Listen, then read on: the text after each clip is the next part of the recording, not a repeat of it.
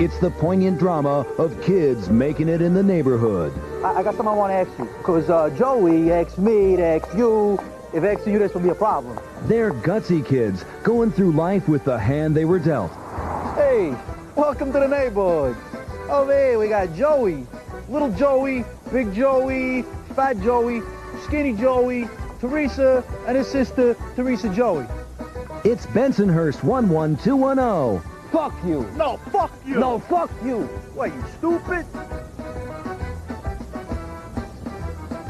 Fuck you. No, fuck you. No, Bensonhurst, where friendships last a lifetime. Oh, you look like a fucking whore. Bensonhurst 11210 takes on issues of racism, The moolies are taking our women. Yeah. the environment, This environment shit is fucked. Yeah. crime, It's fucking crime, huh? Yeah. politics. You vote? For what? You'll laugh, you'll cry, you'll grab your balls and spit. It's Bensonhurst 11210. Fuck you.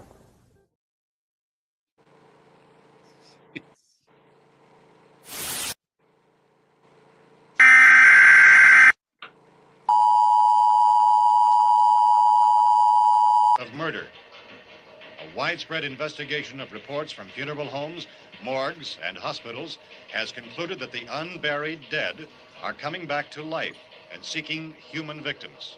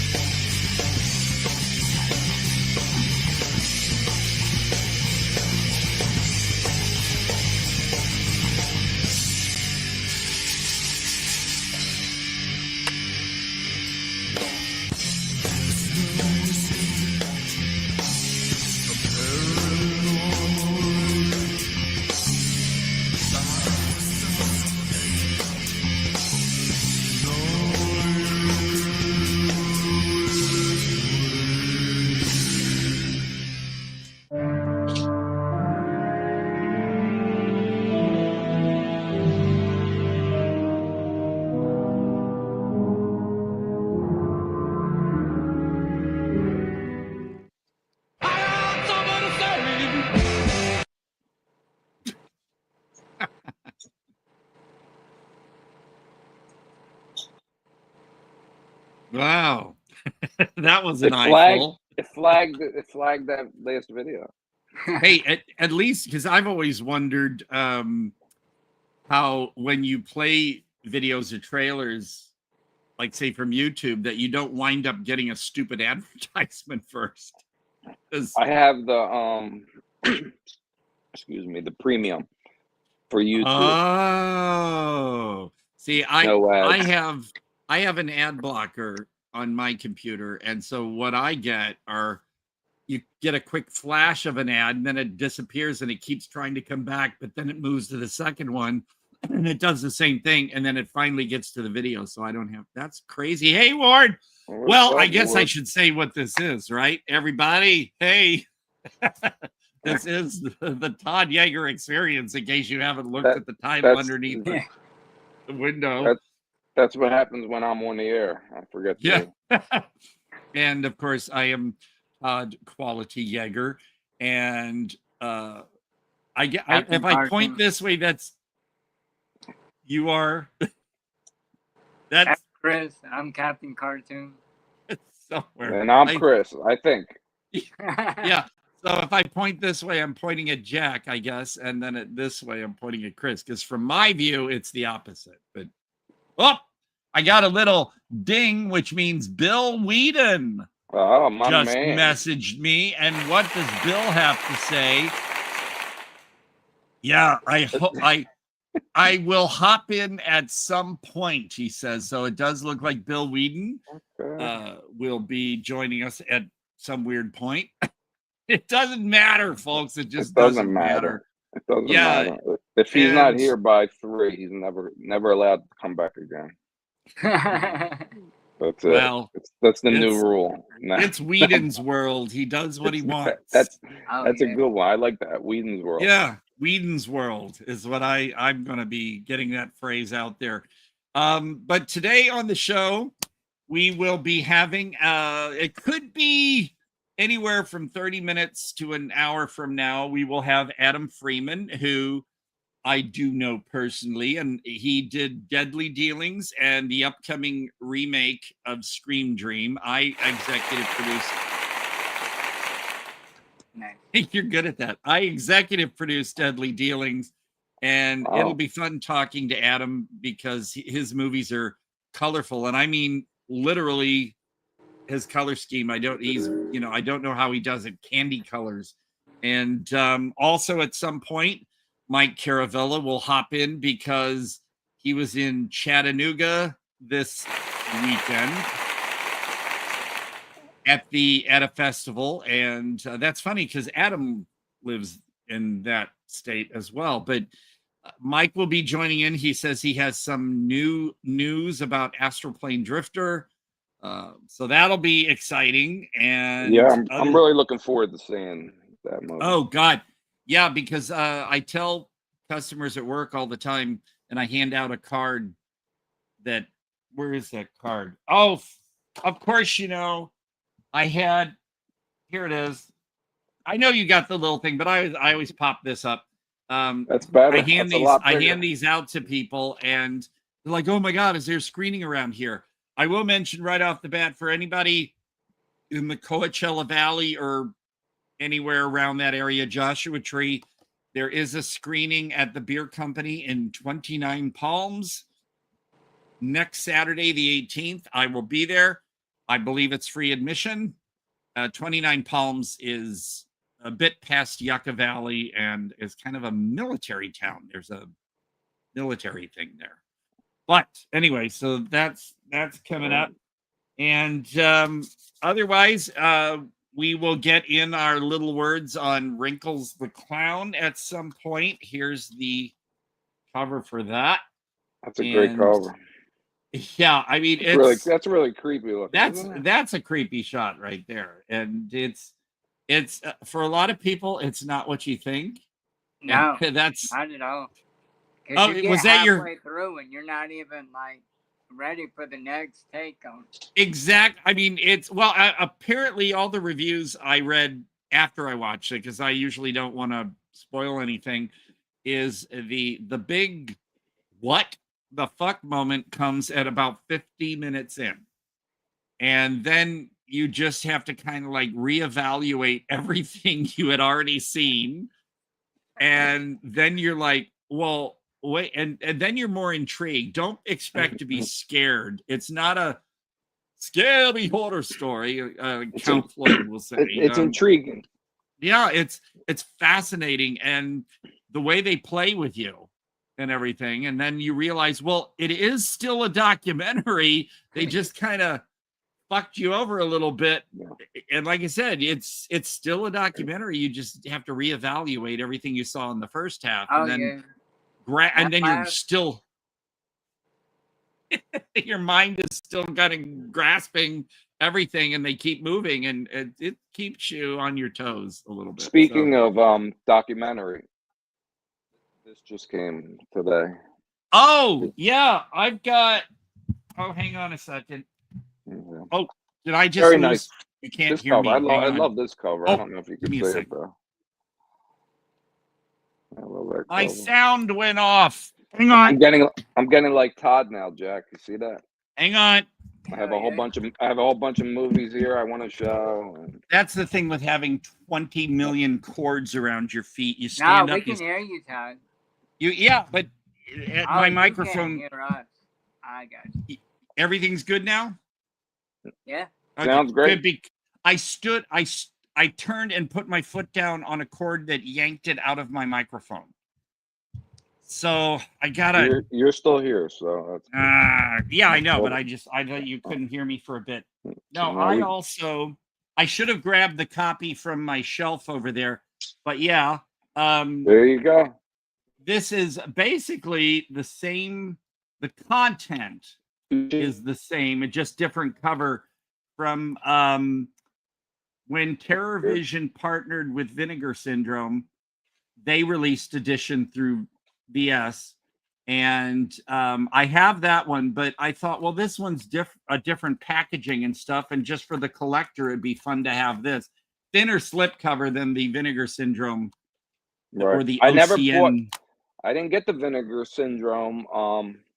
And there's one on Amazon going for $60. Yeah, but it's still available though on Vinegar Syndrome for maybe $30 or something like that. But I believe that's the standard edition without the really thick embossed slip cover. Right, I'm sure. Yeah, I'm sure that's long gone. And yeah. I think you can also get maybe a standard edition off of TerrorVision's website.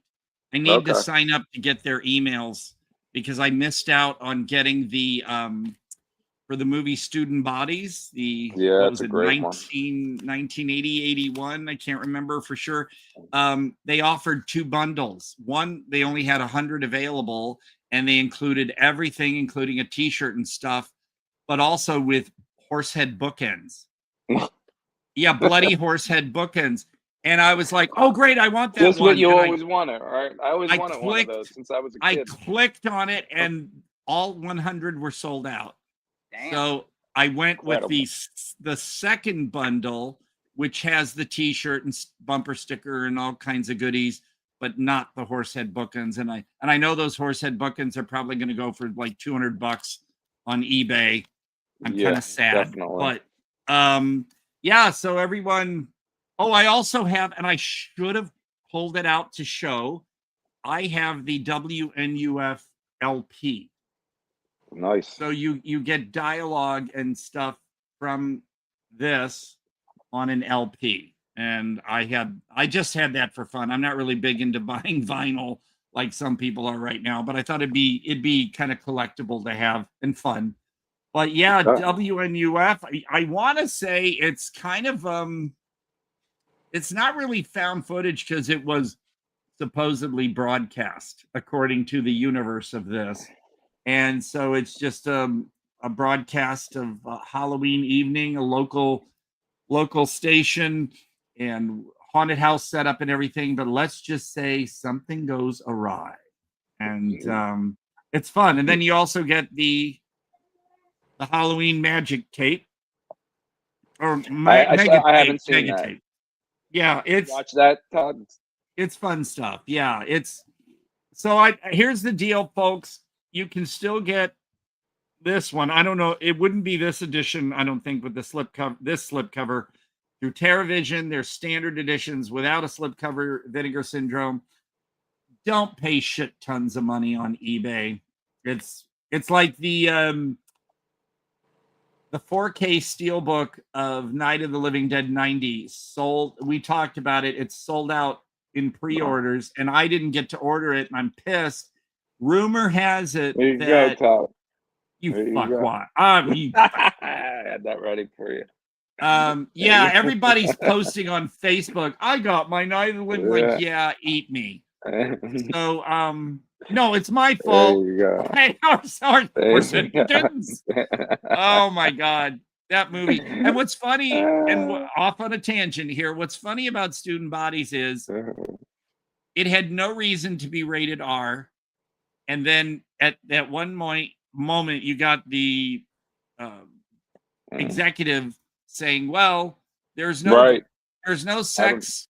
There's a little bit of nudity, but the guy is naked in shadow. You can't really see it. But the thing is, he said, since there's no real sex and graphic violence, you know, in order to get an R rating, we have to do this. So he goes, fuck you. And then they get the R rating. But the funny thing is, there are plenty of PG films from that time that had the F-bomb in it. As long as it wasn't in a sexual term, it could be said. So him saying, fuck you, actually could have still given the film a PG. But, you know, kids, back then, PG film, there was no PG-13, so PG films got away with a lot of stuff.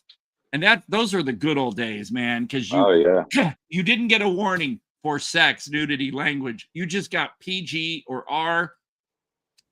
It was a grab bag. You didn't know what you got, because I remember like going to see Logan's Run with my aunt, and you know, she was cool, nothing, no big deal. But then you had all that nudity and sex in Logan's Run, and it was PG, and it was like, oh yeah, you know, this is fun. And it wasn't for me to get tantalized. I just thought it was cool that, you know, the films were a bit broader back then. I think the last really great shocker of a PG movie was 16 Candles, because that one, that was an R. Yeah. Well, no, it would have been an R. Yeah, that's what I mean. Right. Well, today it might have been a PG-13, but back then it was either PG or R. And I honestly thought we were watching an R-rated movie. And when I went to see it with a friend, and I was like, wait, this is PG? Wow. And I wasn't angry or anything. No. I'm no prude. I just thought, wow. You're just very observant. Right. The MPA back then, or MPAA as it was back then, was I don't know what was up with those people, because they let movies like that get PG. Movies like Red's Mommy Dearest and others, you know, said the F-bomb and PG, but then they were all up on cutting horror movies to death. You know, they didn't want the gore, which is... What about this movie, Todd, right here? Do you remember this one? Oh my God. Night Patrol. I saw that in the theater. I have the Anchor Bay DVD still. Wow. Good. I don't have any physical media of this. I'd like to, if it's still around, I'd probably like to grab it. Yeah, you can. The Anchor Bay one I'm hoping, I got to look back. I'm hoping that the really old Anchor Bays are anamorphic. I'm not sure, because I went through some of my old DVDs, like from Criterion and Hen's Tooth, and they were non-anamorphic. So, because back then, most TVs were still square. Right. And so like like my DVDs of How to Get Ahead in Advertising, Time Bandits, even RoboCop from Criterion, you on your widescreen TV, you get the 1:3:3:1, like you're watching a VHS, and then the letterbox within that. So it's terrible. Like and plus the transfer then was not as clear. So I don't know about the Anchor Bay of Night Patrol. I'll have to pop it in. But here's the fun fact about that. When I saw it in the theater at the Esquire Theater in St. Louis, which is where I saw Blue Velvet and Aliens and Can't Stop the Music, the beginning scene was in Spanish with English subtitles as a joke. And on subsequent releases, like on DVD, that was changed, and it was, you know, I'm sure that the Spanish was like a dubbing or something, and it would look cheap, and it was meant to be that way. But when they put it out on DVD, they got rid of that and had it all in English. So strange. I'm wondering out there if there are any bootlegs or anything out there of the way it was originally shown in theaters with the Spanish. I think it was Spanish. Yeah, and I'm sure there are. It made me mad. I was like, why did they change it? Because it made it more funny that it was a cheap dub and it was in Spanish and with English subtitles. And it's like, what's going on here. So that kind of took the fun out of it. I was just going to say, why take the joke away, right? And the gentleman, Linda Blair, Pat Paulson, J.P. Morgan. Oh, they don't have the actor's name. The guy with the mustache actually is better known as the Unknown Comic. Oh yeah, he appeared the Gong Show. Yes. Yeah, on the Gong Show. I was about to say the Gong Show, and he, yeah, I don't know whatever became of him. I saw he was in a few movies. He was in another movie, I think. I don't know if he was in another movie with Linda Blair. It was kind of a romantic comedy, but I always thought he was really interesting as an actor. Never knew much about him, but that's funny. They got him on the cover, and he was like a main star, and yet I don't see his name up on the thing there. That's weird. Maybe that's part of his whole shtick. You know, he's the unknown. Well, that comic, cover so too. He's the unknown actor. And that cover is ridiculous because it makes it look like a serious police drama. You know, like what was the Jamie Lee Curtis one with Ron Silver? Silver Bolt. No, wait. Blue Steel. Blue Steel, yes. And which, by the way, was not a Vestron film, and they put it out on the Vestron Collector Series. God damn it! Although the latest one coming out is a Vestron. Oh yeah, there he is as the Unknown Comic on the Gong Show. We used to watch the Gong Show all the time, but now I can't really watch the Gong Show anymore because I feel sorry for the people who get gonged. You know, because you can visibly see some of them are very heartbroken when they get gonged. Well, it's probably scripted anyway. Who knows? I know, but it just, yeah, you know, they're good actors. If they look upset, Todd, they're good. They're very good actors. And also, they got away with a lot because I remember when there were they had, and this was a scripted one. They had these two girls dressed like with pigtails. I mean, women. Yeah. They were young, but they had them just sitting there sucking on popsicles. I remember when that one aired, and that's all the act was. And they had fake acts basically. You had real people on there, but then you had ones they made up and and these two girls are just sitting there, you know, with their little like Edith Ann dresses and sucking on popsicles, and the audience was just losing it. And if you look back, there's like videos on YouTube that the history of the Gong Show and all this stuff. And they always mention that bit and how they couldn't believe that one got on the air because it's obvious what they were mimicking. What they were doing. Yeah, right. And yet the 70s were wild, man. I was born in 74. So my early memories of comedy, of laughing, were things like, you know, the Gong Show, you know, I things remember like that. For me, I was a kid when Laugh-In was on, the Smothers Brothers show. And then, of course, as kids, when we had HR Puffin stuff. Yeah. And Lidsville. Yeah, that was all still in syndication when I was growing up. So. And then, of course, this one, which when we do a segment on sets, if we ever get around to that on a show, this one is going for lots of sums, the Bugaloos, which I have the board game for the Bugaloos. Wow. So the soundtrack. And these shows were acid trips, and there were so many drug references. I mean, well, HR Puffin stuff and all that stuff. These were just, and actually this was Sid and Marty Krofft's way of sort of like, to the censors and the networks. And oh my God, these, I know basically back then too, a lot of wasted college students would watch these shows. Definitely. Yeah. It's, but yeah, those are the good things. And I will mention this before I forget for everybody, with that Mandalorian, what's it? Gorgu? What is it? Grogu. Whatever. It sounds like a yogurt or something. And that one's Unknown Comic was Chuck Barris's CIA chairman. That's possible. Yeah. That's why they didn't want his name out there. Right, there you go. Yeah. That makes sense. But it's funny too, because when you see him as the actor, not in the bag, because the Unknown Comic is in Night Patrol. The actor is basically very, I want to say mild-mannered, but just a regular guy, and then he just amps it up. But for the Mandalorian Grogu Gaga coming out, here's what I like to point out. I know people love the show and will probably flock to see this movie.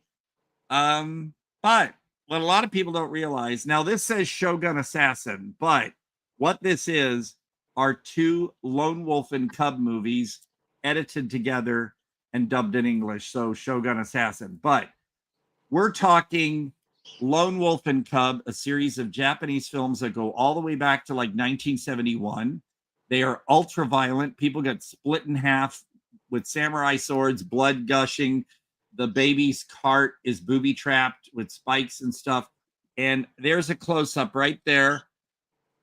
The samurai and a baby in a cart. Does that look familiar, people? Yep. That's because Mandalorian basically, I'm going to say it, ripped off Lone Wolf and Cub. And you know. What? Oh, you know it. I mean, yeah, definitely. And for those who are Rick and Morty fans, Rick and Morty was not mimicking Mandalorian. They were doing a whole homage to Lone Wolf and Cub in that one episode. So, you know, whatever. I've never watched Mandalorian. Honestly, a lot of the Star Wars stuff and Mandalorian and all of its spin-offs, I lost interest a long time ago. And, you know, and also too, with the whole thing about what happened with Kimmel, apparently a lot of people canceled their Disney Plus and all that. So I don't know if it affected people's coming out to see Disney movies, because there are more coming out. Probably won't go see Tron. Tron, the new Tron is doing fine. Yeah, from what I've seen. It's not like swamped and the lobby full of people, but it's doing fine and people are liking it. Actually, the one that I don't know if I'm still awake by the end of the day. I may go see a late show of Good Boy. That's supposed to be pretty damn good. Yeah, it's fun because I've got the poster for Good Boy now too. And also one thing I want to mention about Good Boy, if you go see it in the theater, which is where it's at right now, stay till the credits are done, because there's like a 5 minutes behind the scenes of how they directed the dog after the credits finish. So you want to stick around. Yeah, I always tell people, stay till after the credits, man, because it's pretty cool. And it's good that you see that after the movie, because if you saw that before the movie, then you'd be like, oh, well, the dog is just reacting to someone whistling or something. Right. Yeah, but before anyway, you didn't hear about all that. Now they're dying to tell you how they do it now. Before, they would wait a little while before they share some stuff. But at least, like I said, the director does all this after the movie's over. So, right. But yeah, I just tell people, that's why I tell people, don't really watch trailers if you can help it, because it just, like when Evil Lurks, or even The Coffee Table, which was ones I've been recommending to people. If you watch the trailers, there are way too many scenes that when you're watching the movie, you'll be looking for those scenes, and it's just kind of a spoiler and distraction. So when I go to a movie, let's see, on average, where the one where I'm at, we got like 25 minutes of trailers, and before you even get the little ads and stuff. And I just try to show up right about like maybe 5 minutes before the movie starts, because I want to know what's coming out, but at the same time, they give away too much. A lot of trailers, I've seen them show like the very last scene. Like, why did they do that? So yeah, that's. I mean, they want you to see the movie that bad. I don't know. Yeah, it's the familiarity. Here's the other thing. people tell me when they're walking out, The Strangers 2, everyone said, I either hear the word awful or lousy. Wow. Why they keep chucking out familiarity at us, and some people will just, they see the name Conjuring, Annabelle, Nun, Terrifier, and they'll just go right to it because it's familiarity, and they expect, you know, the same shit. And that's what I've heard people say, it's the same shit. Well, then you knew you were going to get the same shit, so why go see it, man? It's just all these endless sequels and reboots, and it just, I don't. The only thing I'd like to, the only thing I'd really like to see a remake of, and not because they would do better with CGI, I don't think they would do better, but I think they could really put together a really creepy, scary version of the Manitou. The one with Tony Curtis and with the, because I read Graham Masterton's book before the movie came out. I was a Graham Masterton fan right after right when he started writing horror novels. I think the Manitou was his first horror novel. And the movie is fun.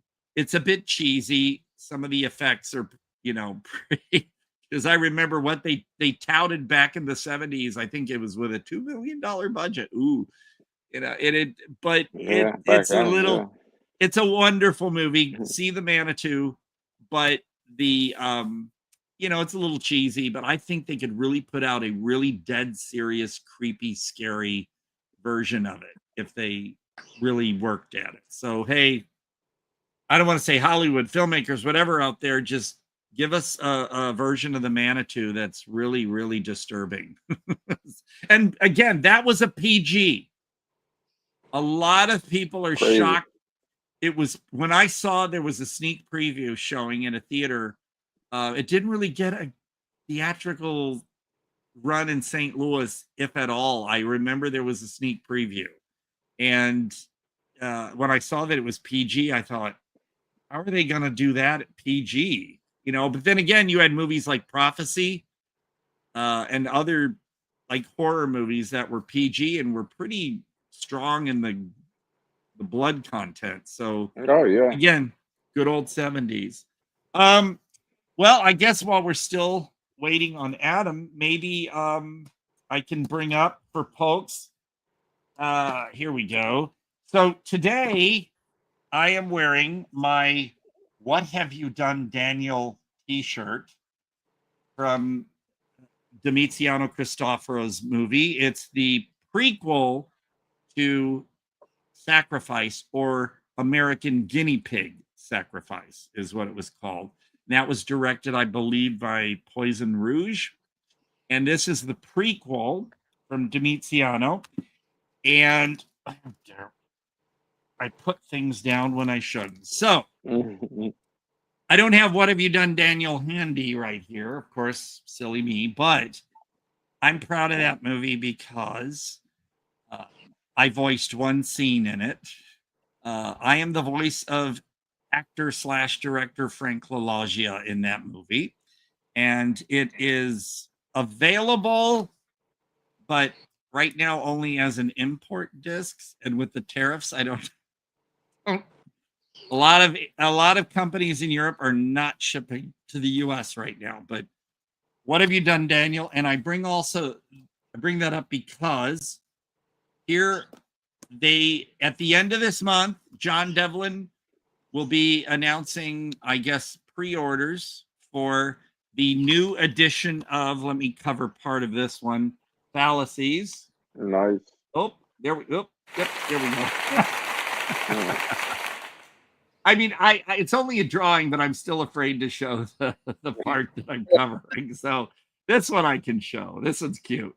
This is the Innocent edition. This was the Friday the 13th edition because it was available for pre-order on Friday the 13th last. Well, when was that? I can't remember.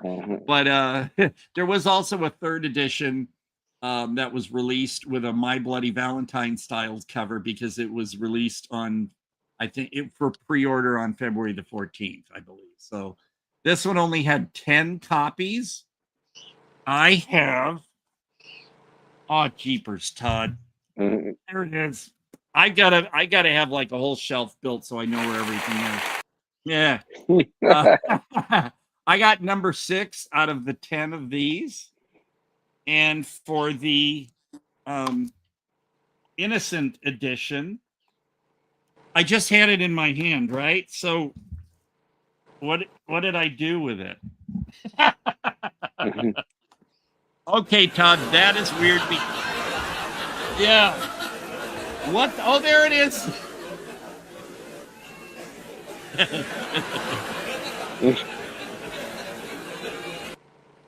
This edition, there were 50, and I got number 1. Nice. So I was really proud. You got to frame that. Yeah, well, and then what I'm gonna do is anything I've already shown, I'm gonna set over there. So I don't. And now here's the fun part. Dark Side Releasing is in Canada, and at the moment they are still not really able to ship to the US. So here in the US, you can get these movies off of Movie Zing, ZYNG, off of Amazon, and even Best Buy, I think, for Unburied Tales. So I don't have Unburied Tales yet. I voiced 2 actors in that film. But what you can get right now of Demetriano's from Amazon, Movie Zing, I gotta say, ships really fast, and their shipping is only like $4 and something, instead of everyone's charging $7 for shipping now or more. Movie Zing's a good deal if you order from them. Otherwise, Amazon, whatever. But Demetriano's Indiocracy, which is a documentary about indie filmmaking, I'll toss that over there. And For Halloween, I have the import version that came out a couple of years ago. But this is the Dark Side Releasing edition. I voiced 2 actors in this movie as well. I'm only credited for 1 because apparently Demetriano said the other actor didn't have a character name in the credits, which is weird. But yeah, so For Halloween is a cheesy homage to 80s Italian horror. The dubbing is very obvious, and here's a trailer.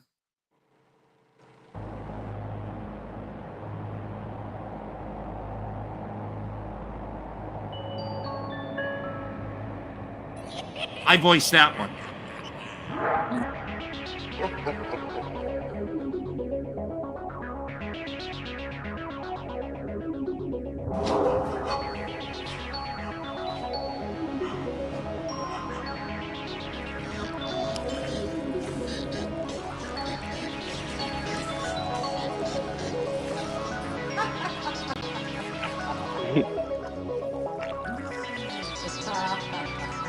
This Halloween night, not only the dead will come back.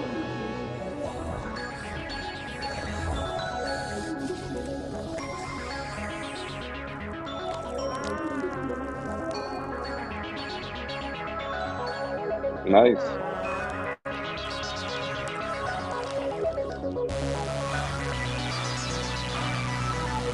I voiced him too.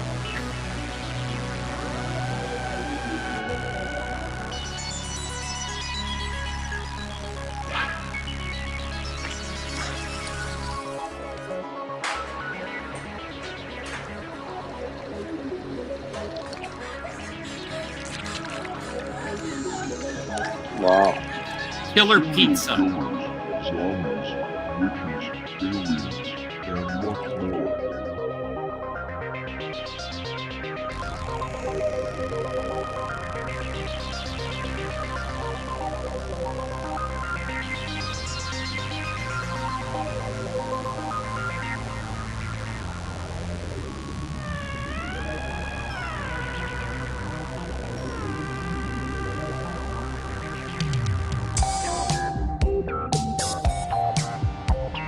Nice.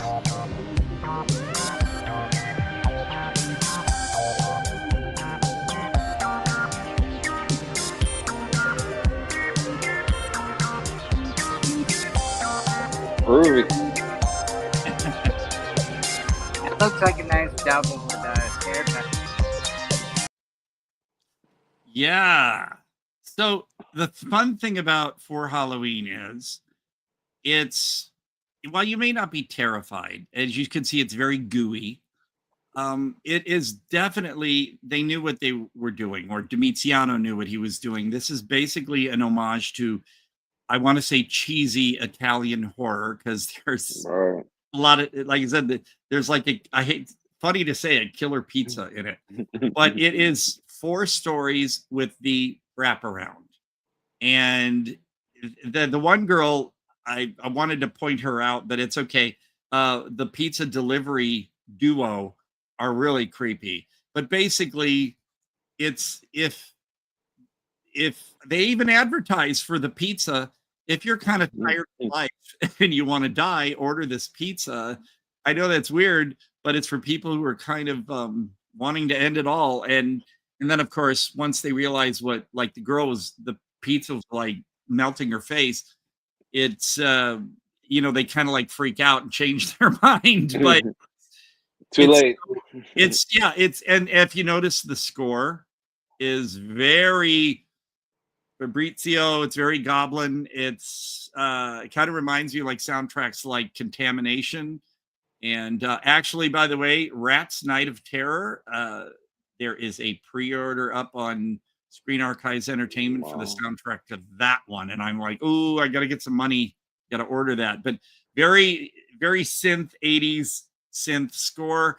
And also, there was no dialogue in that trailer, but all the dialogue is obviously dubbed. Now, the actors speak in English, but you can tell by the dubbing that it's been dubbed. And I'm pretty sure intentional as well, because when I hear my voice over 2 of the actors in that movie, like the guy that had the clown standing behind him, and then you saw him tearing something off his face, it's that was an homage, by the way, to Killer Clowns from Outer Space, that whole segment.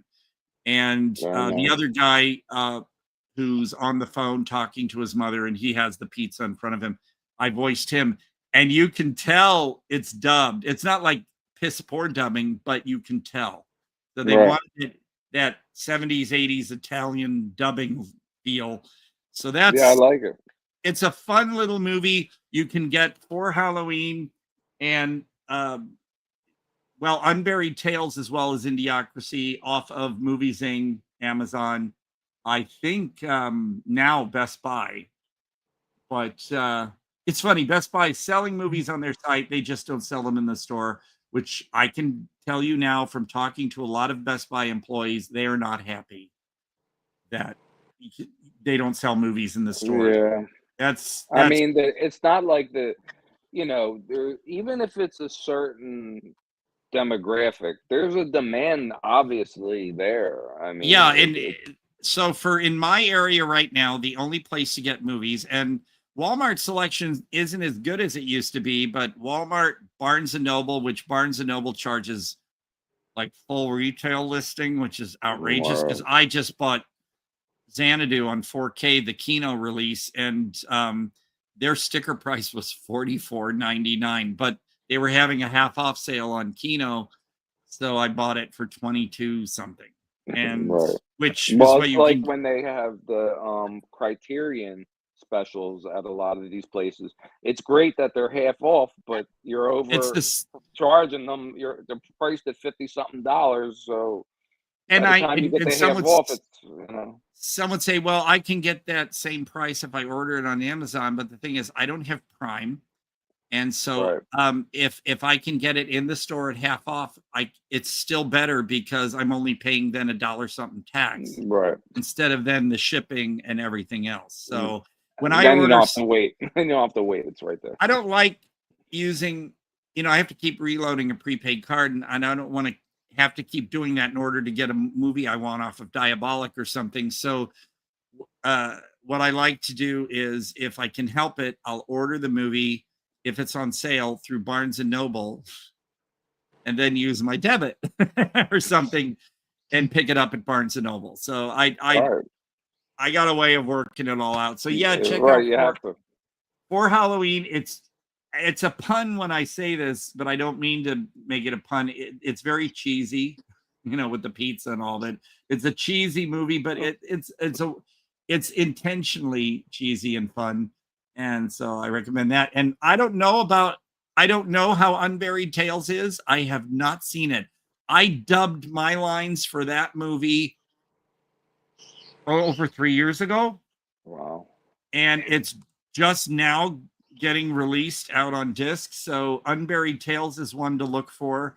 I'm just, huh? Oh, I've been waiting on 2 documentaries that long. It's insane. I definitely will find a way, because I'm sure Diabolic will offer it. I want to get the Serbian documentary. Because I keep hearing how amazing that is. And I love a Serbian film. I know some people say you're sick if you do. Well, fuck them right in the ear. I think a Serbian film is amazing. And it's, as they say, it's only a movie. So some of the things you see depicted in there, and usually some of it off camera, there's a reason for that. It's all in there. They're saying something. It's a commentary on things too, if people don't realize that. But yeah. So, and also then from Movie Zing and eBay and Amazon and all that, because Joe will hopefully appear on our show sometime in November. The Wheel of Heaven from Joe Badon. That's how I pronounce his name. I can't wait to ask him in person. Is it Badon or Baden or what? But when I did the Google thing, how to pronounce, it said Badon. So there you go. But he also did, and I'll have it ready for when he's on Sister Tempest. That movie and Wheel of Heaven will blow your mind, the complexity of it all. Jack, were you able to watch this one yet? Not yet. Yep. Okay, because I think the link that gave you is still good for it. Because there's a thing that Joe gave us to watch. This movie, oh my God, it's complex and you have to rewatch it in order to grasp it all. But yes, he will be on sometime in November. And other than that, okay, so what do we got? Wheel of Heaven. Okay, and action. You have 2 options. You can have Purity get out of the car and go to the nearest town. Go to page 22. Or you can have her get out of the car and investigate the mystery of her doppelganger. Go to page 59. And that's her as the Santa as well. The look-alike Christmas twin.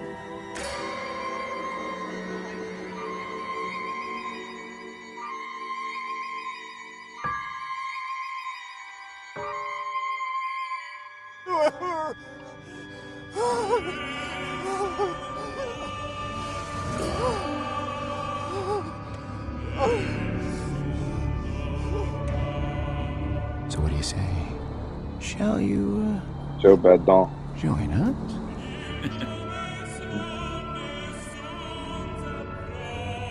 Welcome to my party!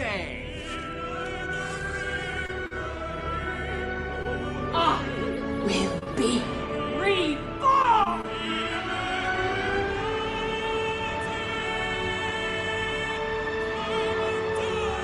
Your threats do not threaten, because I see that you are afraid. Yes. Ridiculousness! What's wrong with you? What's wrong with me? What's wrong with us?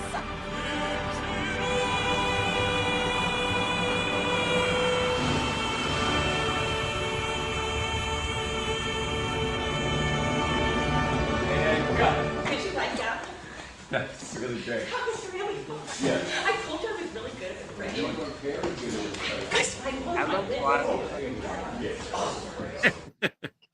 It is so meta. I mean, the stuff you think is like behind it, it's in the movie. Nice. They break the fourth wall. They have like them doing a table reading at the beginning. And you're like, is this part of the plot? What's going on? And it just And I'm the seeing actress. I'm seeing a theme here with your films, Todd. Oh, I'm seeing a pattern here. They're well, very if artistic. also if you've seen my short film, This Is How, as homoerotic as it is, I know some people can't take that. You'll see like, oh yeah, I know what Todd's mind his. Right. But the Wheel of Heaven, even watching the trailer, I just smile because you're sitting there going, there's so much going on in here. What is all this about? It's amazing. And that's only a fraction of the entire movie. Those bits you saw. There's so much more. And the actress, she plays like a dozen at least roles. I mean, you saw her in the car looking at herself standing in front of the car as Santa, and you're like, what's that about? And yeah, part of it is her reading a book called The Wheel of Heaven, in which it's one of those create your own stories where it says, if you want this to happen or this to happen, go to this page or that page. And the movie just, it circles, it comes in around, it all, and it does at the end come together and it all makes sense. Just like the show. Yeah. Yeah. No, Wheel of Heaven is on my list of all-time favorite movies. It's one of those things where I can understand why it may not have been, if it was put in theaters, it wouldn't have been a huge, but it would have caught on with a certain audience and like a midnight kind of thing. Wheel of Heaven is genius. Joe Badon, I've told Joe, I would love to like have lunch with you one day and just see what's in your head, you know, because the previous movie, Sister Tempest, is complicated, not as vastly complicated as Wheel of Heaven, but Sister Tempest, you're just sitting there going, what the hell? And but you're not like frustrated, what the hell? You're like, I'm gonna see this through, and I really want to know what this is. And yeah, so Wheel of Heaven, folks, it's a braingasm. I'm not kidding. It's so amazing. So can't wait to have Joe on. They're the kind of movies, you know, you appreciate, especially today with all these the familiarity, big budget, and you know, it's rare to get a movie with some thought to it, you know? And the trailer for Wheel of Heaven, like I said, is you think it's a lot, but it's only a fraction of everything in the movie, and it's the kind of trailer that makes you go, I gotta see what this is. It's that kind of thing. So it's brilliant. Yeah, I will be gushing about that movie till the day I die. Speaking of gushing, what's this could mean anything. I was hoping, this you really can't. It's good, but here's the thing. It's also too because people say it happens because of glasses or like CPAP stuff, but I don't know if you're one of these people like me that winds up getting cysts on their head and face. But usually it's behind the earlobe or on the skull behind the ear. But these cysts will come up. And if people don't understand what cysts are, they're basically, I guess you could say they're kind of like a pimple, but they're deep down. Yeah, and you can't do anything about it, and you don't want to mess with it because then it just can make it worse and everything. And it feels like a bump.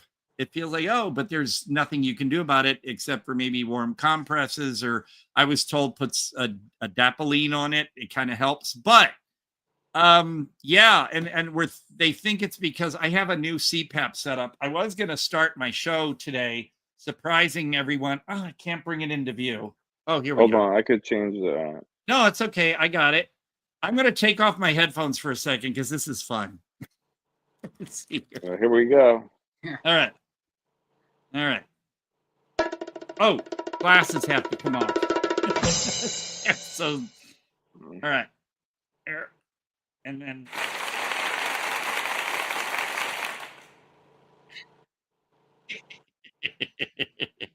Okay. There you go. I'm assuming that's for sleep apnea. Okay, let's see here. Get those back on. So that's a brand new setup. I used to have a simpler one that just kind of was a strap that unfortunately would keep moving on my head. That's why this one's better. And then I had what they called nose pillows, and they were just these puffy things that were right here on your nose. But the problem is those could shift. The air would leak. I was getting a bad sore right here on the septum. Is that what they call that? Yeah. Because of it, and it's just silicone. But so they set me up with this whole new setup, which is better, but the straps, because they were rubbing, they caused a cyst right here. I know, everybody, this is a segment we call Exhibit Your Symptom. So we can all talk about our medical issues if you want to say. But so actually I had one. This one is basically gone, almost gone, but here and then here. And so this one got really bad because the strap was tight and, against it. And so it was getting like a kind of like a darker color, like a purple almost. And because it rubbed it, I don't want to say it broke it because it didn't, but there was a little bit of blood. And this is basically a scab thing, and it's kind of healing, but there's still a bump there. This has been going on for like 2 months, this. And so I was like, I tried to put pancake makeup on it, and it only it wouldn't spread evenly. It would just gather on the one spot. So I was like, I can't win. We can't win. What I'm all leading up to is if you have cysts, and check with your doctor or whatever, but God, when they happen, they're an annoyance, but then you can also enjoy cyst. And this is one of those RLJE films. This movie is a blast. It's practical effects. It's about, there we go. Is that from the movie? Nah. Oh, you just, okay. That's if your cyst gets, okay. Because that's right. But I was gonna say that's if you mess with your cysts, you can wind up like that. So don't toy with them. Don't play with them. But this is one of those RLJE movies, the company that puts out a lot of the Shudder releases and stuff. But basically in a clinic where they specialize in cysts, because you can get they look like boils or something too. But like a ganglion cyst, right? A doctor comes up with his own laser invention that he can deal with cysts, but something goes awry and a cyst mutates and turns into a giant cyst monster.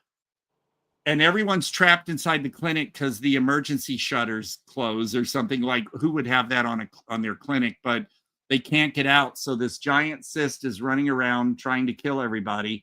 And this is what's even more shocking. Now, this whole image here kind of has a vaginal, and this was at Walmart. You know how Walmart wants some movies to have their covers changed, or if it has the word hell in the title, they want it changed. Is that from them? The movie? Yeah, that's the cyst. Yeah, is that the that's cyst? the mutant cyst.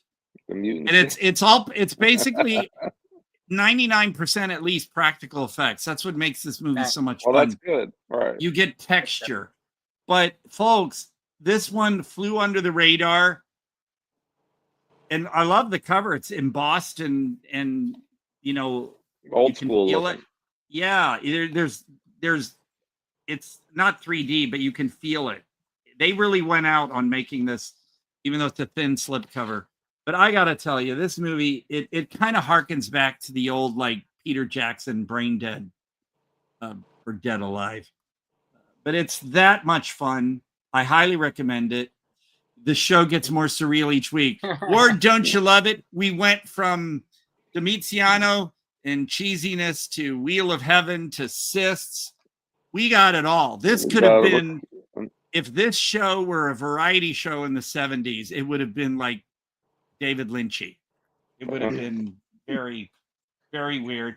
But other than that, I do want to, on a more serious note, we talk a lot about horror. We talk a lot about the weird, and that is me. So if you want to sleep with me, you just know you're going to get weird. But it's true. But these were also, and it's funny, both of these are IFC releases via Vinegar Syndrome. IFC releases stuff separately that you can get anywhere, but then there are IFC titles that you can only get through the partner thing with Vinegar Syndrome. And I want to say, check out Dandelion, about an aspiring singer and how she's, struggling in general. And then she goes to this festival thing to sing, and she falls in love with a guy.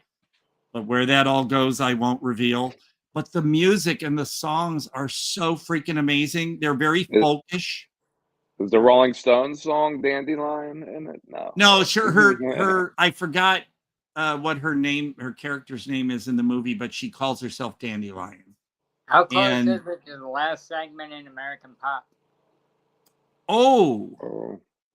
Well, yeah. Now that I think about it, it's not the same thing, but yeah, I get what you mean. And this one is very folky. It's very indie, but the music, and for this actress, I can't, my glasses, let me give, the funny thing, there it is. I got to put my flashlight down in one spot instead of looking all over. Her name is Kiki Lane, and she's an actual singer. She's amazing in this. And here's another thing that breaks people's what they think. Like, if they see a black singer, they automatically think hip hop or something. But no, she loves very kind of almost Joan Armatrading, Melissa Etheridge, folkish songs, acoustic guitar stuff. By the time the end credits started rolling, it's not on CD, so I had to order, download, and then transfer it to CD. But I was ordering the soundtrack online by the time the credits were rolling. The songs are just really nice. And so if you're not in the mood for something bombastic and you just want something kind of nice, the music from Dandelion, the movie's really nice too. It's not for everybody, but once in a while you want a good little drama like this. And then the other one, also from IFC, Ghost Light. It's not a horror film. Let's see, that's the other cover. Basically a father who's I don't want to say construction worker, street worker, and he's fed up. Their son died. I won't tell you why. You'll have to find out. He's kind of sad about it, and he accidentally stumbles upon a theater group of just all kinds of old people, young people, and I'm not a Shakespeare guy. I do not like Shakespeare. I don't know how people memorize all that. The warfare, thus thou, thee thou. I can't deal with it. I'm not saying Shakespeare's bad. It's just not for me. But he stumbles upon a group who are practicing to put on a play for Hamlet. No, Romeo and Juliet. And he sort of gets drawn into that little group, and it kind of changes his demeanor. He also has a daughter who's like not rebelling, but just all upset all the time. And it's kind of bringing everyone together and stuff. And it's just a different kind of drama. And I recommend it for people looking for something a little serious. Dandelion and Ghostlight are good. And these, as you can see, these are the kind of covers you get from the Vinegar Syndrome and even Terror Vision. They're thicker, and they're sturdy. And I really like that. So nice. Other than that, like I said, we're still, Adam Freeman will join us. It's been an hour, but hopefully he will turn up, because I remember last show 2 weeks ago, we weren't on last week. The last show, we were waiting on Marcus. What's his name, Marcus? Marcus D. Coleman. For that movie. Or Spencer, I don't know. I'm already. I mean, again, I'm not like, he didn't show up, but Right. You know, it's kind of like I would have liked to have heard, you know, what he had to say about that movie because I had questions, but oh well. But Adam, like I said, Adam is a busy guy. He like works 2 jobs. He's making his movies. So he's swamped, and I understand that. And so if he turns up fine, because you know, we always got stuff. So I guess if not, we'll be here another. You know, if he doesn't make Heath, something happens. Yeah, we'll be here another week. Well, you know, whatever. And before we get into if we're gonna then like jump into wrinkles or something, there is something I brought up before, and I mean, you don't have to dig up the photos. I probably sent you one, but I wanted to mention. Now, the segment I was going to do with the sets is another time or whatever, but I wanted to kind of do another little segue. This is interesting. For those, one of the sets, and this is the Blu-ray is expensive, but I first got my Ghostbusters TV show. This was 1975, folks. This is what the 1984 movie sort of ripped off. I'm going to say it ripped off. Yeah, they're did a bunch of coke and watched 2 guys, a gorilla, and some people thought that was a real gorilla back in 75 because the motions and the eyes. But and they got their gadget not to just zap ghosts, but vampires, you know, whatever. It's the Ghostbusters. Come on. So, and it's also on Blu-ray now, but the Blu-ray is a bit more expensive. So here's the thing. I know Andy Mangles. He produced this set. Andy Mangles writes for Retro Fan Magazine. Put these over here.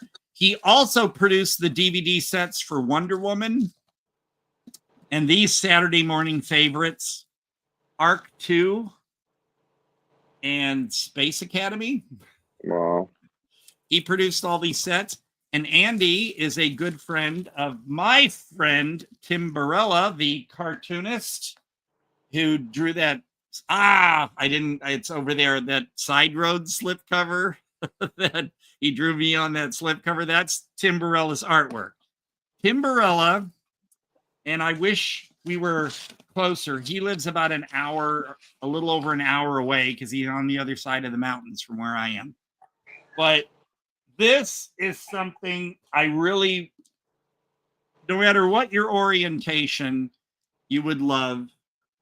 His comics strip, Leonard and Larry. These are the 4 separate books that were released. I've got the books over here, but I won't like pull them all out of their bags. So a few years ago, the people that I know that run Rattling Good Yarns Press in Palm Springs, which was on Palm Springs was on Dateline Friday night, everybody. Watch that episode. It was cool. I was like, all these neighborhoods and stuff, like, I've been there. But yeah, so Rattling Good Yarns is in Palm Springs. And I told them, hey, his books have been out of print for years and people still love him. So and they were like, yeah, great. So they got the idea to take all 4 books and everything Leonard and Larry ever done, and except for I think a couple that were in gay comics and stuff. And then there's also a conclusion to the whole saga. So you get that unpublished material. Yeah. So I was mentioning it on a show several shows back, and now I remembered to bring it out. And oh, damn it, I just now noticed there's a little dent right here. But mine is, of course, because I'm friends with Tim, autographed, and I am mentioned in the thank yous. And speaking of, Andy Mangle did one of the forewords in here. So Leonard and Larry, everybody, you can get it anywhere really off of Amazon, but I highly suggest supporting Rattling Good Yarns Press out of Palm Springs and order it from them, because I think they might still have some autographed copies. You can get it in paperback. Yes, the paperback is cheaper, but you know, how can you go wrong with the hardback? So Leonard and Larry, everybody. And I do want to bring this out. Someday I will be so well organized. Here is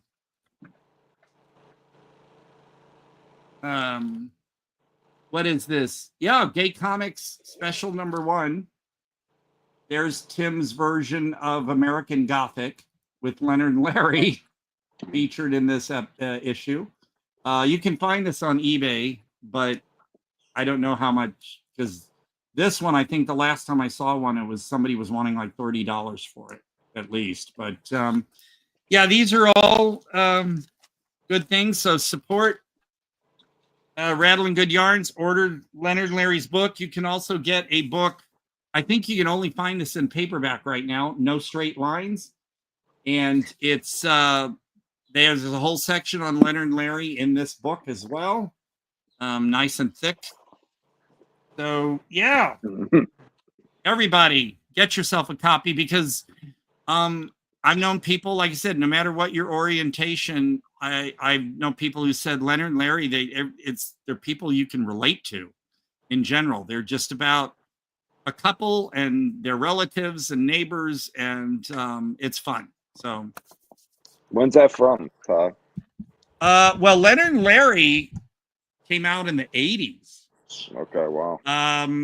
It started with a few things in Gay Comics, which, by the way, one of the forwards is by a gentleman named Robert Triptow, and he edited this this Gay Comics, and there's a Leonard and Larry in this edition.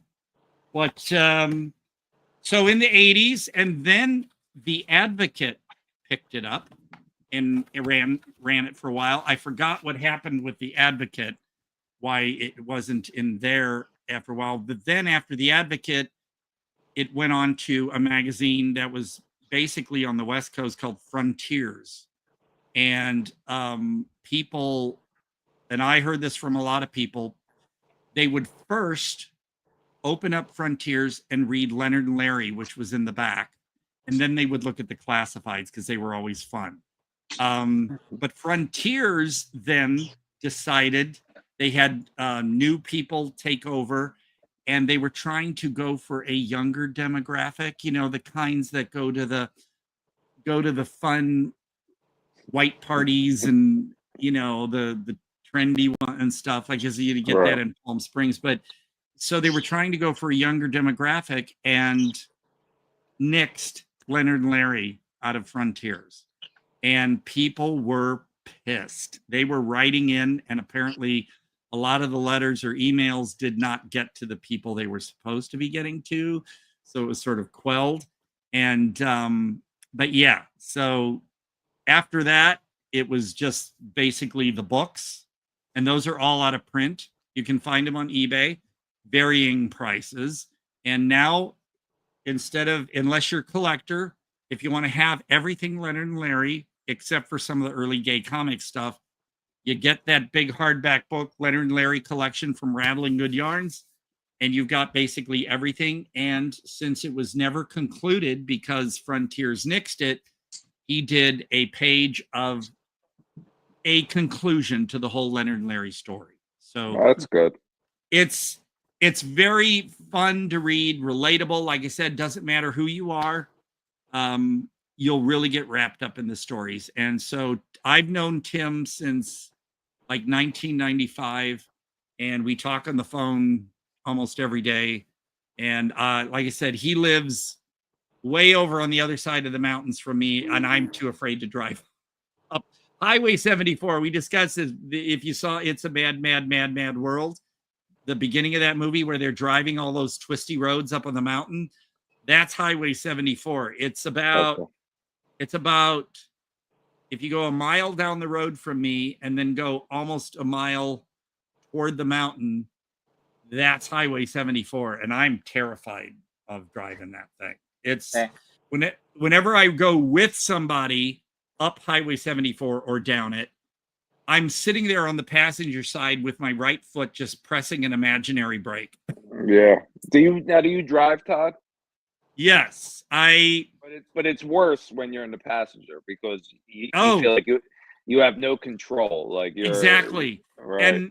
And I it's just also too that people drive Highway 74 every day, so they're used to zipping those twisty. I'm so because you're looking over even if there's a railing there, you're looking over what could be death, you know, and just people zooming around. So I know that even if I was going down, I'm going to have people riding my ass. Right. And there are little turnouts here and there, but I would have people riding my ass, and I can't stand that thought. Plus, I'm just terrified. And plus, I, just pumping the brakes and all that. It's just scary. For Yucca Valley. The older you get, it's worse too. Well, I've always had a thing about heights, but oh my God. And the Yucca Valley, which is 40 miles from me, which is where Mike Caravella lives for Astral Plane Drifter, and where I've been up to Yucca Valley at least 5 times. I've driven up there like 3 times. And it's kind of got some of the same thing. There's what we call a Badlands area that's very twisty and turny.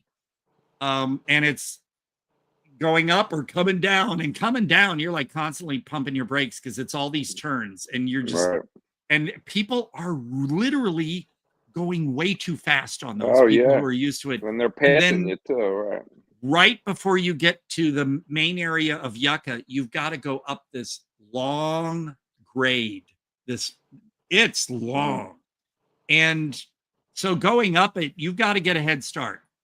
So you got to get yourself going 60, 65 or something and get going up that hill, because then when you're in a small car, it takes a bit of, getting it to go faster when you're going up a grade. And so I stay in the right lane for that. And if people think I'm going too slow in the right lane, even though I'm going like 60 or more, fine, fuck them. They can go around me. Hey, Mo. What's up, Mo? Baby booze. But coming down that hill, after I leave Mike's place or something up there, that as soon as you're at the top, because you're about like on a roller coaster, you're at that point, and you know that it's going to be then down. If you do not pump your brakes, you're going to find yourself going over 80 miles an hour before you know it. You can watch your needle go like that because your car is just wanting to go. So you're like a speed trap. Oh, it's horrifying. And yet people are used to it. People say it's no big deal. But for me, I'm just like, doing the whole thing going down. But again, Yucca, I will drive to if I have to. Like I said, so there is an Astral Plane Drifter screening, as I mentioned, next Saturday, the 18th, in 29 Palms, which is more miles past Yucca. You can drive through Yucca and get to 29 Palms, but I don't want to drive that far. So if a friend of mine is going that day, if she says she's going, I'll ride with her. Otherwise, I'll drive the 40 miles to Yucca, park at Mike's house, go with them to the screening. But for anyone that wants to show up, the beer company next week, the 18th, check the Astral Plane Drifter website. It'll halfway down list that. You can click on it. It'll tell you the time. I believe admission is free. So, come in, get some beers, and I'm sure people are going to be wasted because, Astral Plane Drifter's a lot of this. Nice. So, and then Mike, we love a lot of that.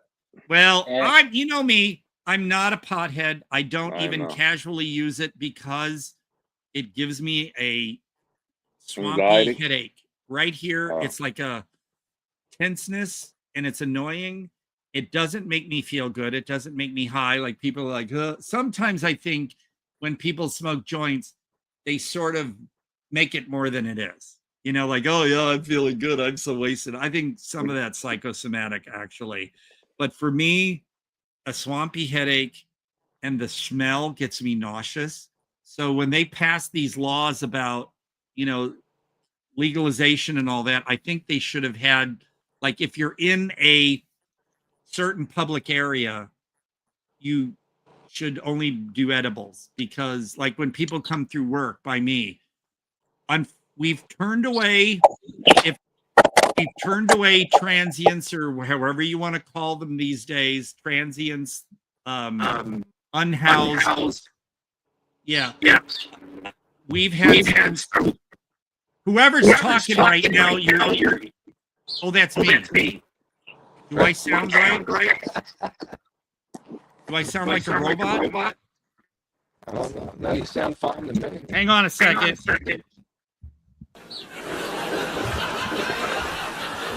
How do I? Okay, I'm back.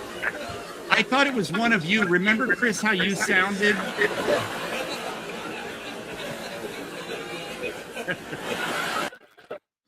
Remember how you sounded one week when your voice was like a robot? Right. Uh-oh, I hear it. And it's me. Yeah, you don't sound like that to me. I don't hear that. Okay. You sounded the whole show.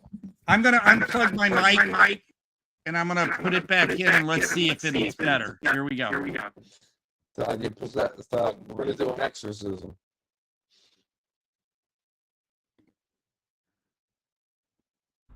Can you hear me? Yeah, now you do sound like a robot. Hang on a second. I'm gonna unplug both. Good.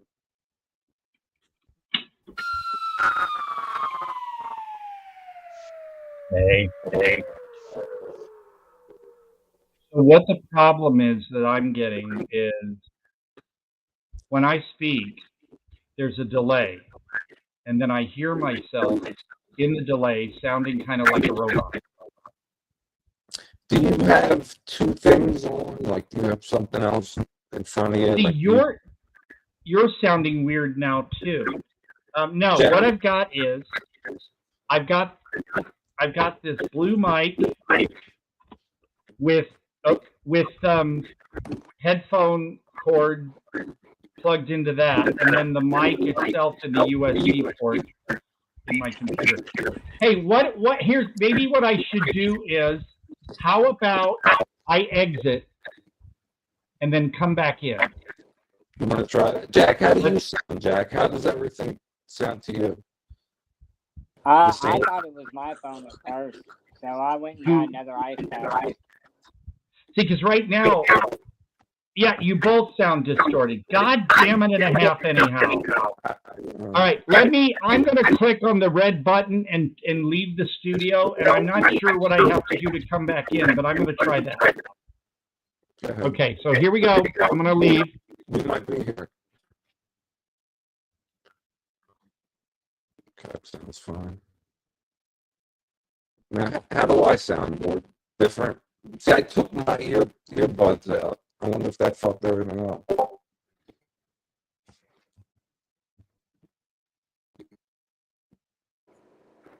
Do I sound fine?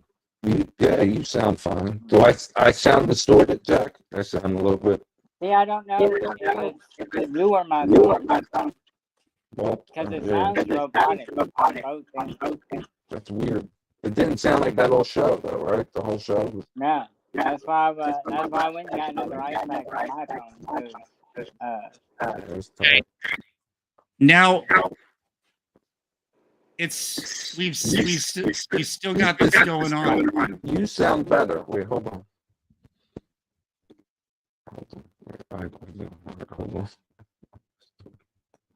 Hold on. I'm getting a delay. That's weird. All right, wait. Okay, how about now?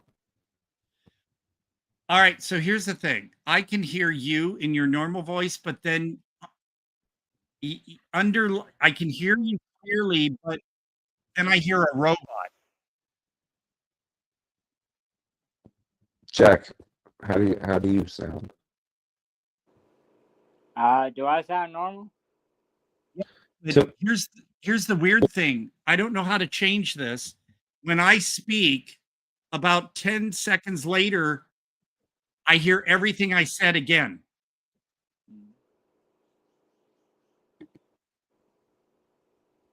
Interesting. Yeah, it wasn't. I didn't notice anything at all until you said something, and then once you said something and you changed something, then you sounded distorted.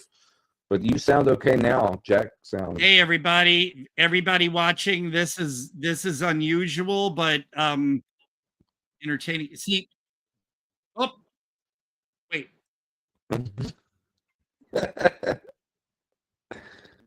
I don't know if when I hear a delay, I don't know if that's what you're hearing from me.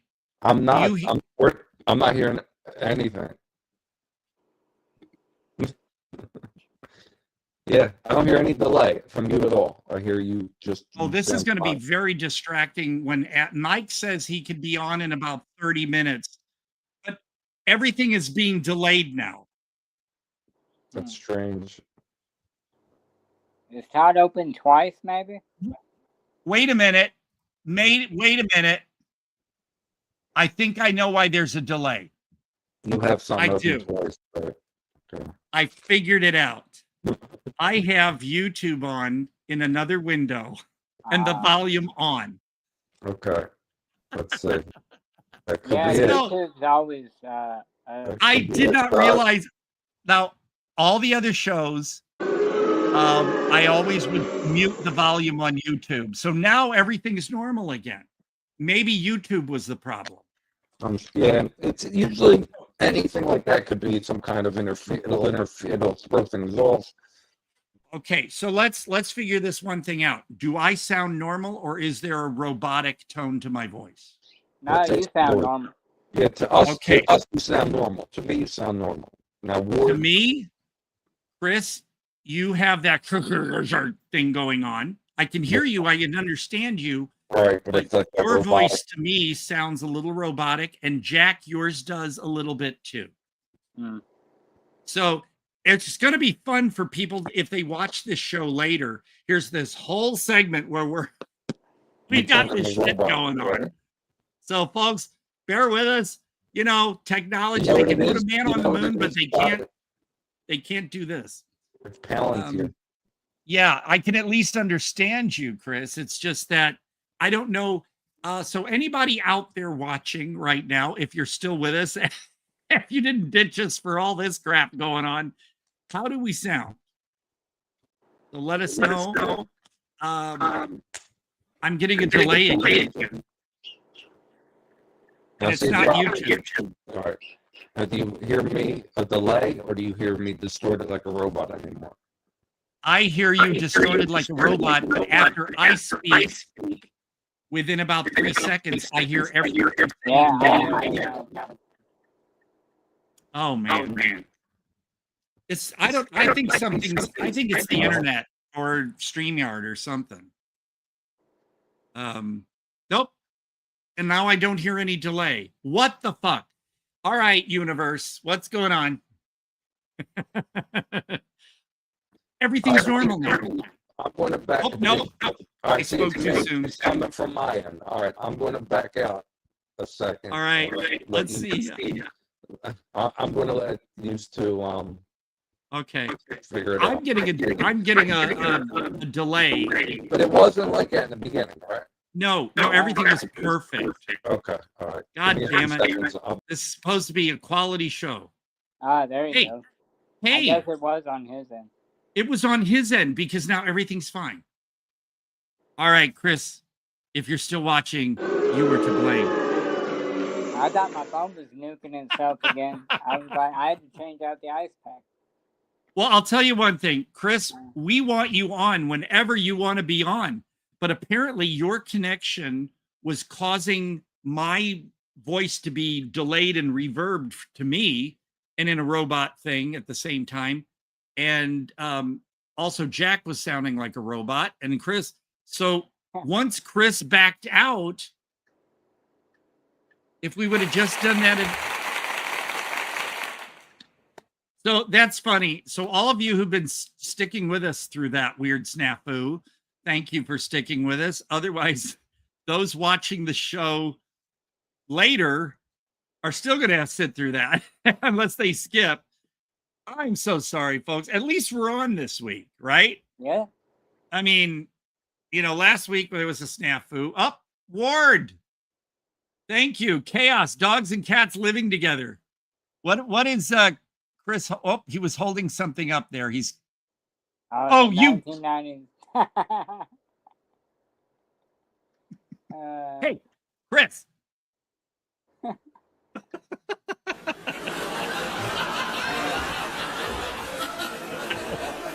Oh, good times. Good times. yeah. No, folks, look, that's life. We're human. It's the internet, technology. Things just don't work. And all this time it was, and again, Chris, I'm not saying it's your fault. I'm just saying all this time it was Chris's weird connection. Because now we're back to normal, if you want to call us normal. So Mike says he'll be on in about 30 minutes. Oh, let me see if I've gotten any messages from Adam.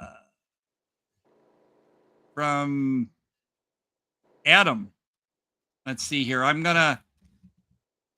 looking close to my camera because I'm trying to lean forward and type something. There he is. I'm looking for Adam Freeman. Nope, he hasn't responded yet. Oh, fuck. Let me give the StreamYard link to Adam just in case he is home. In case you want to join in, here's the link.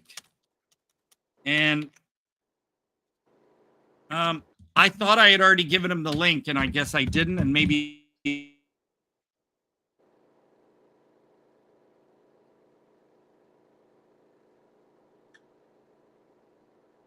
What other thing?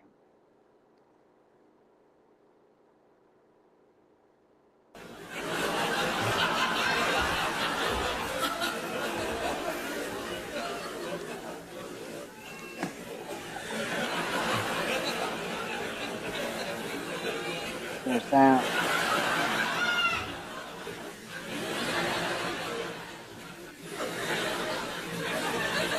And maybe.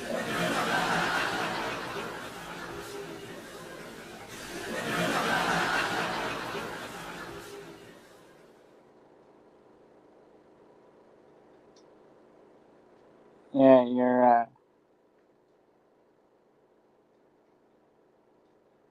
your sound. Oh.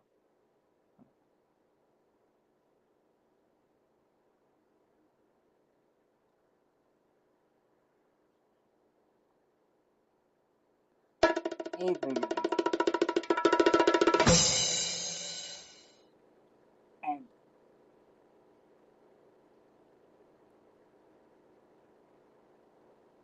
yeah, you're still muted.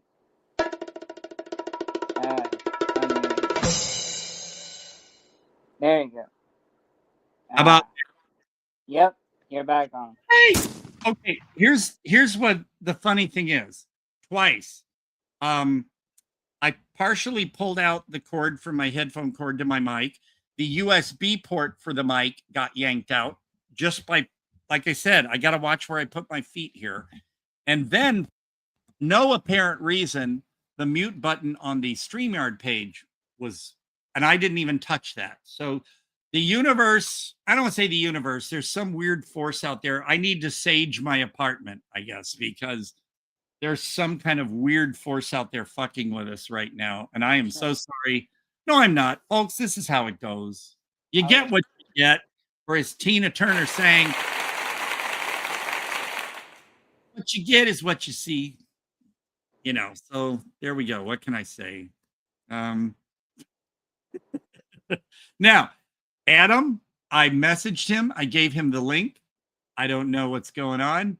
Mike Caravella, what was that, about 10 minutes or so ago? He messaged me and said that he will be returning to my rental car in the next 30. I will check in once I do that around 1 p.m. your time. So we still got about a half hour. So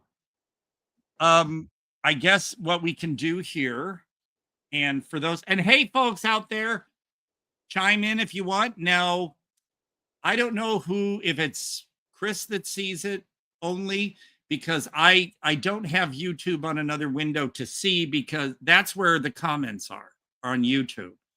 I'm looking at my StreamYard page, not the YouTube page. So I don't see any of the comments unless Chris pulls some and puts them up on the screen. Plus there's a delay on YouTube as well. So that's why it's really confusing watching both.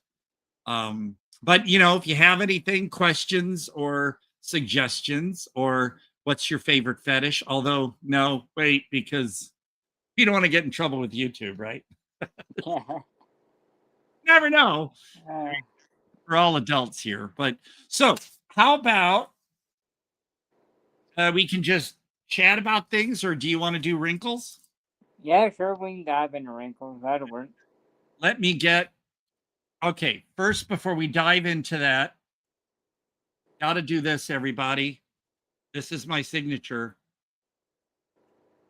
Cheesecake, man. Cheesecake. Okay. That's good. Take a little swig. Pineapple orange. Oh, Chris, you rascal, you.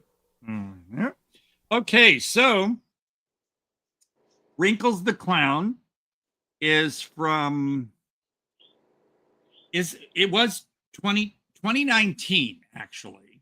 The Magnet DVD, or Magnolia Magnet DVD, is 2020, but the film is from 2019.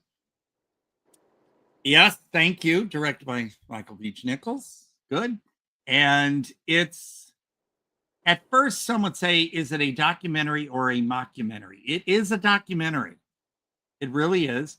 Sure, there are some staged scenes, like you see Wrinkles the Clown walking along in slow motion carrying a little girl. Like any documentary, they're going to have staged scenes. It's like Dateline, if you watch that show, or even 48. There you go. Boy, Chris, you are amazing. And but those are little things to sort of add to the flair and the visual. Like any show that's real, like Dateline or the 48 Hours and shows like that, they always show things that you know weren't actually happening when the incidents happened. They're done to sort of give you a little feel and flair, and you get that. But it is a documentary. And let's see here. It was before 2019, but when this Wrinkles thing was really going on, and stickers with a phone number were on it, and basically you could call and you'd mostly get an answering machine. There we go. And that number was, you go what? I got Ward's house. Say that one more time. Oh, I called the number and I got Ward on the phone. You got him. If that means anything. But...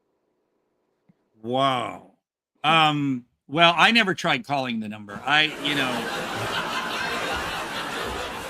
Not because I was afraid to or anything. It's just that, sometimes you dial a number, you don't know if you're, because it's like, there were one or two times when I started getting spam phone calls that I would call the number back to see what the hell was going on. And then you get some of the weird thing. And then I hang up and go, oh no, now do they have my number and all this kind of stuff. So I never bothered, but yeah, this was a real thing. Man on the 900 number? No, 900 numbers. No fucking way was I going to pay $10 a minute just to hear some guy pretend to be He-Man or a recording or something, or those, call your favorite Backstreet Boy or something like that. It's just, no. I never. Call Joey? No. Joey Fatone. Yeah. Yeah. Although, yeah, he was kind of the fun one, really. And did you see him in that horror movie called Incubus? I think so. Not the William Shatner one, but the one with, was it Robert Englund? Or Lance Henry, one of those actors, and Joey Fatone was in it, And he even had a sex scene. Like, wow, Joey Fatone. I guess he's really trying to. He did what Elizabeth Berkley tried to do and shed her Saved by the Bell image by doing Showgirls. And so Joey Fatone, he was just having fun. The guy, I can tell, he's just out there having fun doing acting roles and stuff. Can't blame him for that. What do we got coming up here? Hey, how are you? Sorry that I'm not at home. But when I get the message on my telephone, you'll be the first one on my list. Crazy Calls, a tape of 7 different songs and funny recordings for answering machines. I am very sorry that I'm not at home to take your call. Only $14.95. When I will get right back to you. Leave your message at the tone. Give someone the gift of gab for their answering machine. Calling a friend. What you've actually done is bought a one-way ticket to the answering machine zone. Nobody's home. Remember that. Nobody's home. I'm glad you called, but I'm not home. But I'll be back before too long. Crazy Calls, a tape of 7 different songs and funny recordings for only $14.95. Wait for the beat. You gotta leave your name. You gotta leave your number. To order? Wait for the beat. I remember that shit. And because honestly, I wish I would have known this was going to come up in our conversation, because in my other room, and it's sitting on a shelf, in its original box is my Panasonic answering machine. And you have the cassette, the 2 cassette thing. And I got to tell you, folks, I saved a lot of your messages from back then, because I did have as one of my outgoing messages, please leave your name, message, time you called, and fetish after the tone. And people were like, hey, this is so-and-so, and my fetish is, and they would tell me. And I had all these amazing, and I took a recording from my radio show where I had the strings from Psycho playing, and I would sound like Norman Bates, and I would say, I can't come to the phone right now, mother's something. And I know businesses like B. Dalton Bookstore, whenever they'd call me to tell me they had a new Del Abyss book in, remember those people? They would have other employees then call my number just to listen to my outgoing message, because it was the Bates Motel thing. But this number for Wrinkles, I never bothered, but it was a real thing. I don't know if it still is. But he got overwhelmed with calls, because he rarely answered, because he just thousands of calls a day. And you would usually get his answering machine. And the documentary has kids calling the number and freaking out because they actually heard something, But it's very, in a way, it's kind of meta, but it is a documentary. And it makes you go, what the fuck, twice. Yeah, because you're kind of wondering, is this something that really happened? And it is. Also, around that time, because of Wrinkles, people were copycatting him, and he got pissed about it. And so there were clown sightings in parks, and there was one that, got a whole bunch of people, I think, on a campus in an uproar. I don't remember that from the movie. That must be a behind-the-scenes thing. Do you remember that? No, that must be from I don't know. I'll recheck my DVD, but there are deleted scenes. So maybe that's from the deleted scenes. But the whole thing, then the copycats and news, they got actual news. Oh, there's the cyst again. Thank you. Always a welcome sight. But so you're watching this documentary, and they do have, like view of the guy from the chin down or something in his van and doing his thing and going to like somebody's house where a guy called him to scare his children. Because the whole gist was, if your kids are misbehaving, you can call Wrinkles the Clown to come and scare them. And there were kids absolutely terrified. But here's the fun thing. After you're watching this whole document like that is the YouTube footage that started the whole Wrinkles phenomenon.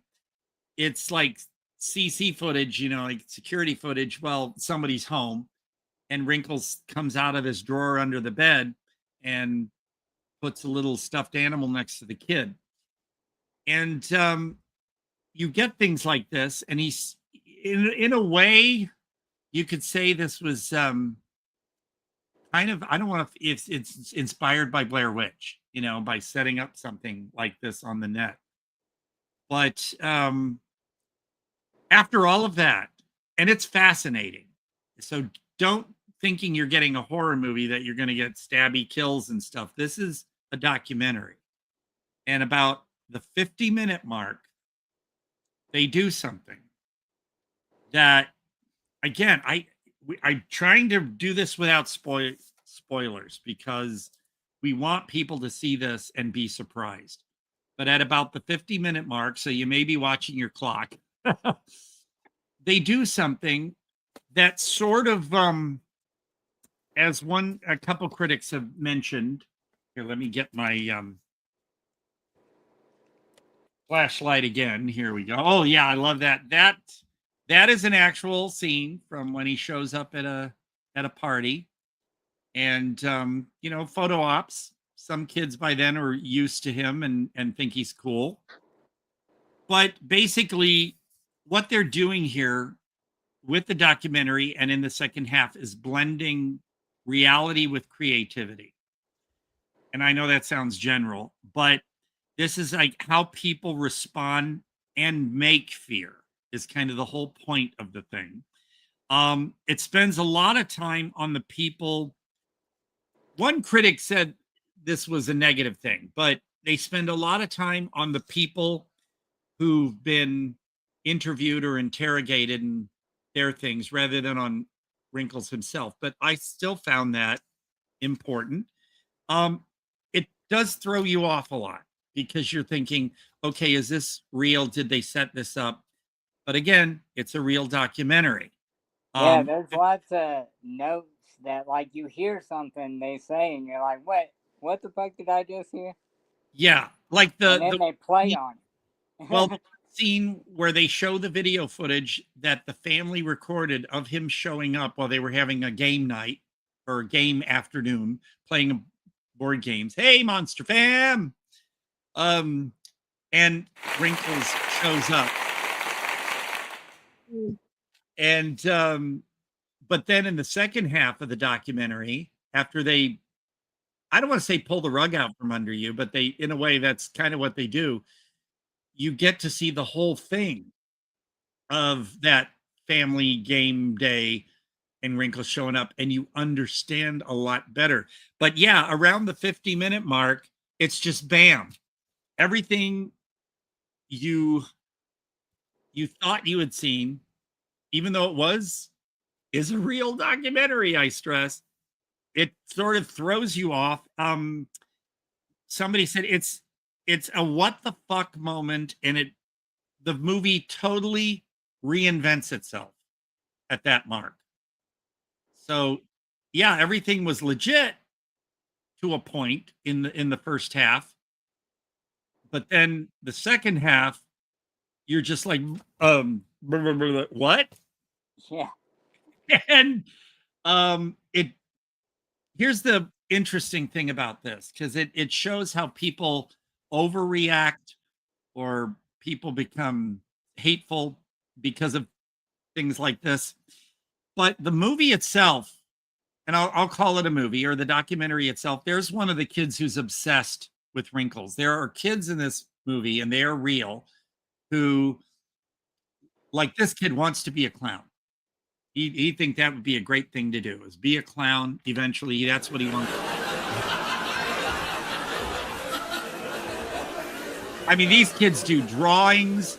They order stuff. It's like a groupie thing, you know, with Wrinkles. These little kids love Wrinkles, even though they're scared of him. They still love him. It's a weird psychological thing. But the interesting thing about this doc is it doesn't take a stand. It doesn't say, see what happens when you do this, or see the negative results, or see this or that. The movie doesn't take a stand. It just kind of reveals it things. open to you. Yeah, Whoa. you are the one to think, well, how would I react or how would I feel about this or that? The movie itself doesn't go one way or the other. I mean, Wrinkles does say how he was displeased with how, like, there were copycats that some people felt they were actually in danger. You know, and because there was one copycat who did try to like lure kids or something. Oh yeah, the one in the woods. The one in the woods. And so he was very unhappy about that because Wrinkles himself, and I will reveal this, he does talk about how I don't ever threaten anybody. I don't say I'm going to hurt anybody. And people kind of like go, oh, he's right, because you don't realize it. It's like in horror movies when, like in Texas Chainsaw, the original, you think you saw all this gore and violence, but you didn't. And so in this documentary, a lot of things you're thinking are all in your head because he didn't ever say he was going to hurt people or anything. And some of the conversations you see with him, with kids calling him, even though he's doing this voice and stuff, he's not being an asshole to them. He's actually kind of, in a way, being friendly with these kids. So it's all a perception that people have. He's a what you call a self-styled trickster, in a way. And there's no malice. Like I said, he's not really trying to, and that won't ruin anything when you watch this documentary, because you'll see it's all people's perception and their reactions and overreactions. It's people can, if they're smart enough and have common sense, they can separate Wrinkles from the bad people. Horsehead bookends. It always makes life better. I remember after I first saw Student Bodies, a friend of mine and I used to make these funny little cartoons we would send back and forth to each other. And I did have one where I drew the guy going horsehead bookends with a question mark. So that's, but yeah, Wrinkles is, it's a documentary. It can be meta. It totally pulls the rug out from under you a little more than halfway through. But again, that's the whole charm of it. I've never seen a documentary do this. And you can't really call it a mockumentary because it's not. It is a real one, but there's so much in it that has you questioning. Oh yeah, the first 10 minutes you're like, oh my God, I hate this motherfucker. And then it goes on. And some people will give up because, oh, it's just a documentary. I want to see stuff. You know, I want to see stabbings. I want to see fuck Art the Clown. I'm sorry, but sometime, Chris, we'll have to run the trailer for Circus of the Dead 2. Because fuck you, Art. Am I doing this in the right direction? Or is it there? No. Which one is it? Yeah. Oh, that one. This one. Yeah. That one? Okay. Yeah. I'm sorry. Nothing against the director. He's a nice guy. I just don't like art. I don't like, because it's all for the kills. Nothing is wrong if you like movies for gory kills and stupid fun. But when I saw the first Terrifier, I got it because I collected the Dread Central Blu-rays. I just thought it was wash, rinse, repeat. You know, it was a loose plot and him going around annoying people and then going, ooh, like, did I do that? And then killing people and then following them another person and doing the same thing. And it was just that. And I was kind of like, oh, okay, well. And then part 2 came out and I did not see that in the theater. I just didn't want to see it with a group of assholes, you know, because kids would get in and be noisy and ridiculous. And so I took a chance because I heard, oh, it's better. And I bought the fucking Steelbook because that's what was available at the moment. And, you know, the others. And I was like, wait a minute, this thing's, and it was like, what, 2.5 hours almost? And Oh, again, it's it a was long one.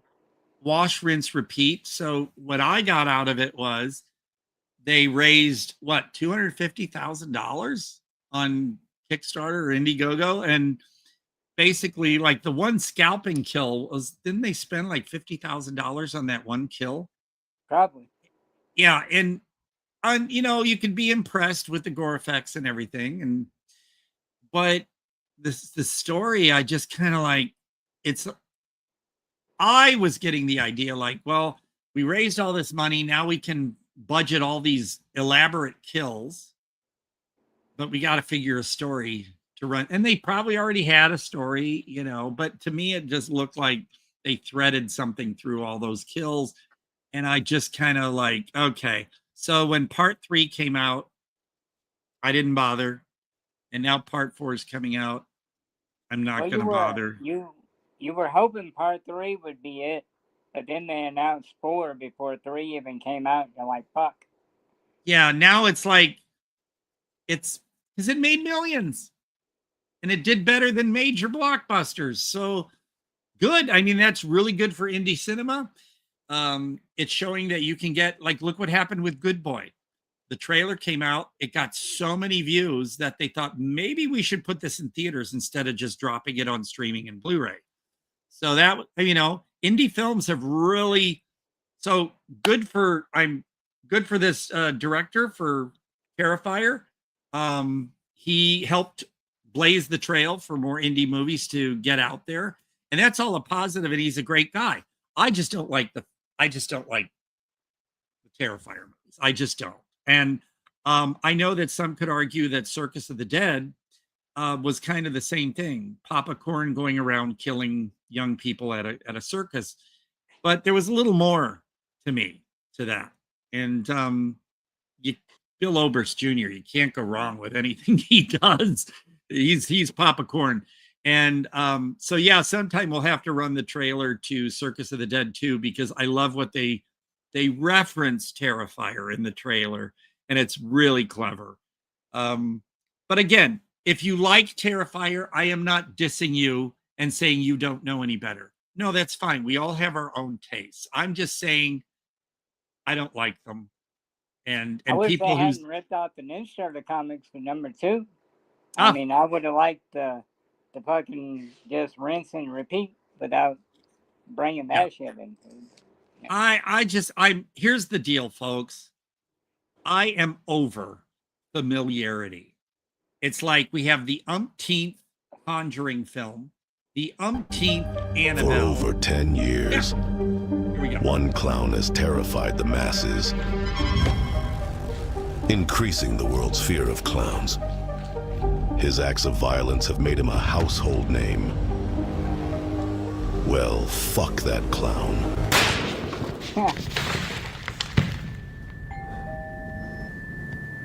Heard you missed us. Be back. We're back.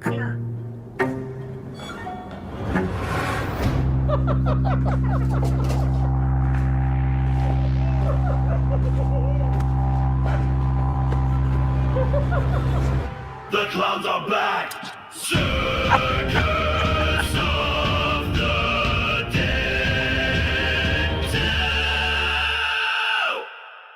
2! Popcorn, noodle dome, popcorn, Mr. Blister, Jumbo!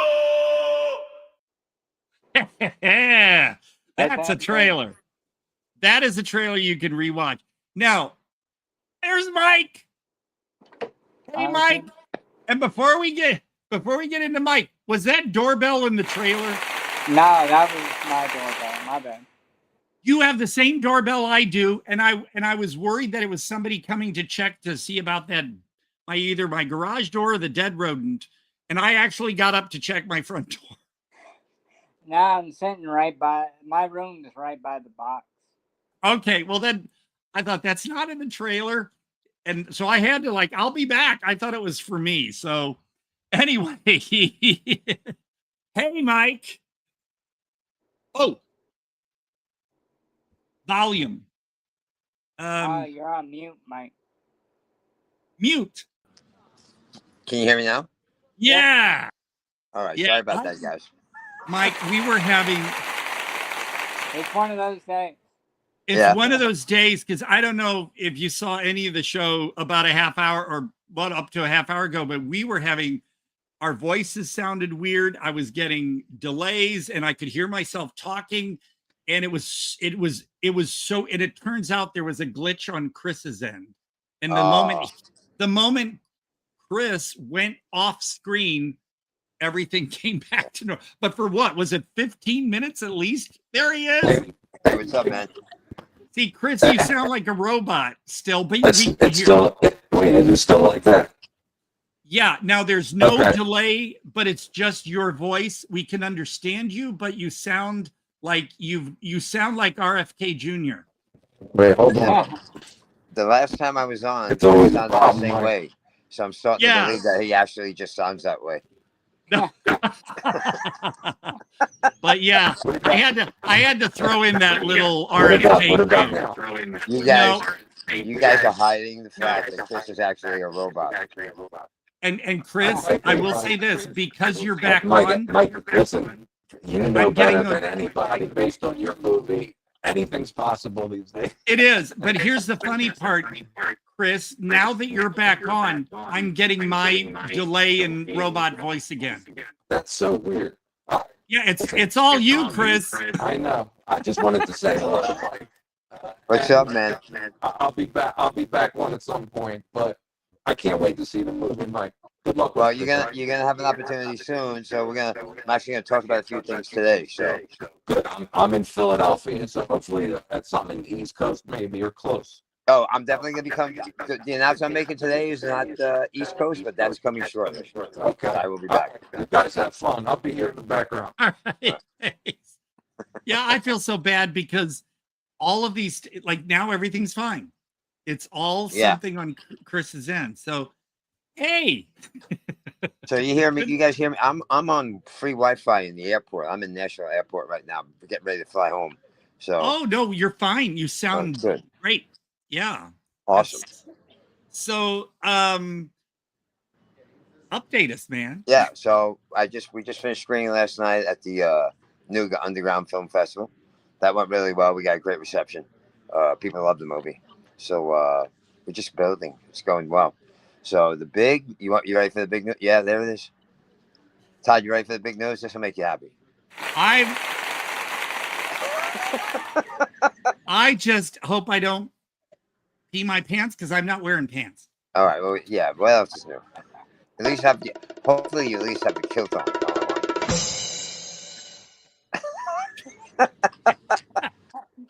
Good time. So I'm all ready. Yeah. I'm prepared. All right. Yeah. So Todd, you're in Palm Springs, right? Well, I'm 10 miles from Palm Springs. Right. I'm in Rancho Mirage, home of the Betty Ford Center. I got some Palm Springs news. So there's a new theater there in town called Festival Theaters. Used to be the Regal. Used to be the Regal in Palm Springs. It's now Festival Theaters. I've formed a partnership with Festival Theaters. So they are doing their first annual Palm Screams Horror Short Fest, October 24th. I'm going to be judging the winners for Palm Screams Horror Short Fest. I will be screening Astral Plane Drifter at the festival and then holding a filmmaker panel directly afterwards for the short film. You just let me know when so I can ask off work. Friday, October 24th is when Palm Screams. Friday, October 24th. Okay. Is when the Palm Screams Horror Shorts Fest is, and then the following weekend, Astral Plane Drifter will be screening at Festival Theaters, the same theater, all of Halloween weekend, October 31st, November 1st, and November 2nd. So, right, well, you and I, after all this is done, and when you get settled back in, you and I will have a conversation because I want to make sure I get everything right. Yeah. Because right now, if I stand up and try to write on my calendar, you might get a view you don't want to see. Why don't you just watch your own fucking podcast and then you'll hear the information?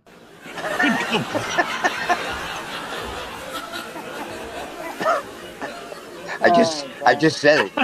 I just said it. All you gotta do is watch your own fucking podcast. Well, how far are we into the show right now? About an hour and 7 minutes. So I'll try to go back and play that again. I'm sorry. Like I said, it's been a week, man. This has been Horsehead Bookends. Yeah, and that's it. I Sid, can't believe you guys did that. That's one of my favorite. You know, Todd, maybe sometime in the future when I'm making another movie, we can have you recreate Malvert from Student Bodies. That would be you should definitely because you're a natural redhead, correct? In the old days, so just dye your hair red again. Well, can you do Auburn? Yeah, we could do that. Well, the other thing about Student Bodies, in case you didn't know, is Terror Vision. They have a website, and they're sort of like Vinegar Syndrome and all that. They are coming out with a special edition of Student Bodies. And I ordered the bundle. It's like a rigid box thing, and there's like cards. Oh, that's your airport. I'm like, who is doing I'm in the airport. Please make your way to like B6 Bravo 6. Great. No, but you guys get all that? You have to make your way to B6 Bravo 6. Yeah, okay. And so everybody B6. But no, you can go to Terror Vision's website and pre-order it. It's going to be available in November or December, but you can pre-order it. There's the bundle. That's like that's the bundle I ordered. The other bundle has Horsehead Bookends that you can get with it, but that's sold out. But yeah, there you go. That's available through Terror Vision. And Mike is gone. Maybe he'll be back. He'll join back in if he can. You know, he's at the airport, and I saw him do a swipe on his phone, and I guess that disconnected him. Where's the guy update on Astral Plane Drift? So, there he is. Yeah, I popped up for a second. My bad. Yeah, that's okay. That's okay. We know, like I said, it's been one of those days where, look, I'm dealing with my garage door won't close, and it's been that way for a week. And I've called, we got a new management company for the apartment complex. And right now we don't have a manager. They got rid of the manager, but didn't replace the manager yet. And so nobody can get any answers. You call numbers that you're supposed to call and you don't get anywhere. And so my garage door's open. I've got a dead rodent somewhere up in the, and it's just, I'm like, fuck the world right now. So this Astral Plane Drifter news is a welcome. Yeah, it's pretty awesome. It's we've done event screenings for the most part, like outside the festivals. So this is our first like kind of mini residency where we're going to be playing all weekend, Halloween weekend at a theater. Well, if even though it's close, if you're going to be in my area anytime soon, I'll hand out more cards, man. I still have about 5 or 6. All right. And I'm actually gonna get you cards and I'll put labels on them. So okay, because I can tell people about I've already told people about the 18th, but right. So we just repeat that on the air here. If somebody's new is watching this. Yeah, I did. I mentioned upcoming You already said it. You already told them? Not the time, so tell everybody. It's at 8 o'clock on Saturday the 18th. We're out in 29 Palms, California. So I will also say that Felicia has not told me whether she is going or not. Felicia, she was kind of like, oh, but you didn't ask me. I said, Felicia, I don't know if you're going or not. So that's why if she's not going, I'll come up to your place and go with you guys. But otherwise, if she's going to go, then I won't have to drive to Yucca and I'll go with her. But I'll let you know. It just, like I said, life sucks at the moment. So, it's true. But so Todd, 29 Palms. You're such a Debbie Downer. Yeah, well, but I'm a quality Debbie Downer. There's a difference. And these laugh tracks are aplenty today. But so the 18th, 29 Palms, 8 p.m. at the Beer Company. Right, at the Beer Company. that is free admission? That is free admission, and there'll be merchandise, and buy something or make it a small donation, keep the movie going, any of that kind of stuff would be appreciated. And buy lots of beer. It's a good way to watch the movie. We're probably gonna have a beer special that night as well. So there'll be the movie will be on. I'll be there. I'll be there. Picture, photo opportunities, all sorts of stuff will be going on. Yeah, and take pictures with people, and I promise I'll wear pants. I'll have my kilt on, but I might flip it. But we have the new merch. Did we talk about the new merch on here yet? No, good. Tell us about it. We have the Stoner variant stuff ready to go. We have a purple and green Yeah Man t-shirt, and we have hats, Port Motel 8x10s, and True Mofo stickers, and purple, the Stoner variant hat. It's this hat, but in purple and green. So yeah, I'll probably have enough money to get I want the Portal Motel photo, and I want the new sticker. I'll try to get a t-shirt. Yeah, we'll figure it all out. Yeah, I'm excited because we have 3 straight weekends in the area, in the Palm Springs, Joshua Tree area. So this weekend at the 29 Palms Beer Company, and then the following 2 weekends at Festival Theaters in Palm Springs. So we have a lot of stuff coming up this month. I will tell my GM that he needs to make sure he schedules me accordingly around, because I'm usually working on weekends. There's all the merchandise, but I will make sure that he guarantees that I am not going to lose hours because I'm taking off. So I haven't been home, so I didn't get the new stuff up on the website yet. But you could probably find a picture on my Chris. If you look on my Facebook or Instagram, you can probably find the picture of the new stuff. Like pretty recently, in the last 2 weeks, I posted about the new stuff. If you want to grab that picture and put it up. Oh, I should have saved that. I should have saved that photo and then sent it in. Because I've been saving all of your promotional stuff just for a little file folder. I have it on my phone, but I don't think I can bring it up on my phone and be able to show it to you guys. So shout out to Diners, dope though. Yeah. It's gonna be. Oh, I'm getting a message. Let's see who that is, because I don't know if here I am, but I can't seem to join. That's Bill. Let me give Bill the let me copy the link. Whoops, fuck me. I love all this behind the scenes shit we get on the show here. Copy. And hey man, Joe Rogan does it. He's constantly talking to Jamie and telling him to do this, do that. So it's all good. Oh yeah. Well, I'm hoping that the link I just gave Bill will work. But no, that's so that's 3 weekends in a row for this area. Well, if you count 29 Palms, this area, which is there he is. There's Bill. Hello. And so now that Bill's here, I want to hear all about Mike's visit. Oh, we had a great time. I'm so jealous that I couldn't have been there to hang out with you guys. We had a ball. Yeah, we did. We met at a coffee shop and we took it down. Well, it's funny because Bill accidentally sent me, along with the photos, he accidentally sent me that little accidental video where you're trying to figure out the camera. And I love that so much. But the problem is I can't transfer. Well, Bill, I don't know. Your voice is a bit muffled. I don't know if you're near your mic or something. He's gone. He'll be back. He'll be back. Like I said, it's one of those days. Yeah.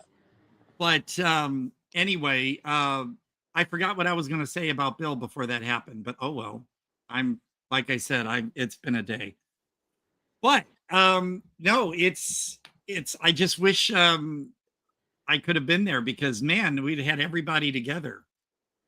Yeah, it would have been cool. We had a great time. Oh, is the video? Yeah, that I don't know if you have it, Mike, but when Bill sent me the photos, it's a video where you're not sure if it's on or something, and I think you said, well, it's on.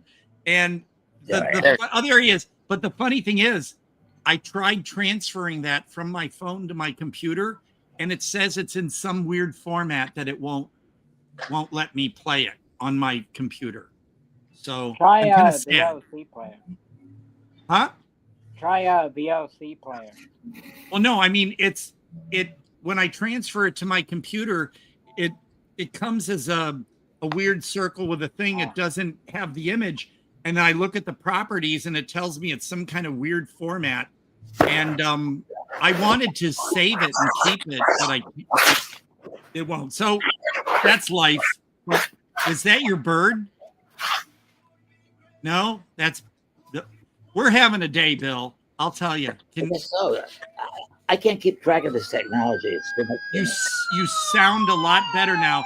Oh, that's all on Mike. Is that you? Who's got the siren? I was gonna say I'm in the airport, and my background is the quietest out of everybody. Yeah, I mean, there's like shit going on. We got doorbells and we got missiles. What the fuck? So you're At still least go ahead. You're still touring with Astral Plane Drifter? Yeah, Bill. We just screened in Chattanooga last night, and I'm in Nashville right now, flying home tonight. So yeah, then I just made announcements. We have a bunch of stuff coming up the rest of the month in out in Palm Springs and Joshua Tree. So beautiful. So close to you, Todd, right? Yeah, there's next Saturday. There's one in 29 Palms, which is past Mike, past Yucca Valley, but I'll be there. And then on the 24th and the 31st. Well, the 24th is the Palm Springs Horror Short Fest that I'll be judging and doing a filmmaking panel and showing Astral Plane Drifter. Even though it's not a short, I'm going to show it because I'm doing the panel there. And then the following weekend, we're running the whole weekend at that theater. Fantastic. Yeah, I'm definitely going to be. I'm going to be there. So yeah, I'm praying. I'm praying my manager will, schedule me another day instead. Because I don't want to lose hours. But I can't miss this. I got to be there. It's a part of my life, man. So I wish you guys could come to this double feature in Woodstock. Oh yeah, for Psycho 8. Psycho 8, Psycho 8 2. Yeah. There we go. And there's also another one. There's another post. Are you aware of that? I saw this one. I think I sent the other one to you too, didn't I? I can put the URL up there now. Yeah, Bill, that's exciting that you got that weekend going on. Yeah, it's great. Well, it's just one night actually, Mike. But you're gonna have to let me know how the audience reacted to our scene. Oh, I'm always curious to know how people, because when I watched it with two of my friends, their reaction when our scene came up was priceless. So I can't wait I wish I could be there for an audience. But when it was playing, the one time it was playing up in LA as a double feature, I asked off for work to go, but then I was not given the night off, and I was kind of pissed off. But that's okay. That's something. Yeah. Well, that's why I'm gonna go into my work thing tonight and make sure I ask off for the 24th and the 31st, and just add a note to the GM that this is only a temporary thing because I don't want him to start fucking with my schedule.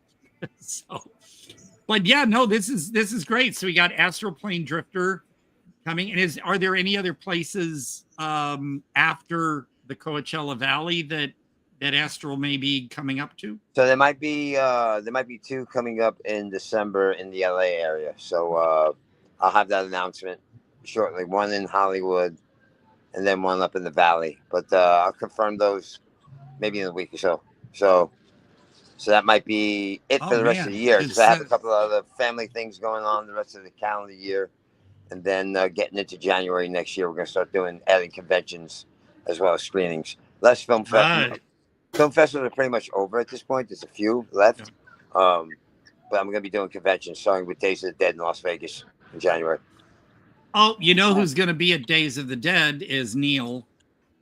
Oh, really? some of the other people, they always go. I mean, from what I understood, I didn't get to watch his show on this past Thursday, I think, but yeah, he usually, him and some of the people, like I'm not sure if Tara and a couple other people who are on his show are going to be there as well, but you should be able to get to see all of them there.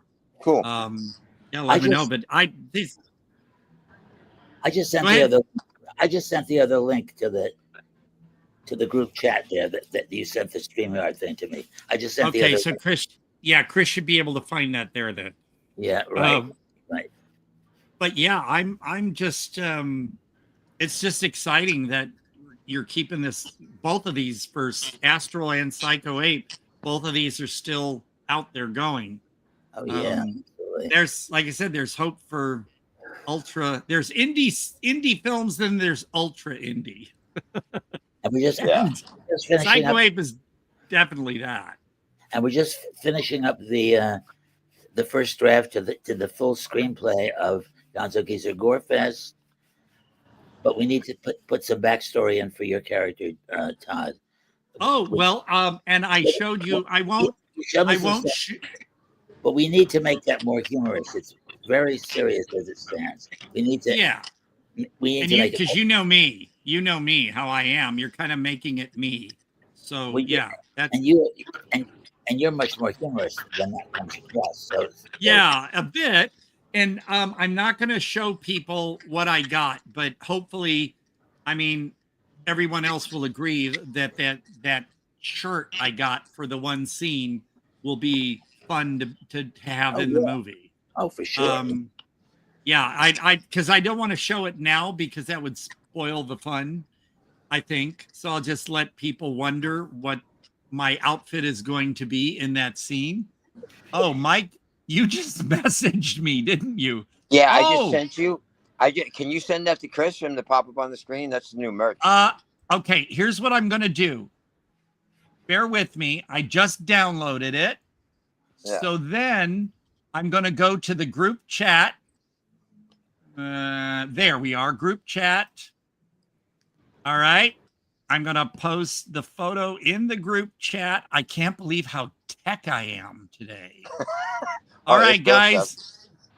So here, I just hit enter. Chris, there's a photo in the group chat of the new merchandise. If you can retrieve that and get it on at some point. Oh, the good old Psycho 8. Boy, is that a Letterboxd review? Or is that from the website? Which one are you talking about, Todd? What's on the screen right now? Oh, Tinker Street Cinema. That's the other one. That's from Tinker's website. Yeah. Oh, that's it. Yeah, that's the link you gave them. Oh, yeah. Wow. That's the other one, right? Yeah. That's the other one. Is there going to be like a Q&A or anything with you? Oh, yeah. Yeah, I'm doing a Q&A. Oh, good. Well, then you can talk me up really well. Probably between the features. After Psycho 8 1 and before Psycho 8. So I'll tell them for. Well, Bill, put in a good word for me. I'll bring Astral Plane Drifter out to that theater too if they're interested in it. I'll come back to Woodstock, hang out with you. Good. Oh man, that'll be great. Yeah. So talk it up, Bill. Psycho 8 things on. Yeah, I will. Cool. And also put in it. You know, you can mention how I was one of the greatest actors you ever worked with. True. And I have a talent. And we'll work with you again. Well, for the Gonzo Geezer thing, so the script I read was basically one of your early drafts, and it was that's what I figured. And I don't know, I'm just thinking, I'm all in. And even if I have to show my ass or something, that's fine. You got my permission. You won't have to show your ass. I will. Oh, damn. I'm in a competition with Bill and Martin W. Payne to be naked in the most movies, but I'm getting to be the most spanked actor. Yes, that's true. But the most quality one is from me. Absolutely, absolutely. So anybody, if you want to know what it's like to get hit with a leather strap, just Just ask me. I should be there at a Q&A so people can pay $10 and I'll hit them in the ass. I got a leather strap in Psycho 8 2 and a hairbrush in Special Needs Revolt. So far we're doing good. Well, maybe you'll. I don't think there's any reason you would need to get spanked in Gonzo Geezer, but No. But there's a cute line. There's a cute line about it. So or you can have me like when I walk into the room in one of the scenes, I could just kind of go. I'll bring the strap just in case you guys want to put it in there. It's not your character, Todd. No. It's your character. Well, if you give it to me, I find the way to work just about anything. Yeah, well, Mike, so I can write that into that movie somehow, some way, and make it work.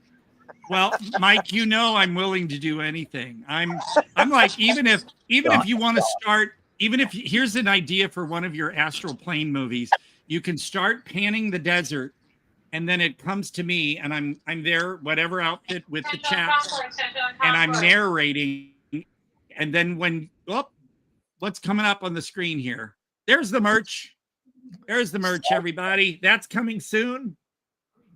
The hats. So that we actually have 3 of them right now, and the hats are coming this week. So I have the sticker, this T-shirt, and the photos already in hand, and the hats will love be here that this photo. week.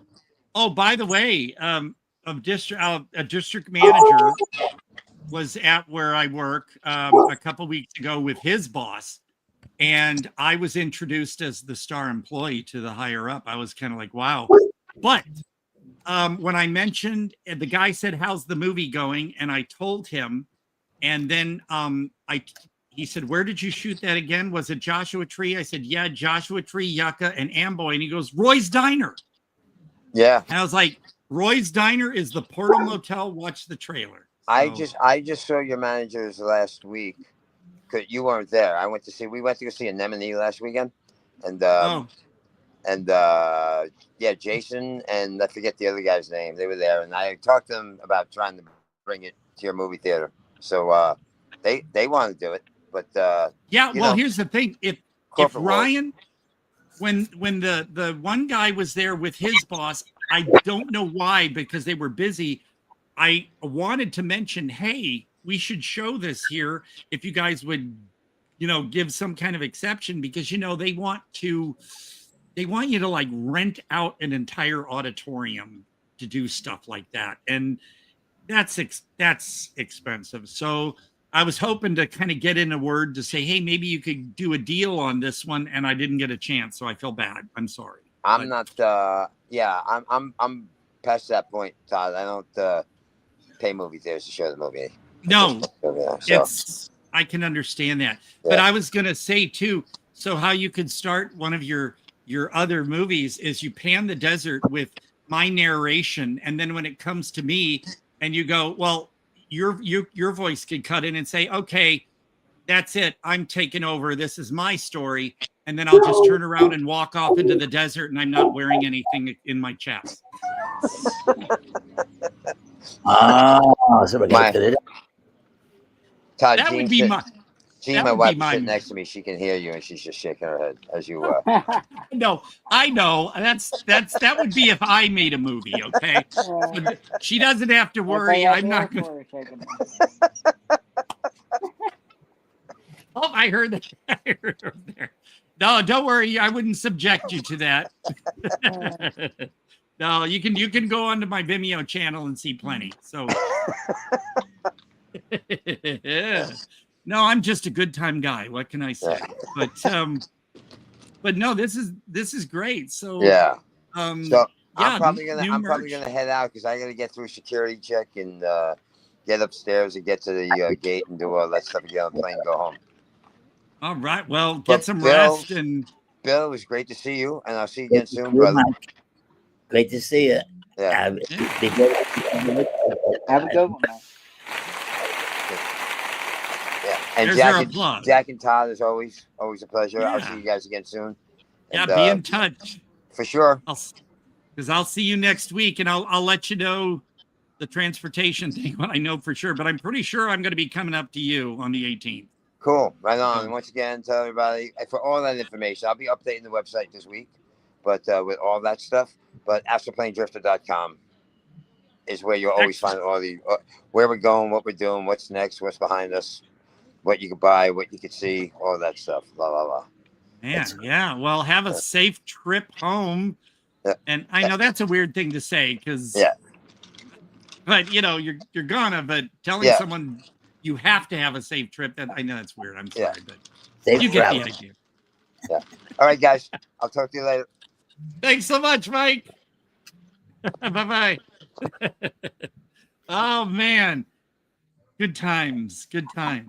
I'm gonna have to leave too. There's too much going on here. Oh. So I will say goodbye also. So how do we Thank get you, out? Bill, for taking the time and dropping in. I'm glad I could. You guys are fantastic, and I'm so glad this is happening. This Todd experience, it's so great. We tried. Last week we weren't on, and then we had all these technical glitches a while ago, so we're just kind of winging it. And Jack has been doing some great writing on the screenplay. Oh man, appreciate it. Well, I can't wait to see the adjustments. Yeah. Your part got we added some, but I want to add more to your part. I want to add backstory. Okay. Yeah, no, I'm good. I'm up for whatever you guys got going on. You know, I'm expanded it. We've expanded the screenplay is longer now. It's getting to a point where it's a reasonable length movie, I think, right, Jack? Oh yeah, because what I read seemed brief, but I figured you were just getting your ideas in. Yeah. Well, no, we had a story. We had a full story, but not enough story. Yeah. Oh, nope. You guys are the filmmakers. I'm just the.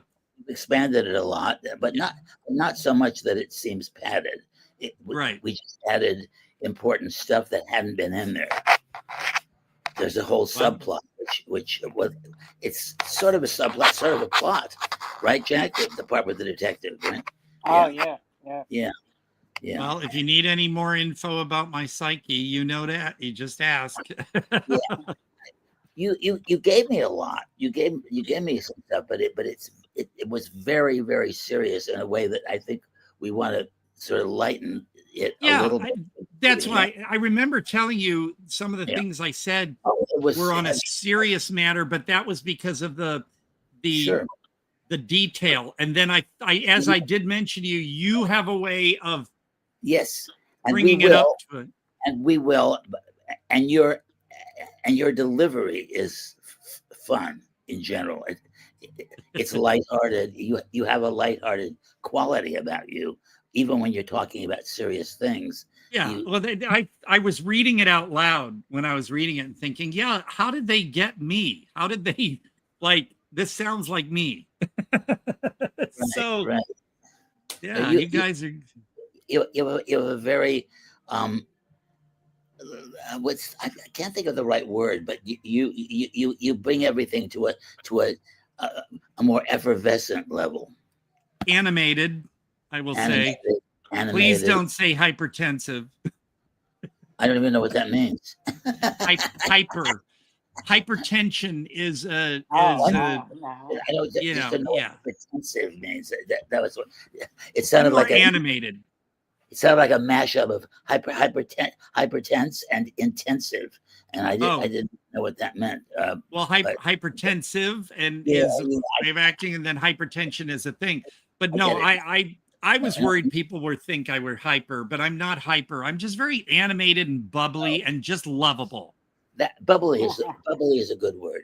That's the word I may have been looking for. You bring everything to a bubbly level, which even when you're talking about serious material, I'm good enough, I'm smart enough, and goddamn it, people like me.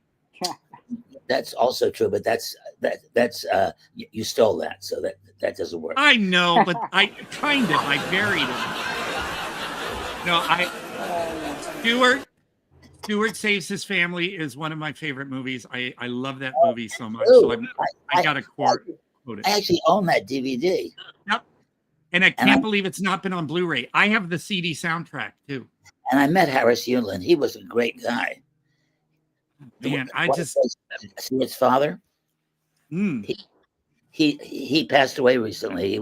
He was a terrific person. He was in Night Moves. Remember Night Moves with Gene Hackman? Yeah. Harris Yulin was in and Harris Yulin played Stuart Smalley's father in Stewart Saves His Family. Yeah, and it's funny too because recently I saw something about Paul Dooley, and I kept thinking of that photo of you and Paul Dooley eating a burger at Carl's. Paul is one of the funniest people I've ever met in my life. He is. He's still alive. So I say was. I say was because he sort of doesn't work that much anymore, if at all. But when I saw him last time, we saw a one-man show that he did, and he was 90 or 89 maybe at the time. And he was like, I expected him to just show clips of his movies. He was talking like a blue streak. He said he did have a prompter there. Once in a while, he would remind him, train of thought. But basically, he was acting like he always did. There is one thing that I really would love answered one day is, I don't know if, I'm sure you realize in the director's cut of Little Shop of Horrors, he was in that. But then when they cut it for theatrical, they replaced him with Jim Belushi. Maybe they thought he was too old or something. I don't know. It was weird because Paul Dooley could have done the same thing. It was the same character and basically the same dialogue, but for the theatrical cut, it was Jim Belushi. And then when you get the director's cut, it's Paul Dooley. And Paul is funnier than Jim Belushi in general. I've tried to Google. Nobody seems to answer why that was done.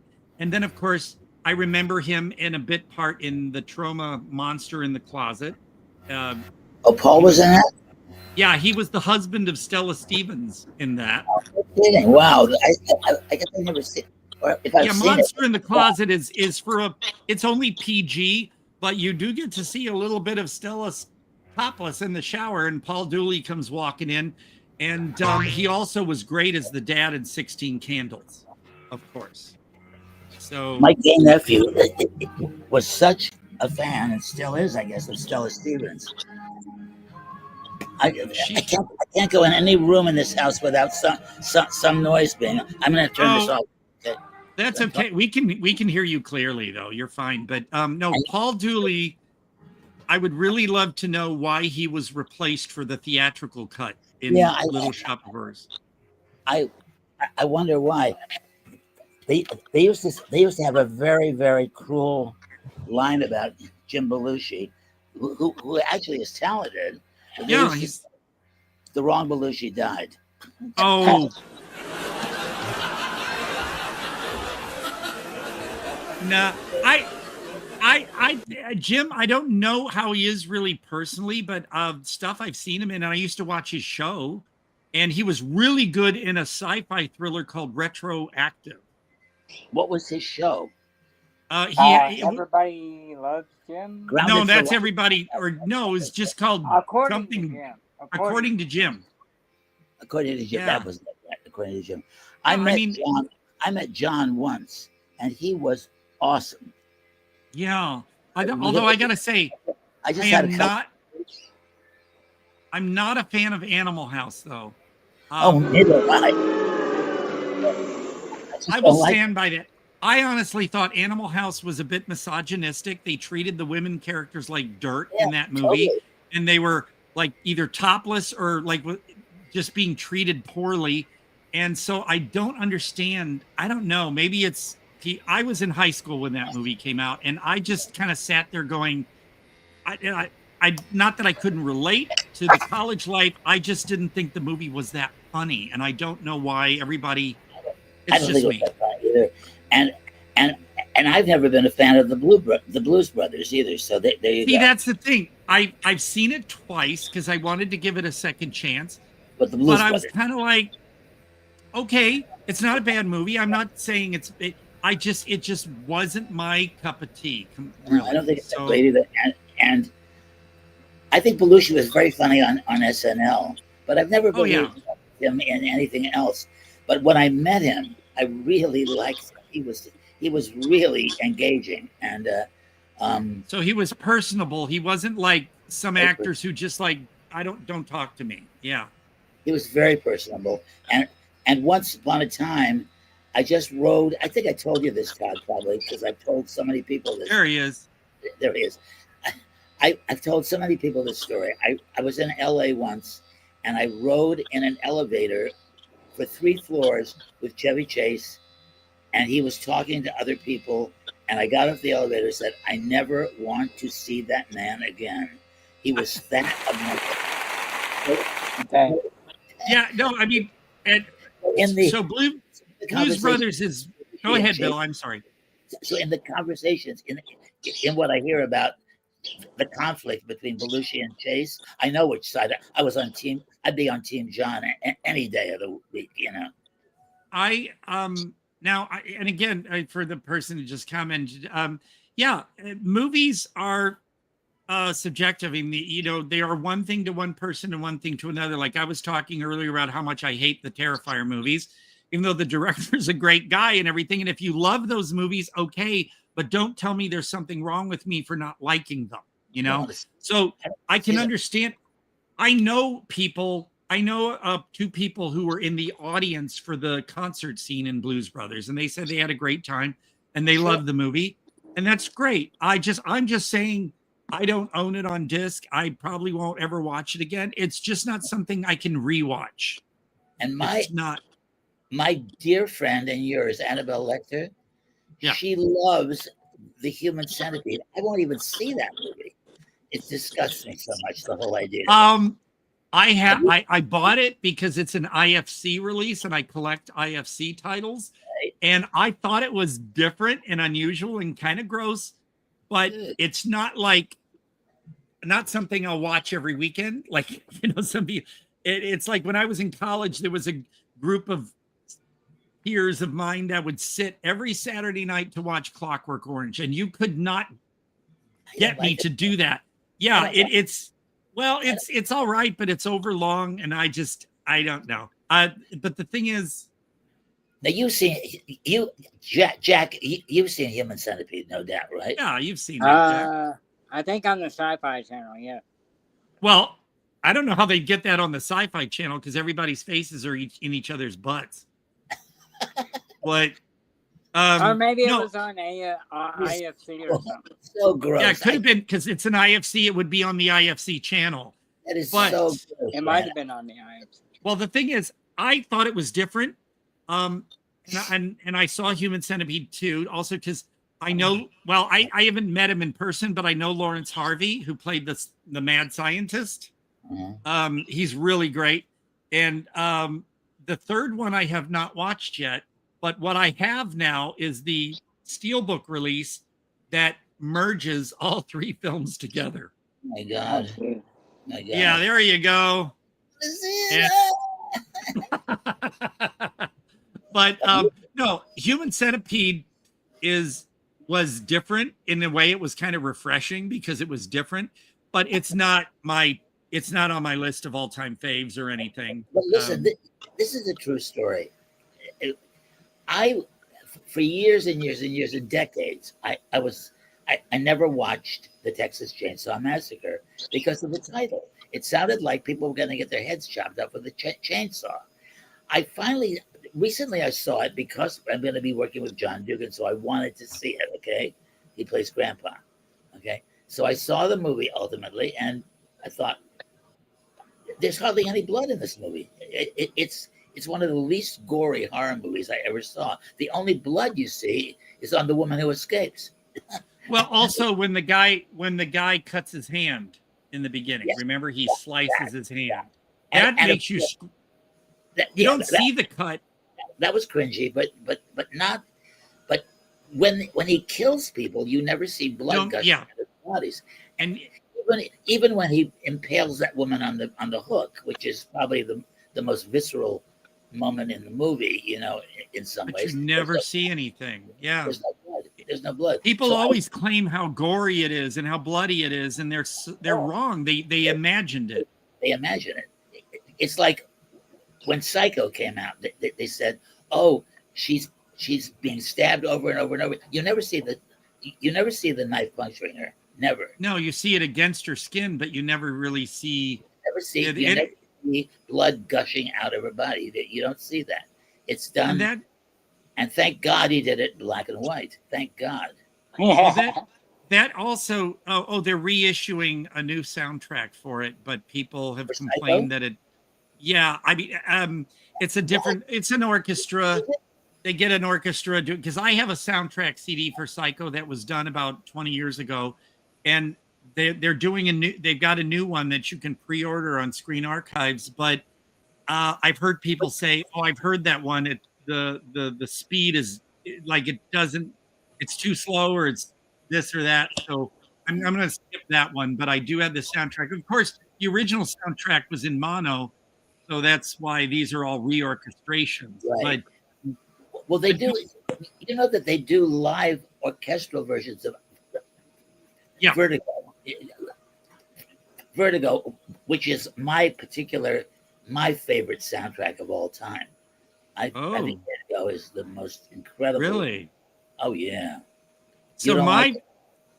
I'm saying it's great. No, I love hearing what people like when they say, "What's your favorite soundtrack?"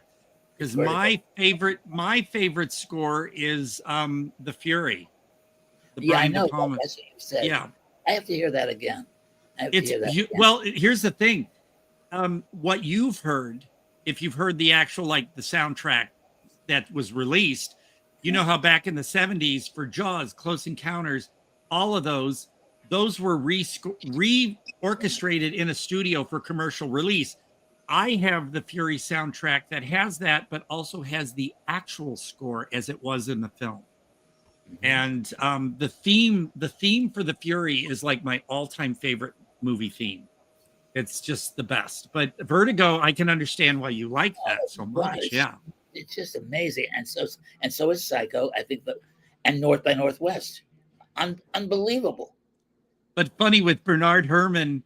The other Bernard Herrmann ones I have is he actually scored the Larry Cohen movies "It's Alive" and "It Lives Again."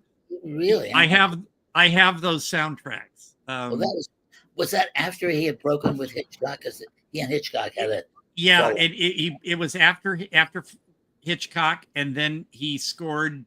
Didn't he score a De Palma movie? Didn't he score?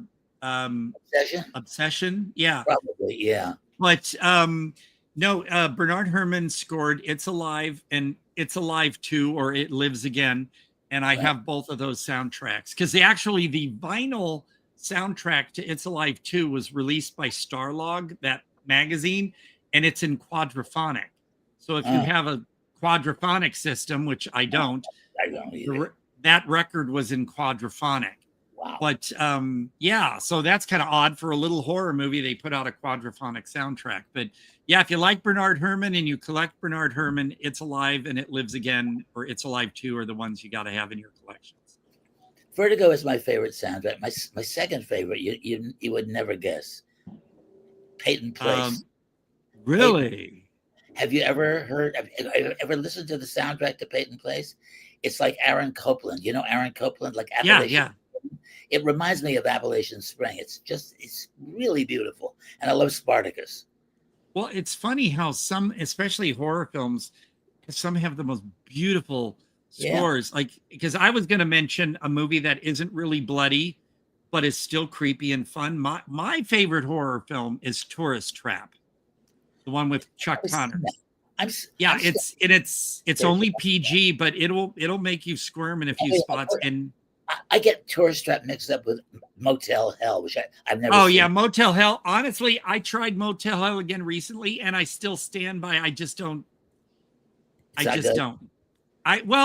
People love it, but I don't. I've always liked Rory Calhoun. So yeah, but it just Motel Hell. I just didn't really. I saw it when it first came out in theaters, and then I saw it again later, and then I I saw it again recently, and I was like, I still don't really care for it. Yeah, but right. for Tourist Trap is way different. It's kind of mild to most horror freaks now. They'll think it's mild, but the score by Pino Donaggio, there we go. Pino Donaggio is basically my favorite score composer. I have 99% of his soundtrack releases, including some foreign films that I never saw. But Ennio Morricone, is that his name? That other guy? Yeah, Ennio Morricone did a lot of Italian gialli, and actually, he rescored when it's weird when they released Space 1999, the TV show, in an edited form for theaters in Europe. They had Ennio Morricone rescore it. So I have the soundtrack to that. So yeah, I've got a lot of Ennio Morricone, not the Western stuff, but the Italian gialli films. Right. Yeah, so I like him, but my favorite is Pino Donaggio. And so when people mention John Williams, Star Wars or Close Encounters or Jaws, yeah, those are fine. And I love the score for Jaws. But The Fury is, I just can listen to that soundtrack over and over. And it's just, or the score version I like better. And it's I don't know what it is, but that is just the best. Well, what version do you like better? Score? The score. So what it is you can get The Fury on a CD soundtrack, and it's the commercial soundtrack like it was from the 70s. But I'm not sure if it was La La Land or Entrada that released it as a 2 CD set.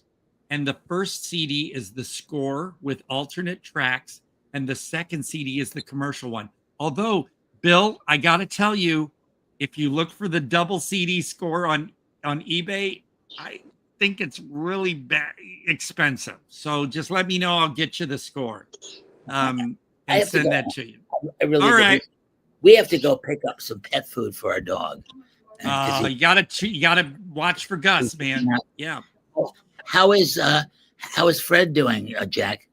Damn good. He's just getting fatter every day. He's a Komodo dragon, is that right? Bearded dragon. Oh, what dragon? Bearded dragon. I'm still not getting the first word, but whatever. Bearded. Oh, bearded. Like Tom. Yeah, right. He's a bearded dragon of a different sort. I'll talk to you guys later. Bye. How do I get out of here? Just hit the button at the bottom. There we go. Well, he found it. Oh, that was fun. It's usually too when people say, "Well, I gotta go," but then they hang around. That's great. Makes sense. I've been checking for Adam, and I have not gotten a response. Oh, and here's a message for Chris. You sent me something, but it says attachment unavailable. So whatever you sent me, I can't get whatever it is. So, Captain Cartoon's gone blank. Oh, shit. Hey, there you are. I was like, oh, then it's just me now. I was checking the message thing. Oh, I was gonna say, can people handle just me? Oh no. But yeah, I checked with Adam, and maybe he got held over at work. Let's see here. Christopher okay. Attachment unavailable. Shared albums aren't supported yet on this device, it says. So whatever that was, Chris, that you put in there, I can't see it. Well, you don't know. Yeah. Oh, there's Chris. Hey, buddy. You're still sounding like a robot, but we can hear you. That's great. Don't know what I got though. I was trying to save a picture on there, and for some reason, if you try to save a picture in a group chat, it'll create some kind of Facebook album. So are you saying if you click on the picture and then try to save as or the download symbol? Yeah, I was able to download it eventually, but in the beginning, when I tried to download it, it created some kind of Facebook album thing, and that's why that came up. They don't even let you have your own pictures anymore. They want you to have this. They want to have Facebook album. Well, the sad thing about Facebook is you know, people say how much they hate it and how much they hate all this stuff going on. But unfortunately, without it, I don't know how I'd be in contact with everybody. Right. I need Facebook.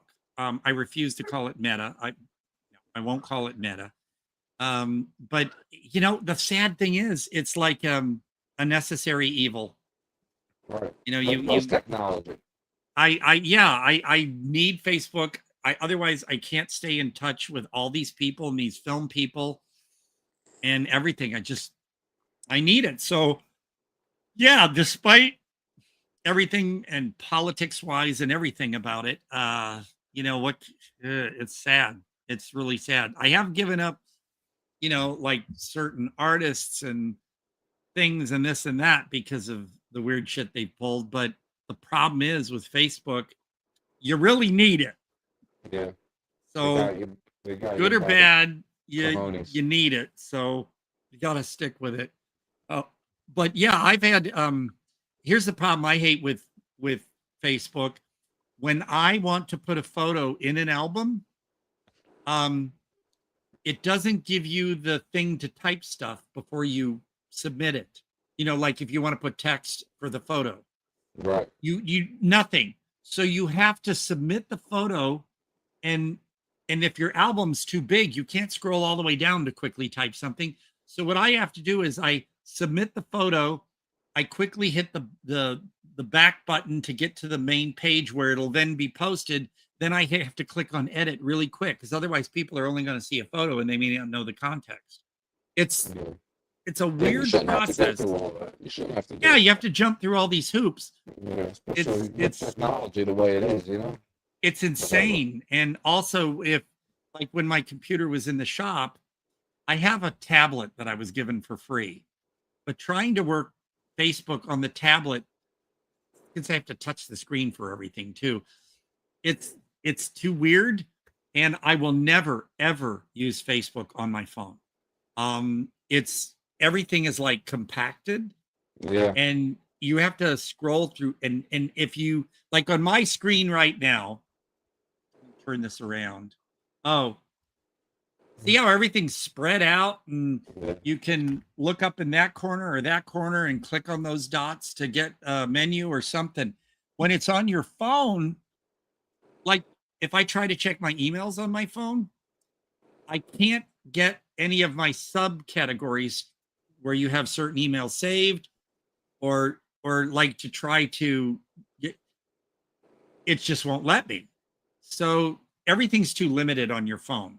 So for me, Facebook on my PC only, not on my phone. I don't order anything on my phone either. I only do Facebook. I don't do TikTok. I don't do Instagram. I don't do Snapchat, any of these other things.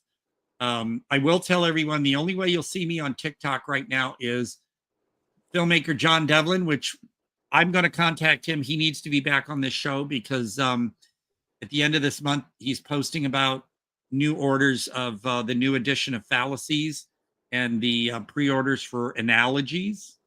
So we got to get him back on the show. I'll ask him. And he put my Fancy Crackers video on TikTok. Oh, there you go. So everybody go on TikTok, look up Fancy Crackers in My Pants. Let's make it viral. And I hate saying viral because it sounds like a contagion. Doesn't it? I mean, something is viral in movies if you say that, people tend to kind of die. So no, make it viral in a good way. And we'll go from there. So yeah, this is I'm kind of, I don't know what's going on with Adam. Like I said, maybe he, yeah, it's okay. Well, the one time we were going to have him on, the show wasn't on. Yeah. And then when it wasn't on again, it so happened to be him again. Right. Yeah, and I felt bad, like he's going to give up on us, but he's like he works so much, and then he also has his movies he's trying to put together. So he's a super swamped guy, and I, you know, it's okay. I'm just kind of concerned because I hope everything's okay, because usually he would like on his phone at least or something send a message, but there's nothing from him. That is okay. Because as you know, these shows have a way of just taking care of themselves. And yeah, I just rechecked. There's nothing. So it's okay. I'm not worried. And so we covered Wrinkles the Clown. And I guess, okay. Anything you guys got going on you got to tell us about before I move on to something here? Nothing much. I mean, you're just writing your stuff still, and yeah. And Chris, I got to ask you, what is the behind the scenes of that photo you use of yourself? You look kind of bloody. For the Face of Halloween. Okay, that's the Rue Morgue thing. Yeah, it's the right. Exactly. I'll tell you, Rue Morgue. I like Rue Morgue for a lot of their covers are for movies that can be from way long ago and stuff. They're not like the flavor of the month movie for most of their covers. I really like that they do that. I really like that they cover, if you want to call it, vintage stuff instead of just like Fangoria at the time when first, it was like whatever movies were out now and that was it. Even if they were bad. But Rue Morgue kind of goes into the history of stuff, and I really think that's cool. And the only thing that's sad is because Rue Morgue comes out of Canada, the price of it has gone. Here we go. Right, Barnes and Noble, yeah, because I buy it at Barnes and Noble, and I have to find it when it's there quick because Rue Morgue sells out when it's there. Yeah, but they had to add I don't know if it was Barnes and Noble or whoever, but there's a sticker on it now because the price, I think it's up to like $18 now for an issue. God. Because, well, it's coming from Canada. So you got that whole, thank you, our wonderful administration. Yeah. I'm being verbally ironic. So I have a few of the books though. Like, they have, Rue Morgue has a great, like, they have special they have special editions that come out. Yeah, I have some of those. I disagree with some of their reviews, sometimes, but they've mentioned some of Domitiano's films, so I give them credit for looking for stuff that's not what's like the current Conjuring or this or that and lavishing that. They go for the other stuff usually, and I think that's really, really cool. I've had my photo in the letters section a few times. So I think that's neat that they, instead of just giving me a one-time thing, they put me in there 2 or 3 times. So that's cool. But no, Rue Morgue is really cool. I also like, there's 2 different, I think one is domestic, but there's Scream, spelled SCREAM, which is British. And then there's SCREEM, which I think is domestic. But all the British magazines like Infinity and Scream and I forget what other ones, those are all, the prices are just jacked up now because they're coming from Europe. The only, I've mentioned this before, I think, but the only one that I used to buy that I quit buying is Dark Side. And it's a sibling magazine to Infinity. They're from the same company. But Dark Side is more horror. Infinity is more science fiction and other things. But Dark Side, the guy who does every cover, who does the artwork for every cover, and he also did the slipcover art for Debbie Does Demons. That artist, in the back of every issue of Dark Side, is this gallery thing for him. And it's always totally naked women being, I'll say it, being raped by monsters. Wow. Or some would say, well, they're being attacked. Or it's like the old monster movies where you got the creature holding the gal. These are women who are literally naked for no apparent reason. And the monster is on them. Like, you could say, well, they're being attacked. They're being molested, basically. And I think that belongs on its own website or its own, there has been a separate publication where that artwork was all of that. But in Dark Side magazine, because they're very thorough, Dark Side is thorough with their articles on vintage horror films and stuff. It's exhaustingly wonderful research done. But then you get to the magazine and it's like porn. And I don't, well, you know me, I'm no prude and the stuff I've done. So I'm not trying to sound like some prude. No, you can't have that. It's just that it's all one-sided. It's like a Corman thing where, you know, in Humanoids from the Deep and other movies where women's clothes are torn off and they're molested or raped by monsters. I don't think you're supposed to oogle at the naked women, but at the same time, they're being assaulted or chopped up. I'm like, what's the psychology? It's weird. Like, oh, gore, but oh, it's a naked woman. Oh, it's both. I feel bad. I feel uncomfortable. Yeah, you got to pick one at a certain point in time. Now, and it's funny because when I sent a letter to Dark Side about that issue, they published it, but then somebody responded and they basically defend what they're doing. But let's just put it this way. I said in the letter, I have a lot of female friends who love horror, but refuse to buy this magazine because of that. And what about parents who, my kids love horror. I let them read the horror magazines, but then there's that in the back of the magazine. And someone say, well, you shouldn't be censorship on nudity and all this kind of stuff. It's not that. It's what it's depicting. It's, you know, naked women being assaulted by monsters. And I just think there's something very unsettling about that. And it belongs in something separate, not Dark Side. So I'm sure somebody's going to tell them to look at this podcast and what I'm saying, but I'm sorry. It bothers me.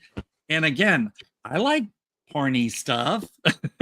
I admit, and the stuff I've done, but when it comes to the tone, the assault and all of that, I find that kind of not wrong. If you're going to do naked women in artwork, have it like, I don't know, like heavy metal used to do all the time. When heavy metal always had a naked woman or something on the cover or something, it's not them being molested. It's just something else. So that's all I ask. If you're going to do the naked women in there, just kind of not have them being assaulted by monsters. It's kind of, yeah. Anyway, that's my soapbox for the week. God. Anyway, so I mentioned. We didn't think we'd go there, but that's okay. Well, and again, I don't want to upset people. I don't want them to think I'm some kind of preachy jerk about stuff. But when it comes to the subject of it's like for me, like I said, my big problem with the original Toxic Avenger is that dry humping rape scene. It's supposed to be funny, but at the same time, a woman's supposed to be being raped, and you don't see them in the same frame because obviously that would be wrong, but there are supposed to be, because they cut to other people in the restaurant and there are families there. So it's just, I just don't find rapey stuff appealing nor funny. And that's without any, with no motive at all, just for the sake of rape. I'm just curious. Clear Insights survey from Sacramento. Nope, that could be spam. Fucking hate spam. I get a lot of spam calls from Missouri for some reason, and I usually block them right after they're on there. But anyway, no, I thought it might have been something important or something related to us. That's why I checked the phone. And if people were curious if they heard my ringtone, I don't know if you guys could hear that. It's Freedom of the Heart from Gwendolyn Sanford. I heard it in the movie Chuck and Buck. I don't know if you guys ever saw that one. And I just fell in love with the song. And it's actually a song for kids, basically. And it's happy, it's fun, it's my ringtone. So I mentioned Frank LaLoggia earlier for Fear No Evil and Lady in White, and that I had voiced him in What Have You Done, Daniel? this movie. So I tried to find the trailer. I couldn't find the trailer for that. For either Lady in White or Fear No Evil. What have you done, Daniel? Oh, bear with me, folks. I am curious here. I will bring up in a separate window YouTube, and I think there might be a trick on how you bring it up. Let me maybe YouTube. Yeah. All right, what it is There's another I'm movie gonna. with a similar title that comes up. It's Have like you done? Well, here's the thing. Put in what have you done, Daniel? Then Domitiano. Okay. There it is. What have you done, Daniel? You may have to be like logged in because I think it's one of those age restricted videos. It's nothing that we couldn't show. It's just that the thumbnail for it is fogged over. But what have you done, Daniel? Official movie trailer. But if you just type in what have you done, Daniel, and Domitiano, you'll get it. Yeah, That and you won't see me in the trailer because it was my voice in one of the scenes. And I voiced Frank LaLaggia. But is your voice in the trailer? No. But it's an interesting trailer. So if anyone ever wants to, Lynn Lowry is in it. She's one of the main stars. Lynn Lowry is busy as hell these days. She's famous for Shivers and I Drink Your Blood, and a lot of other things. But she's also in the movie Essence that I am in, but that one's not released yet. Jeff Kekmarinsky is still putting the finishing touches on it. But for Lynn Lowry, she contacted Domitiano and told him, I want to do a movie with you. And because she really loved one of the other movies he did that she saw. So, yeah, see it for Lynn Lowry and hear my voice when Frank LaLaggia's lips are moving. That's fun. But Fear No Evil is his Antichrist in High School movie from 1980. It's really cool. It's, a little cheesy in parts, of course, but it's amazing. I have the soundtrack to this as well. And it's the score that Frank LaLaggia did. The movie itself has really cool songs by the B-52s and all these punk bands. So, but as far as Lady in White is concerned, because it's Halloween coming up, Lady in White is like a Halloween tradition for a lot of people. And if you can go with what Frank LaLaggia prefers, there's a director's cut, but then there's also the extended director's cut. Right now, he just recorded a commentary for the 4K release, and it will be for the extended director's cut. But like, here's his score, and he did the music. He's an amazing composer. And actually, here is the soundtrack for Fear No Evil, which is also good, which is just the score, not the sorry about all the crackling, not the punk stuff. And then one more item, so bear with me while I open this box up. Here we go. Before I got it on CD, I have the vinyl. And what's really cool is the vinyl is kind of Lady in White. Get it? But it's a wonderful gatefold soundtrack. If you guys are vinyl fiends, it's from Scareflare Records. There's the cool back cover mask. So I highly recommend Lady in White for the Halloween season, also because it's Frank LaLaggia and he's the coolest guy ever. He told me I do his lip smacks better than he does. So like when he makes that, when he goes like in the movie, I made sure I matched that. And he said, oh, you do it better than I do. So like, okay. Praise from Frank LaLaggia, then life is good. By the way, Todd, how many films do you do voiceovers? Let's see. I'm not as famous like as Tom Kinney or E.G. Daily doing all these voices for cartoons and shit. I think the first one I did was I think it was What Have You Done, Daniel? El Dorado was released before that as far as disc, but What Have You Done, Daniel? Then he had me do Unburied Tales, which just now got released. So go on MovieZing or Amazon, and Unburied Tales is available now on Dark Side Releasing's Blu-ray. They're not related to Dark Side Magazine, by the way, in case people are curious. But Unburied Tales is available. I voiced 2 characters in that one. I have not even seen it yet. Mine's in the mail. It's being shipped, so I'll find out. But let's see. Unburied Tales. Then it just kind of rolled from there. He was having me do one after another.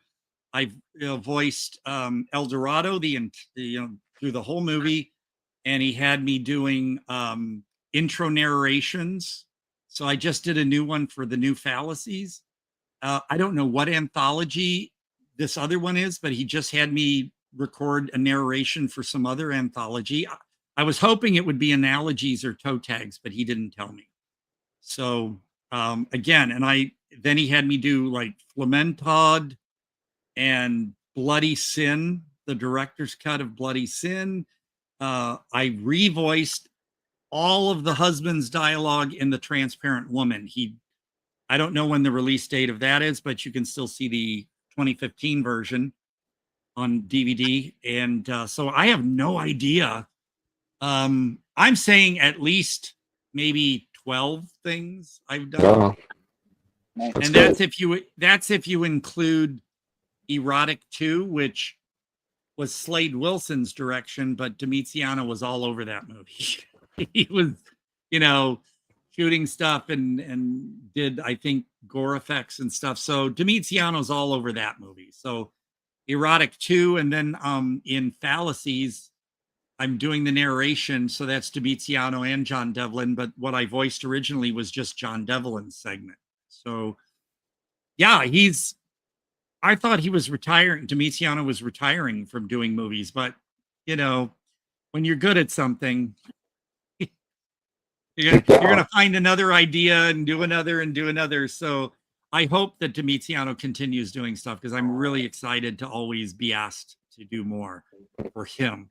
I voiced a trans director's short film. I need to ask her when I'll be able to see that. It was a phone conversation, apparently. I was on the other end of a phone, and so I voiced that. And there's some other stuff that I can't remember right now. It's funny. Usually I would think I'm going to remember everything I did. But then now I understand why some actors go, when was that movie? Or I don't remember much about that. And I can understand, because I do remember.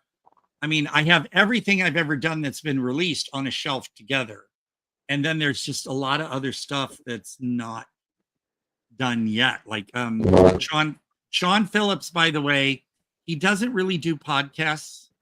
He kind of doesn't like doing podcasts. Plus, he says he likes to remain kind of a mystery person out there. So is that why he just keeps delegating? Yeah, that's why he's not going to be on this show. But he's happy that we reviewed his stuff.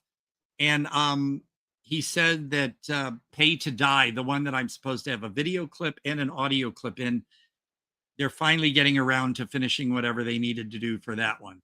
But yeah, there's a lot of other stuff yet that is, and the one big one I'm really, really, really, besides Transparent Woman, I'm really hoping for is Essence, because I voiced that almost 4 years ago. No, I've not voiced. I shot scenes for it.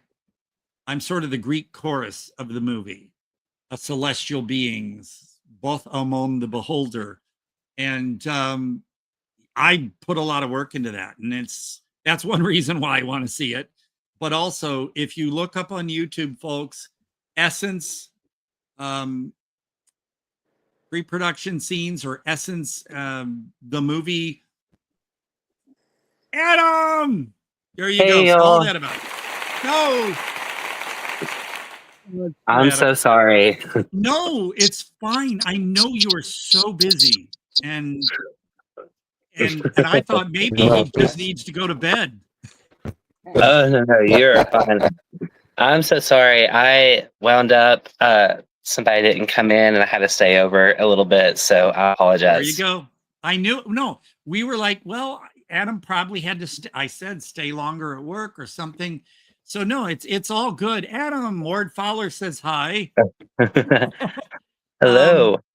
Yeah, we we always take it into consideration that like as well we weren't on last week, as you know, but the week before that, the guy that was going to be on didn't even like let us know that he wasn't going to be on, and I wasn't angry. I figure, those things happen, but for you, I know how swamped you are. I don't know how you have any energy left. I don't know how I have it either, but I just keep going. I keep going. I'm gonna grab something real quick and get back in this there. is all part of the fun. Now I mentioned, now you don't have to say exactly where you are in Tennessee, so the people don't come looking for you. But we had Mike Caravella on a short while ago, and he had Astral Plane Drifter screening in Chattanooga at the festival. And he was just while he was talking to us, he was at the airport in Nashville. So I thought, oh man, if only you would have been anywhere near it, but you have to work. So it would have been great if you could have been able to go see Astral Plane Drifter and meet Mike. But I would have loved to see it for real. Well, I'll tell you what, I don't know if it's just going to be for conventions, but he told me he's going to have a very limited small run of Blu-rays that won't have all the extras probably, then a bigger edition will, but there will be initial like pre-release Blu-ray. So maybe if that comes up, I can let you know if you want to grab one. Yeah, I definitely want to grab one. No, the movie, it's been exactly a year since he started screening it in festivals and stuff, and he's still doing it. I forgot, there was a guy on Neil's Without Your Head podcast last week who mentioned Mike, that he got to meet Mike and was talking about how Mike takes Astral around the country, old school, and doing that. So it's getting out there. It's people are seeking it out. So I'm really happy. Otherwise, now we got you, and where is it? Oh, don't fucking tell me. I didn't. All right, you guys, give me 1 second, because I am going to go run over to my shelf and grab something, and I will be back in like 20 seconds. So everybody look pretty. Hey, Adam, how are you? I'm good. How are you all doing?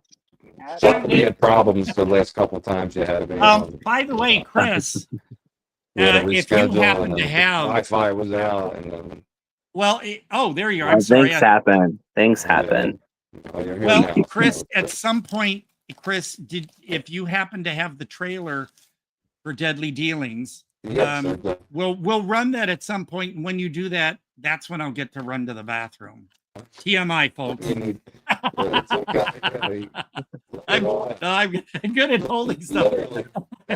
Oh man, because a couple times our show ran for like 3 hours, and I was just like, after I disconnected, I was running to the bathroom. But I'll do that during one of the trailers. So, so here is my wonderful autograph Blu-ray of Deadly Dealings that came in this amazing pink envelope. I keep that's where I keep it. I keep it in the envelope.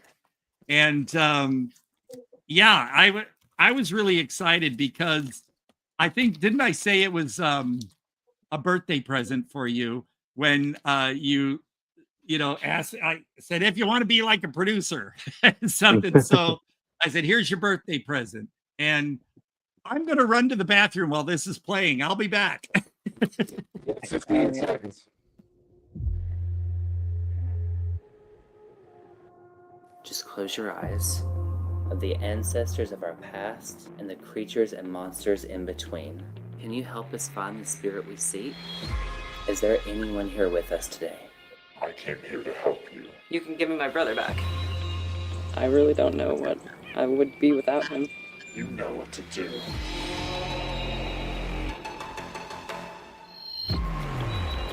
Would you birth your drink, Mary? Are you ready, sis?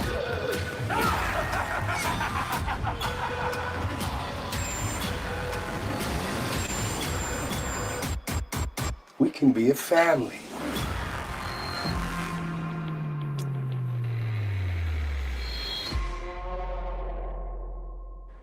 I made it back just in time. That is cool.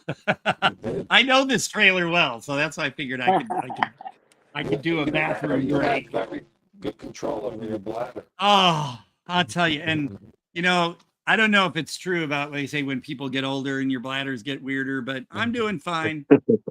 I'm a youthful 62. But, no, I mean, people can get a great idea from that trailer how, like, especially colorful. Yes. I mean, I'm sure it takes work, but it just seems, whether it's easy or hard for you, it's so detailed. It is.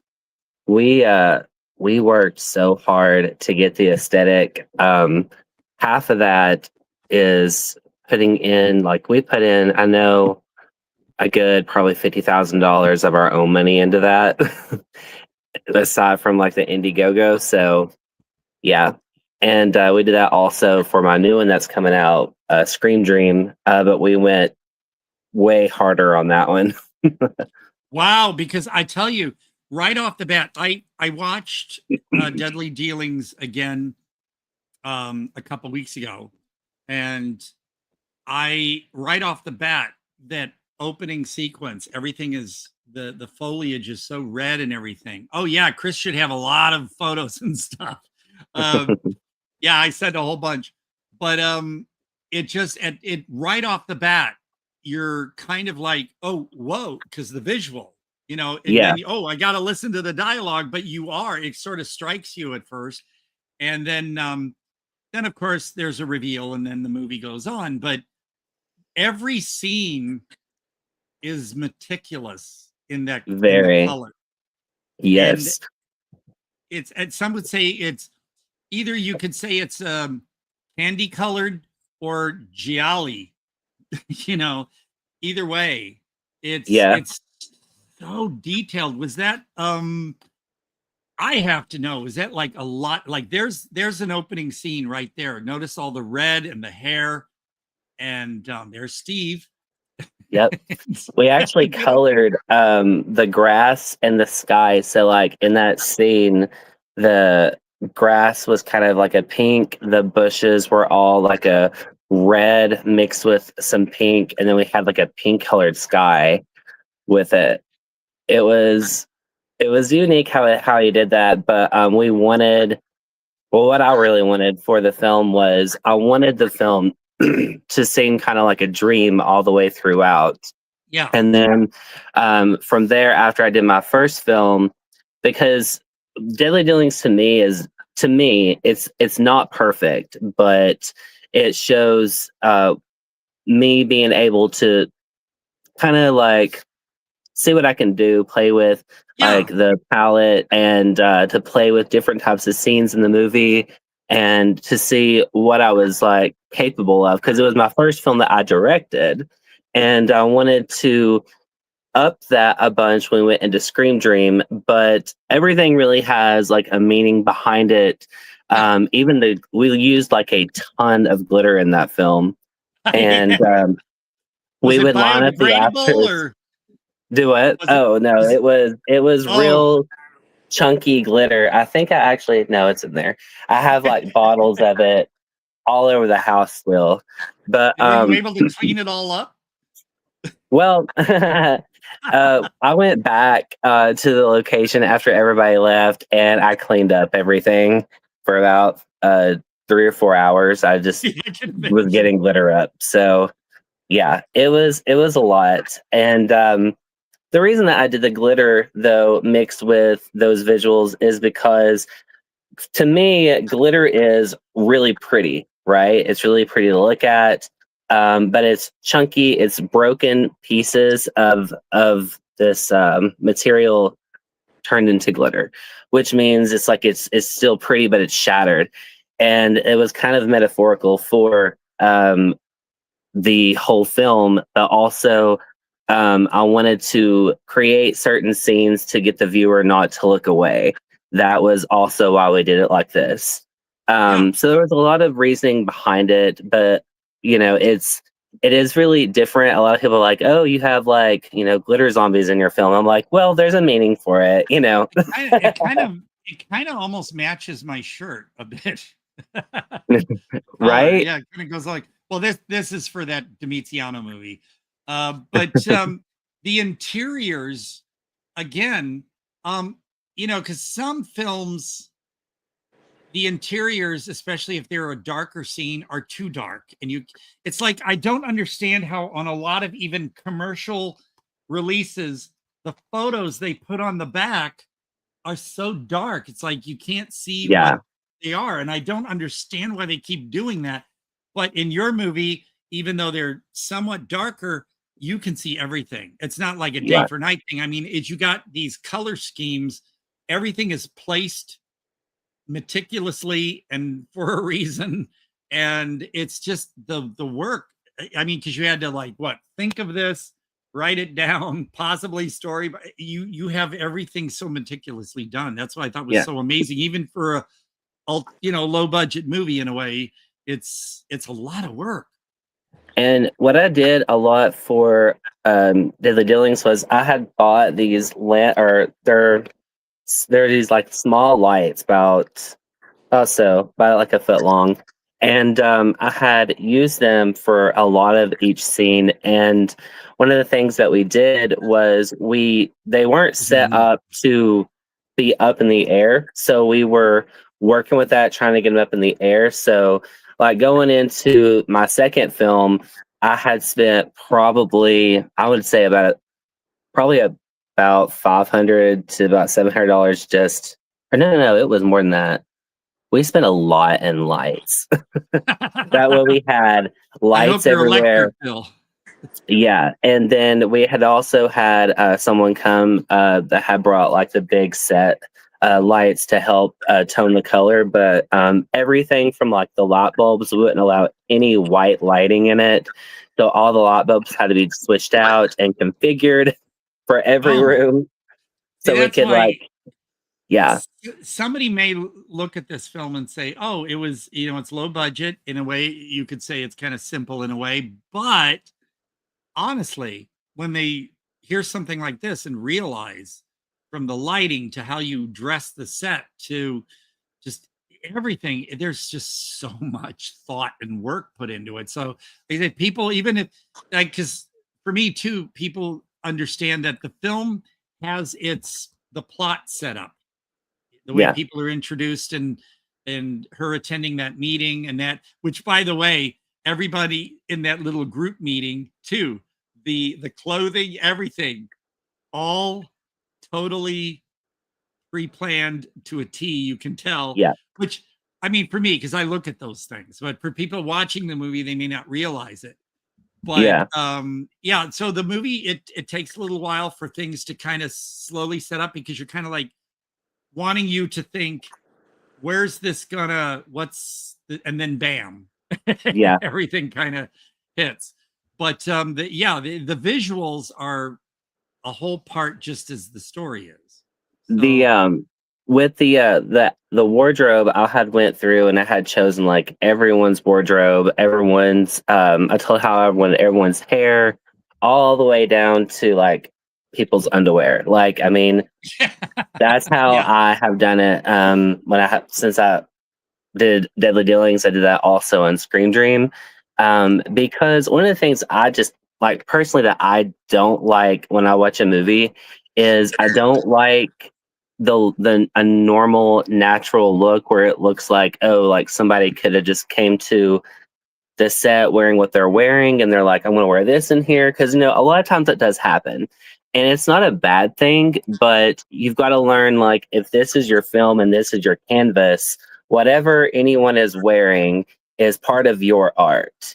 Yeah. So I like to really go out with what people are wearing, give the color palette to each individual character so everybody has a color palette.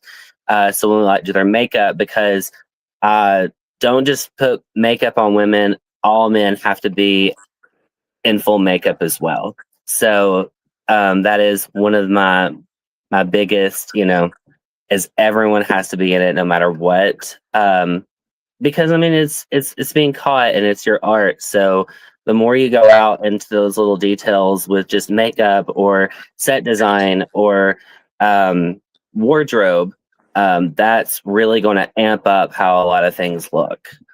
Well, also each frame, even if it's just two people in a room, because of the colors, because of the clothing, the costuming and everything. Each I forget what other horror movie it was that was like this, but you could take any frame out of, say, Deadly Dealings, and it's like a piece of art in its own. You. Yeah, it's. I mean, I wasn't distracted. I was following the plot, and so it's not like the visuals are overwhelming. They work with each other basically. So the story and then be as gaudy as you can. Be as gaudy as you can. I love it. And I'm highly inspired to do that after I watched Anna Biller's film, The Love Witch. I don't know if anybody's seen that, but highly inspired. What was the other one she did? Viva. Viva, yes, it's really good too. And she has a new one that she's doing right now that I'm following that I'm like, oh my, it looks really good. Are you following it? Is it something she's doing on Facebook or what? Because I'd really like to keep up. She is she was out shooting the film. I want to say, I don't know how long she was out there shooting it for. I know it was over a month, I believe. But I just like to follow and see what she's doing because she has no idea how much she inspired me. But I actually used to talk to her on Facebook a little bit. And she, when she did The Love Witch, I had watched how detailed, like she made all the wardrobe, she made all the props and things like that. So on Deadly Dealings, what I had actually did was the demon outfit I actually designed and created. And I started like sewing and doing all this stuff, trying to do something similar like that, just to see, like, to put yourself in that position to be like, hey, I've got to make this, this, and this, and it's going to look exactly the way that I want it. And I think a lot of people should have that mindset. I think it brings out more creativity. It's still your own signature, though, even though you're inspired by Anna, it's still you. But what I was saying is, does she have a website, or is she just basically updating things on like Facebook? She's just on Facebook, I believe. Okay. I don't think I'll check her out. I'll have to start following her because I think she's amazing. The thing about Love Witch that some reviewers got wrong is they were saying, oh, well, this was supposed to look like it was set in the 70s. No, it's no determined time in that movie. Because says, well, I saw this watch or I saw this modern currency or something. And it's like, it's not, I mean, sure, they used like her vintage car and vintage things and like when she's driving and there was like the back screen thing and stuff. Yeah. It's sort of like, it could be any timeline. It could be all. And so people, now Viva was supposed to be set in the early 70s. Yeah. That's how that movie was supposed to look. Although I think someone said there was maybe a coin or something in Viva that was out of place with the time. But, but Love Witch was just something so different. And what's interesting about that movie is I have in the past couple years seen The Love Witch mentioned on lists of people's lists of you got to see this movie or underseen movie or movies about witches or this or that. That movie keeps popping up. And I got the coolest ever experience of The Love Witch in a theater but it was in downtown Knoxville, and it was at what is it, Scruffy City Hall, and it's a old church that is all stained glass all around it. And I was up in the upper pews of it. It's a bar now, but they have a movie theater in there.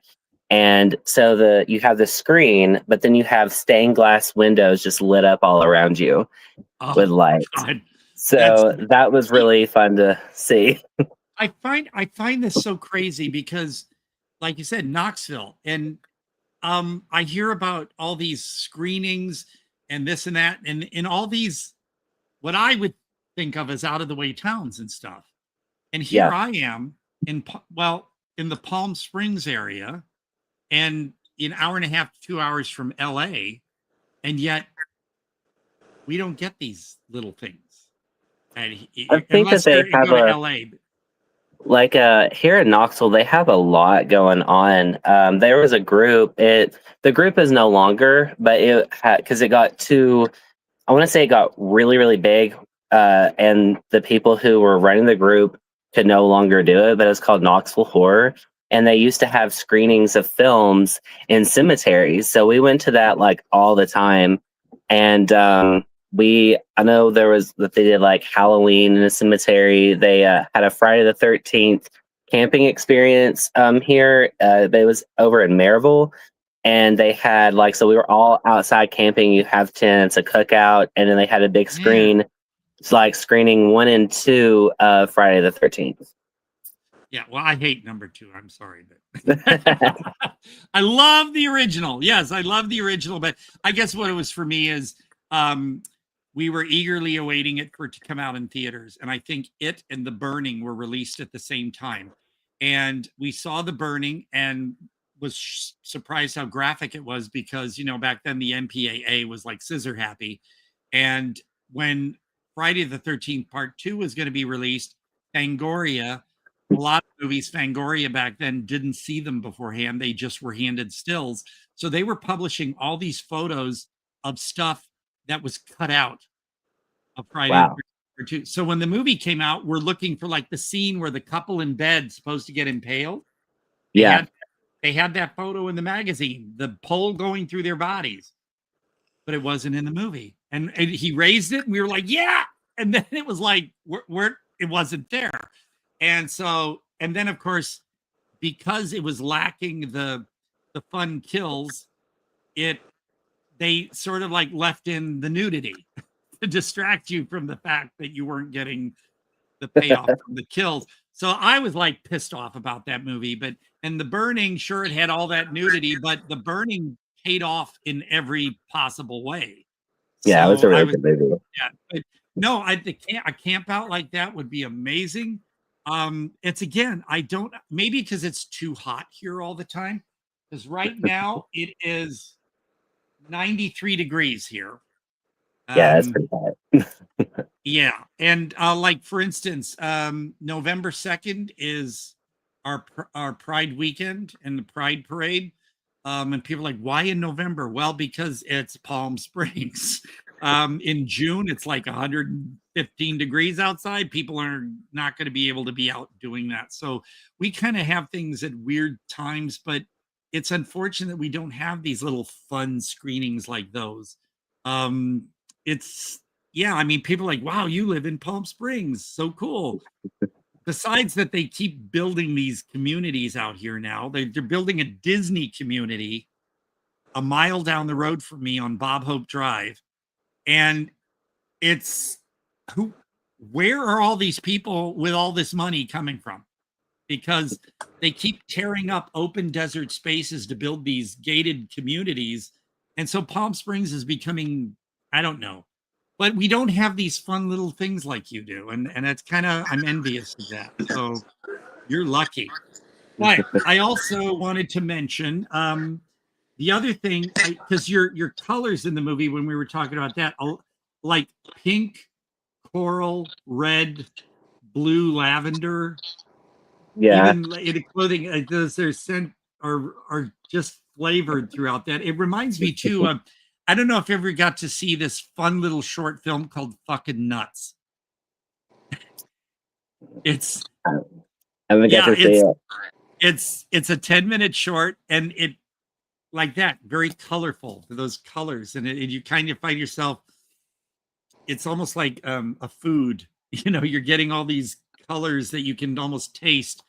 But the other thing that came up, I noticed more the next time I watched it was it's funny, Adam, if you messaged me on Facebook here, I just got your message now. Can you believe that? Isn't that weird? It just popped up now, and you've been on for a while. So it goes to show how Facebook is screwing up. But the one thing I noticed too, the next time I watched it, was your score. Oh yeah. So how'd that all come about? So with the score, I wanted someone who was really good at like a synth type score, and had watched I think it was Paul Ragsdale, what was it, slash Lorette Party, and I had heard the song and I was like, oh wow, whoever did that was really good. So I had looked up, and it was actually someone that I had some of their music saved already on my YouTube. So and it was Vestron Vulture, and I actually have been listening to their Bandcamp like a ton. But I talked to him, and I was like, hey, like, I'm doing this movie, and I really liked what you did with Slash Lorette Party. And he took the job, and he did a really good job. One of the things about music, and it's so hard to do, is like I also try to give like an indescribable feeling within the scenes. So talking to the artist and explaining the feels that I want to bring out with that, and then them going and just creating it is a lot. It's a lot of work, but it turned out phenomenal. Yeah, it's very noticeable. And while some may say, well, it sounds like an homage to this or that, it's still its own score. Yeah. It's its own thing. You can't really say, oh, it sounds like this or that. It gives you memories of other scores, but it's still its own score. That's why I think it's on its own thing. We on my newest one, Scream Dream, we have worked with so many artists because it's a movie about music. The whole group is a heavy metal band, so we had to have people go into studios in Ohio, Argentina. We've got people in New York, and they're all doing music for it, and it was wow, probably the most stressful thing I've ever done. Especially when it's that, you can say you made an international production. It's, well, yeah. I mean, we had, I had found Natalia, I think it's pronounced Nakare. She's from Argentina, spelled like Natalia Nakare, but she was on Argentina's, I believe it's Argentina's Got Talent, or wow, it's one of those, like it's one of the music shows. Oh, what is it? No, it's The Voice Argentina. And she was phenomenal on that show. So we had her do vocals, and then we had a heavy metal band here create music, and then we've also got someone doing score, but we're doing erotic synthwave mixed with different types of instruments that you don't normally hear in synthwave, but like and also trying to bring in like you know, all like the 80s vibes and things like that with it. So that was probably a lesson learned on a lot of stuff whenever you're like, oh, I'm going to make like a film all about like music and have all this great music in it. It's extremely hard to get all that together. Now there's your Gem tribute right there. Yes. Gem and the hologram tribute. I could see right there. Yes. From what you've shown me in stills and stuff from Scream Dream, now what you've told me with the music, that and what I saw was outrageous visuals. And Yeah. the colors again, and more this time, it's all going to be in its way. It's all its own interactive. Yeah, It's all gonna it's a lot. It's highly inspired by Jim and the Holograms, just because it's about the band, but to bring my the pink style to it, and some people call it the Lisa Frank style because it truly does look like Lisa Frank throughout. But there we have the music video up on YouTube of Scream Dream because we want to be able to like show people what we were doing. It is taking a bit to get it edited. I just talked to my editor a couple of days ago, and he was trying to try to have it completely done by the end of September, and then he had to go shoot a film. So he's going to try to have it done probably here in the next bit. But we have been editing this since 2023. Well, we shot in 2023, and he's been editing it throughout 2024, almost through 2025. But there's a reason for that. There's a lot that we did in this film. And I honestly had the talk with my friends because I was like, I don't think I can do anything above Scream Dream. So I think that I'm done with all film now.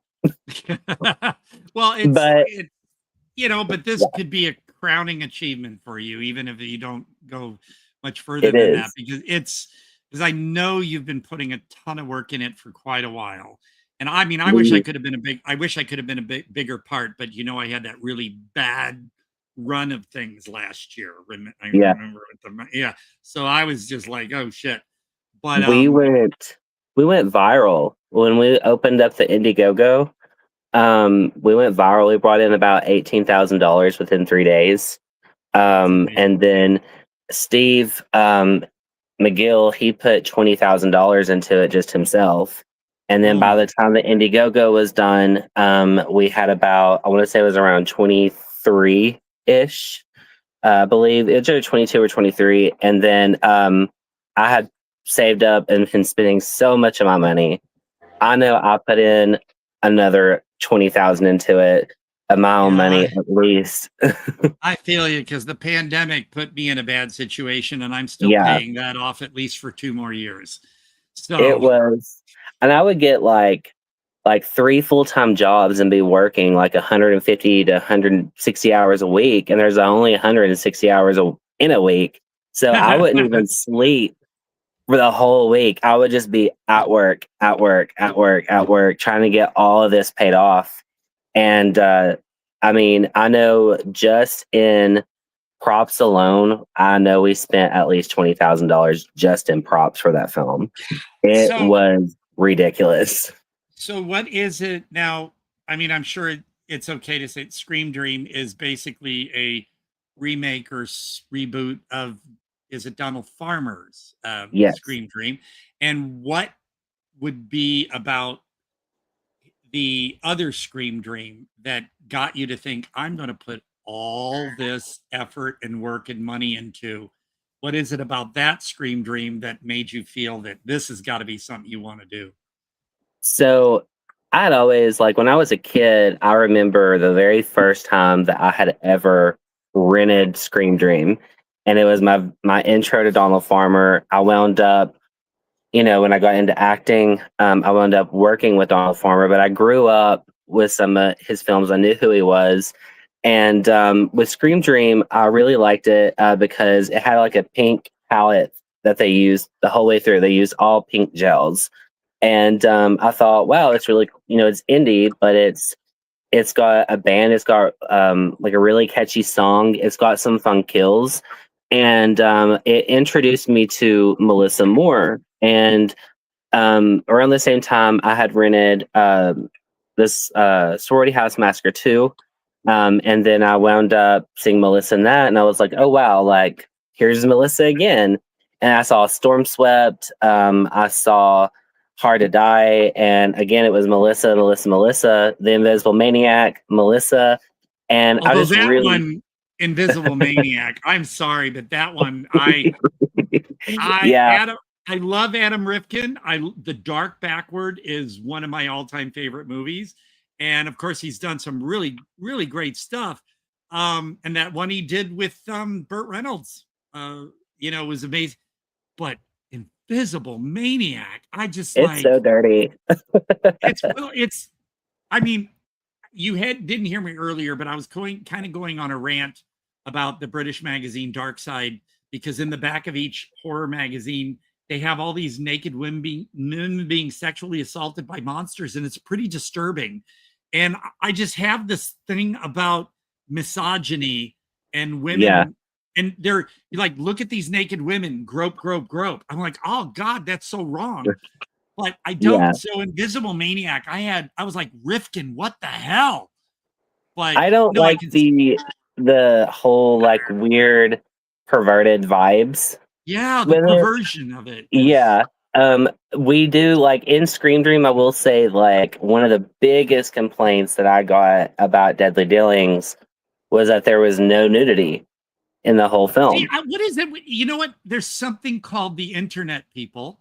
If you want nudity, oh my God, go on the internet. You're going to get as much as you need. It's like people, I think before the internet, some people were saying, well, there wasn't enough naked girls or something because they didn't have access as much to that kind of thing. And they want to be able to look at that in the guise of a legitimate film. And to me, like, no, I respected that you had the tantalizing moment, the bathtub moment. Yeah. But you didn't, because when she was getting into the tub, but it wasn't like, whoa, look at this. Yeah. And I respected that. I mean, you gave them a little tantalizing. And again, a little bit. But the thing is, like, for me, I believe in the equal opportunity nudity thing. I think if movies are gonna have naked chicks, well, then show some naked guys too, just to kind of balance it out, because straight men are not the only people who watch these movies, and we shouldn't always pander to them. Yeah. But no, what you did in Deadly Dealings, I thought was appropriate for what it was. It didn't need to go any further, because that was not the point of, because whenever they show like two movies I can think of, for example, Pinocchio's Revenge and The Initiation, the one that was from the 80s. They show a woman in the shower, like they show her topless, then they start at her feet and pan upward as she's showering. And you're like, okay, why are we seeing this? And then it goes on to something else. And you're like, but they would never show guys doing that. They're going to pan up a guy in a shower. And I don't know if I've ever mentioned this to you, but if you've ever seen Frank Lalagia's film Fear No Evil, there's a famous boys shower room scene in there. Yeah. And where he makes the guy kiss him and stuff. But people in reviews and stuff are going, the awkward homoerotic shower scene and all these naked guys in the shower. They were all bent out of shape over that, but they said nothing about the locker room scene in Carrie. They said nothing about the shower scene in Porky's or Private School for Girls. Nothing. But when it comes to the guys, oh no. And for them to complain that there was no nudity in your movie, fuck them. Well, what we did for that, they, what was being said, because there was another distributor that was going for Scream Dream at the time before we even made it. And they said, we need, to have nudity in the film. And I know Erin Brown, who is formerly known as Misty Mundy, was going to be doing the lead in Scream Dream. And she had been in Seduction Cinema. She did a lot of the spoofs, but she was also a scream queen doing horror films. And she said that she would do nudity again. But what we decided as a team for Scream Dream was, if Erin's going to do this and they're demanding this, then we're all going to do it. That's the thing. There was a filmmaker I remember a long time ago who said, well, we want nudity in it. And he said they didn't specify, so we put in a naked guy. And they were like, what the hell? We wanted nudity. Well, you got nudity. But there's a lot of nudity, like male nudity in Scream Dream, a lot. I mean, and I bitched about female exploitation in the past, because I'm really especially in late 70s and then 80s horror films, especially, where it's just naked tits all the time. And it kind of irked me because it was always for just the male gaze, and there was no purpose for it really. But I figure if they're gonna have that, have in some naked guys too. And if men say, well, I don't know, I didn't want to see that, well, that's your problem. You're insecure. Yeah. It's And why we mask that. There's a way to mask that, because you can make it really funny and still have male nudity and it be a part of the scene without it just being there. Because it's one of the other things. It's like, just for a girl to be like topless in a scene, like, why are you topless? You know, like, what's the point? You know, if well, you don't only have the male nudity for comedy reasons, though, right? Because again, a lot of movies do that now. They'll show a man's butt, or even if it's a prosthetic dick or something, because it's funny.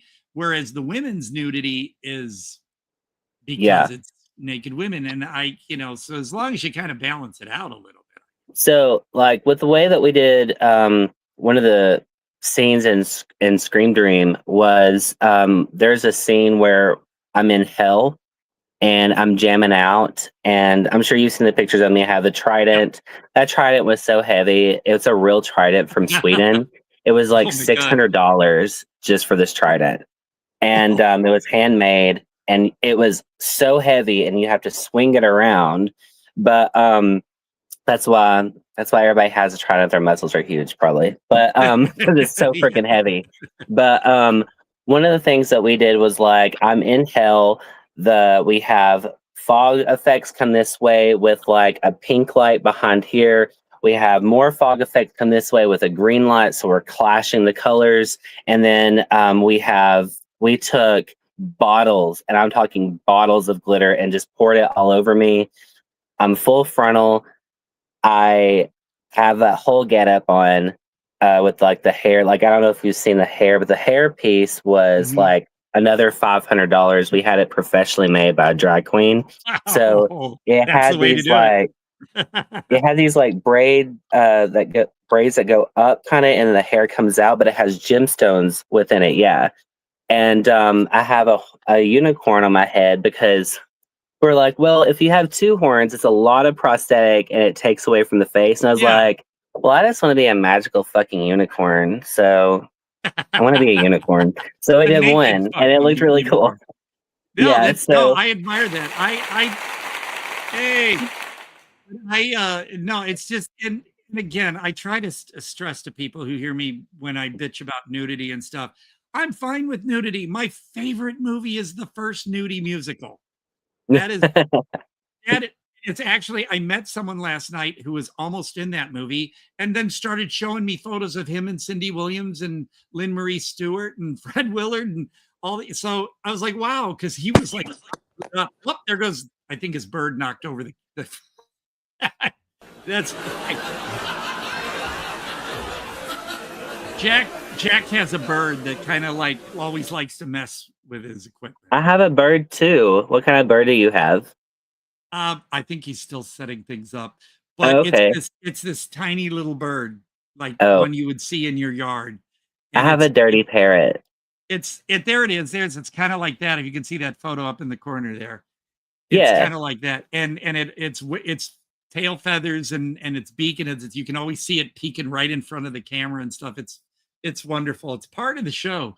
I guess he's not back on yet, but no, I bitched, it was fun to meet someone when he saw that, and I had the first nudie musical with me on Blu-ray, because to some customers at work, I recommend movies, and I'll say, now when you get home, you got to see this.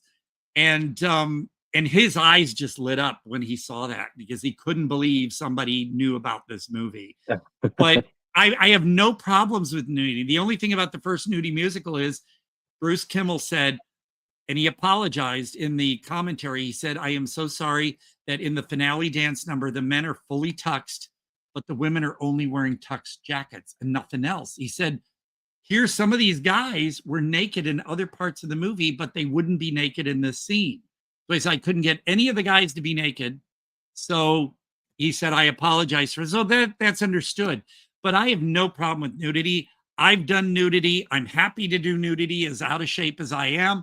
And yeah, I'm no problem with nudity. I just don't like when it's there just to appease some guys who are too lazy to go on the internet, or some kids who can't access that in the internet, so they want to get into the R-rated movies so they could see some tits or something. And it's just I'm sorry, folks, and I'm not saying you have to have total context for nudity. I'm just saying, just do it right. Don't just throw it in there for the raincoat crowd to get all. I've done it a lot, and I am most comfortable when there's taste with it. When it doesn't have taste to it, you're just kind of like, you're doing it. Yeah. And it's funny too that they used to say, well, because I've seen full frontal female in a PG-13, and especially in the 80s, like The Bride, the Jennifer Beal one and stuff. And they say, well, when women didn't shave so much, there was nothing to see. So, but they said, but the guys, your genitalia is external, so we see that. But I think that's just a piss poor excuse. And it's nowadays, and funny, I don't know if you ever saw Morons from Outer Space. I haven't seen that one. Oh my God. One of my favorites, a British comedy. And it's from the 80s, and it was PG-13. But right there in one scene where there's this crowd following this general, the military was in town, and this crowd's running alongside this general, yelling at him. And out of nowhere, this fully naked man comes running up, and he's right next to him, and he's like totally naked. And I'm like, oh, this is PG-13. Wow, there's a dick. So, you never know what, especially in the 80s, they were experimenting with PG-13, so you really didn't know what you were going to get for sure. But no, nudity, I'm all for it, man. I love nudity, and male, female nudity. It's all good. Just kind of do it for a reason. I don't say for a reason, but do it right. Don't just, I'm getting really tired of the tit thing, especially. With we did like when I say Screen Dream is just hammered down with nudity, we did it on purpose, just because of the fact that people were like, oh, like you didn't have any nudity in Deadly Dealings, but so it could have been better. And I'm like, well, if you want nudity, let me just give you nudity, and you're going to get it in every way, shape, or form, but it's going to be in a very tasteful way. And usually, like you said, when they say nudity, they're thinking and automatically mean female. They don't. Yeah. It's like in movie reviews when they say nudity and da-da-da. But if there's male nudity, they don't mention it. Like, I forget what the name of the reviewer is. And I wrote to him and I said, on your nudity thing, because he'll have nudity, and then he'll say boobies or bush or this. It's like, well, but when a guy's naked in the movie, you put none. It's like, come on, this is so sexist. So if you say nudity, for me, you got to be equal opportunity nudity. And we even had Coco Kane from Dracula on Shudder do topless with I saw that scene. Those are gravity defying. Those are just they really are. They're I don't know. It's just like, what are those? They're just that's the other thing. I mean, for a actor, actress, whoever, I'm not sure what the pronouns are on for that one. But hang on a second. My microphone came out again. Hang on. God damn it. I have all these cords around my feet, and I make one wrong step, everything gets yanked out. But no, I just basically, my thing is, now for a character like that, I can understand why it's outrageous, and that's suiting for me. But for me, I remember, are you familiar with the Gialli Queen Edwidge Fenech? Edwidge Fenech? I can't pronounce her name right. Yeah. I love She, her. for the longest time, when she'd be naked in the gialli, she was just her natural self. And then at one Yeah. point, she got work done. Yeah. And it did not look, it was like that's all you stared at. And Yeah. it was the same for me. It was very distracting in Mulholland Drive. I would have liked Mulholland Drive better and more relatable to me if they would have had two lead male characters, being it was Hollywood, you know? Yeah. But I think David Lynch jumped on the hot lesbian bandwagon.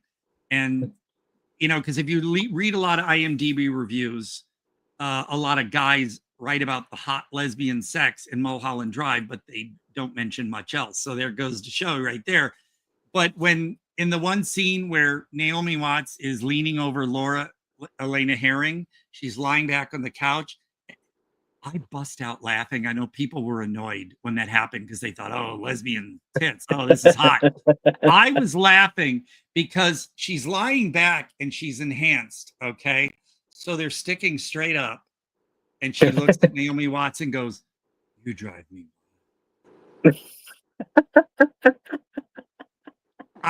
So folks, if you watch Mulholland Drive, and when you see that scene, you're never going to look at it the same way again, because to me, I bust out laughing. I thought it was so funny. It wasn't sexy. It was just because you're staring at those tits and you drive me wild. Oh no, that was it. So I watched that movie way too young. I watched it when it came out, and I was born in 1990. I'm 1962, so yeah, I was quite an adult when that came out. Here's the thing. I was exposed to nudity in movies kind of young too, because what happened was in St. Louis, KPLR, I think Channel 11 was Independence Station, and sometimes late at night they would run fun movies, and three of them they ran late at night, uncut. One was Hammersmith is Out, and the other was the updated version of The Big Sleep. And those, Big Sleep had a full frontal scene. I think they were in a hotel or a brothel, and the guy opened the door, and there's a naked woman there. And then in Hammersmith is Out, there is a topless band on a stage. Now, Elizabeth Taylor is sitting there in front of this topless band on a stage called The Tits. And she's sitting there going, well, I just wish they'd put more clothes on. I mean, Elizabeth Taylor right there with these topless women. And I remember as a kid seeing that on TV, and I wasn't like, ooh, titties. It was like, huh. You know? So that's when I was as a young kid. We're in Hammersmith was out for like 1973, 74 on late night TV. And I was like 10 or 11. But yeah, Mulholland Drive and stuff like that. Sometimes I think they just kind of do that again, just for the bit of exploitive material there. And I think that they've also kind of gotten away from like where they're trying to be erotic with it. Like when you look back at a lot of films now, it's like what you said. It's funny. It's not erotic anymore. Or it's just right there. Yeah. You know, I think the other one now, because it's its anniversary, and I think it's going to be released again or something, like Jacob's Ladder. There's a scene in the bedroom where Elizabeth Pena is getting dressed, so she's topless and she's pulling on her jeans, but they're tight jeans, right? So they have her doing this, and her boobs are kind of doing a little dance. And I just thought that could not have been.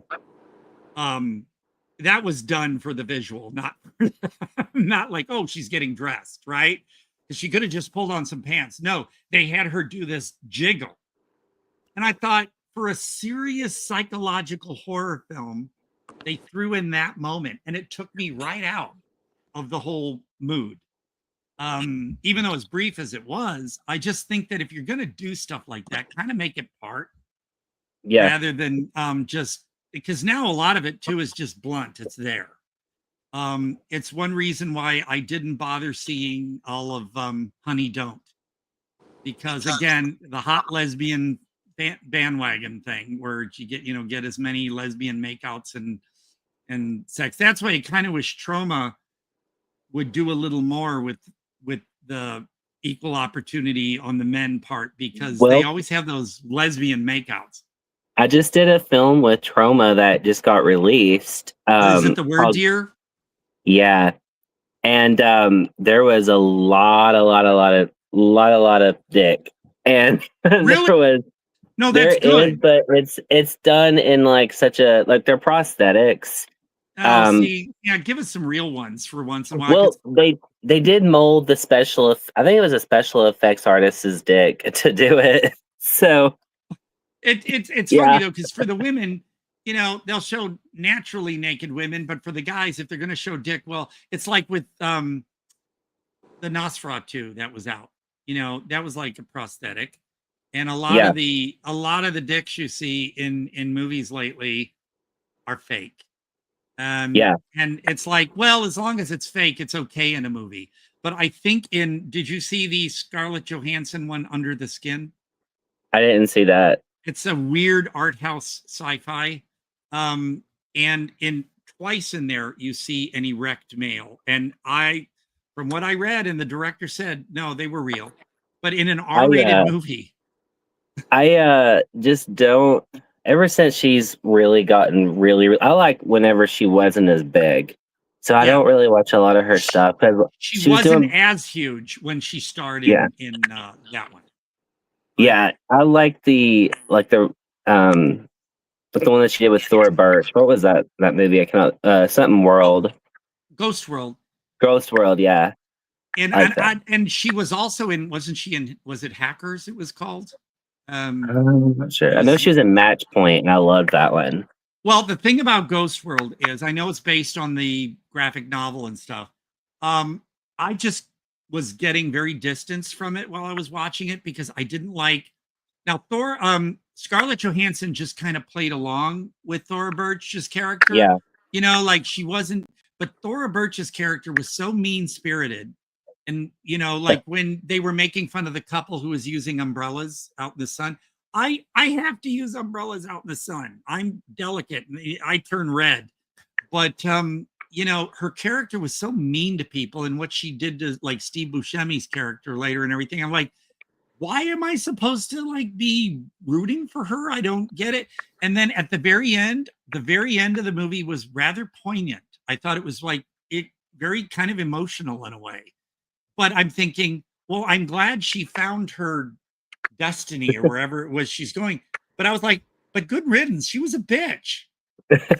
Right. But Scarlett Johansson, remember, her character backed away from the girl. She kind of like I can't take you anymore, and just kind of backed away from her. So that was kind of I thought was pretty cool that they, even the film itself, realized, yeah, Thora Birch's character is just a god damn it, you know. So I don't hate Ghost World. I just kind of, it didn't vibe with me completely as it should have. But otherwise, yeah, Scarlett, I know she's huge, and she just directed Eleanor the Great with June Squibb, which I missed at the theater. It kind of like disappeared. But yeah, back when she did Under the Skin, which she was naked in that. So people, if you want to see Scarlett Johansson naked, you get your chance. But in that one, they had 2 scenes where you could see the guys were erect. And the director said, no, those weren't real. Those weren't fake. Those guys were kind of reacting because, hey, they were there with Scarlett Johansson. So, but it's so funny that they feel that in order to get away with more male nudity, it has to be faked. You know, I just kind of think that's weird. It's got to be some kind of thing where people are uptight. Whoever's in control of the censorship or whatever. It's just people are uptight, man. So, but all I ask for is give us equal opportunity nudity, and I'm fine. Just, you know, that's all I ask. So the thing about so the other thing I wanted to mention about Scream Dream that Deadly Dealings, that I thought was cool, that you had all those memoriams. Yeah. In the end of it. That had a lot to do with the story, actually, if you think about it. It did. And you know what really sucked was it was during the COVID pandemic, and so like pretty much, excuse me, the ragweed is like blooming here really bad. But they had everybody had lost somebody. My uncle had gotten COVID and immediately went into a coma, and then my aunt got it and then found out she had cancer. And then they both died. And then I was able to sit with my aunt in the hospital and we watched Deadly Dealings together. It didn't have the ending on it. It did have the ending on it. There was some scenes that were missing, but she was finally able to see that before she passed away. And I just thought it was suiting to allow people to do that, which I did that also with Scream Dream because I was like, a lot of people want to put up memoriams, and what better way to do it than something that lasts forever. So yeah, I was like, wow, there's all these memoriams, and I think you really that was really cool. It kind of had a real personal touch there, so the viewer could you can't just sit there and watch those in memoriams and go, it kind of like really affects you at the end of everything. So that was very, very cool. And so for Deadly Dealings, like I said, this was the Studio 605 that put this one out? Is that the name of them? Studio 605 worked with us, but it's Pink Lightning. Okay, Pink Lightning. And Pink Lightning. Now people can basically they can get this now from Wild Eye.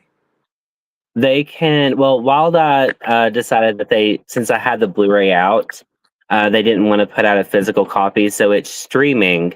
So the physical copy I have, but it was limited to 1,000 Blu-rays. I still have like several boxes of them. I had them up on eBay, but I took them down because I was going to build a website and put them for sale on there, but then I just got busy. So if people want one now or soon, is there a way they can kind of like find you or something if they like, I got to have one now? I'll actually put it back on eBay today, but it'll be on eBay, or you can message me directly on Facebook and I can get one sent out. Yeah. Adam Freeman on Facebook. So give him a message. This is really different.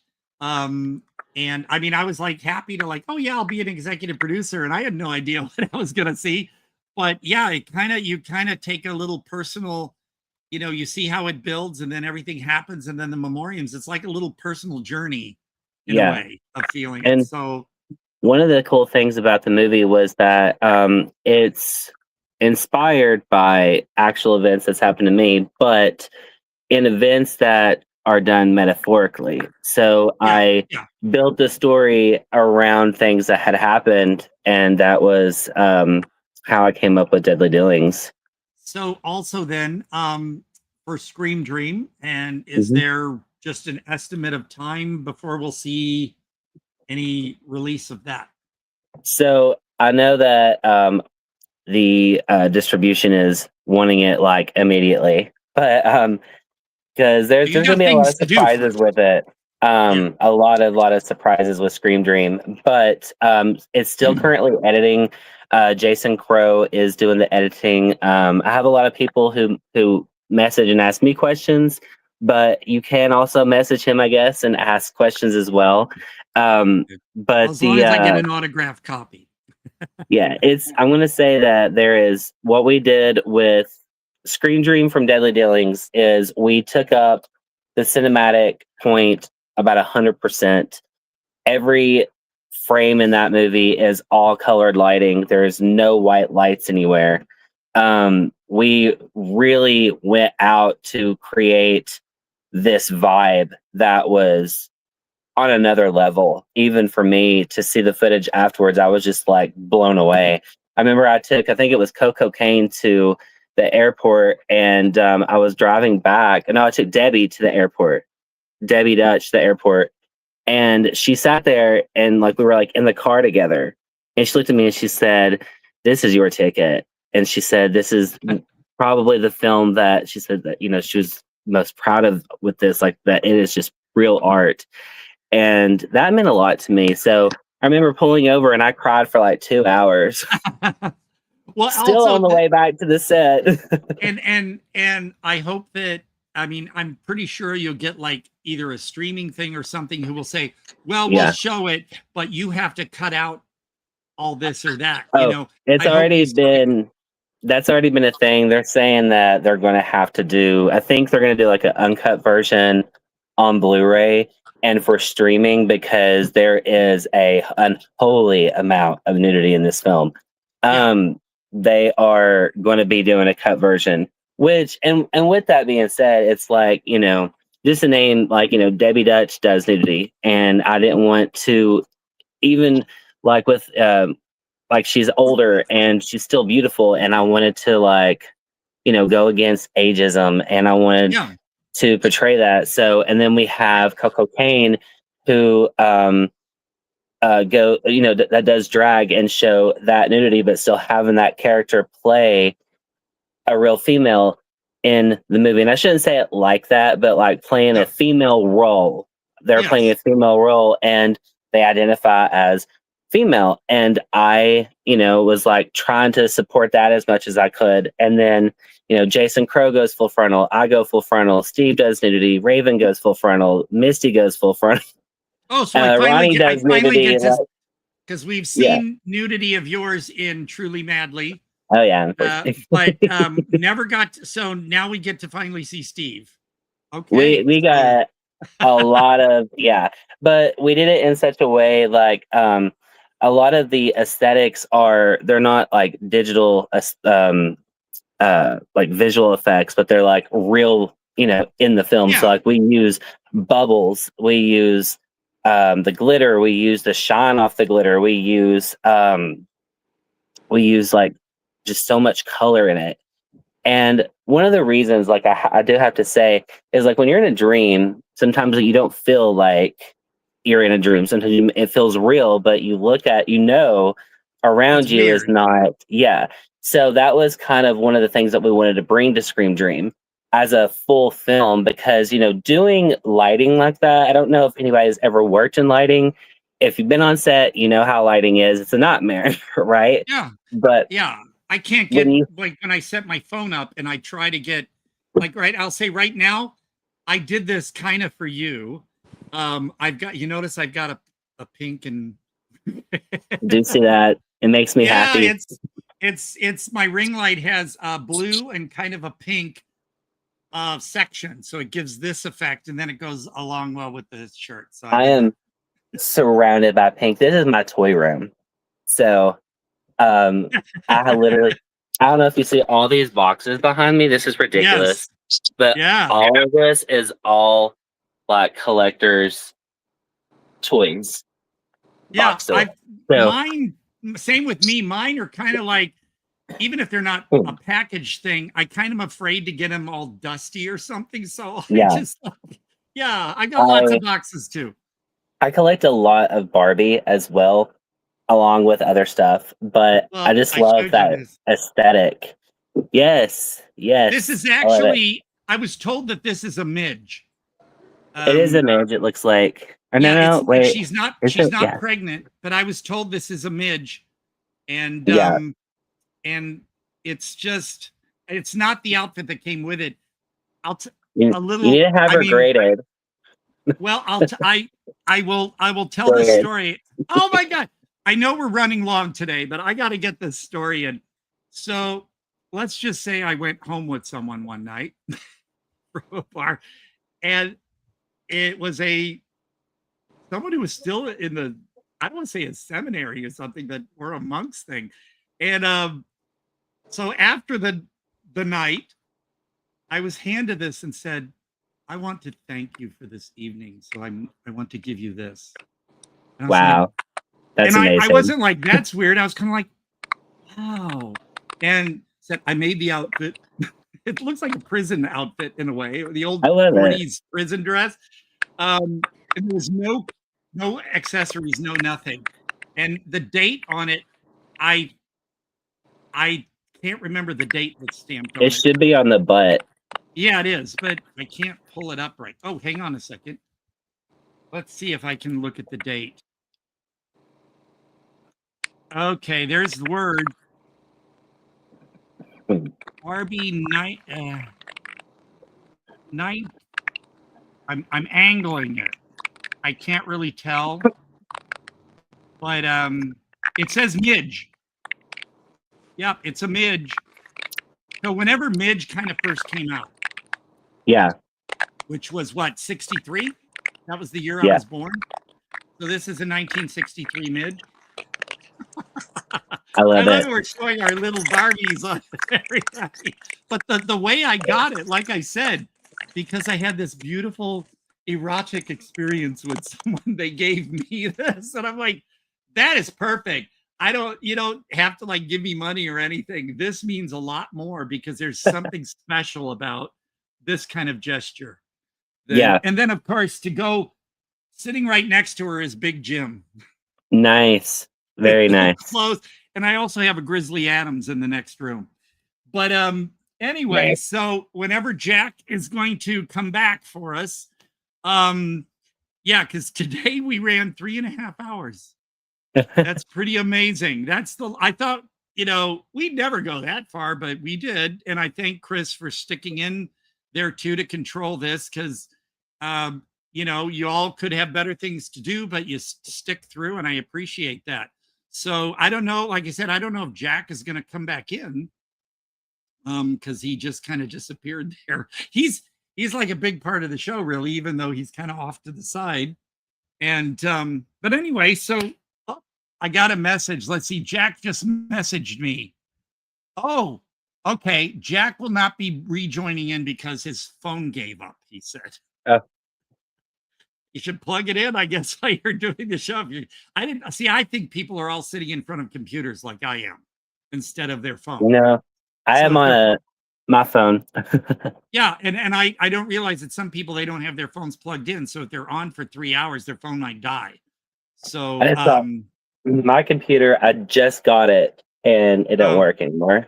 See, I have a tablet I was given, but I can't do laptops because everything's flat. I need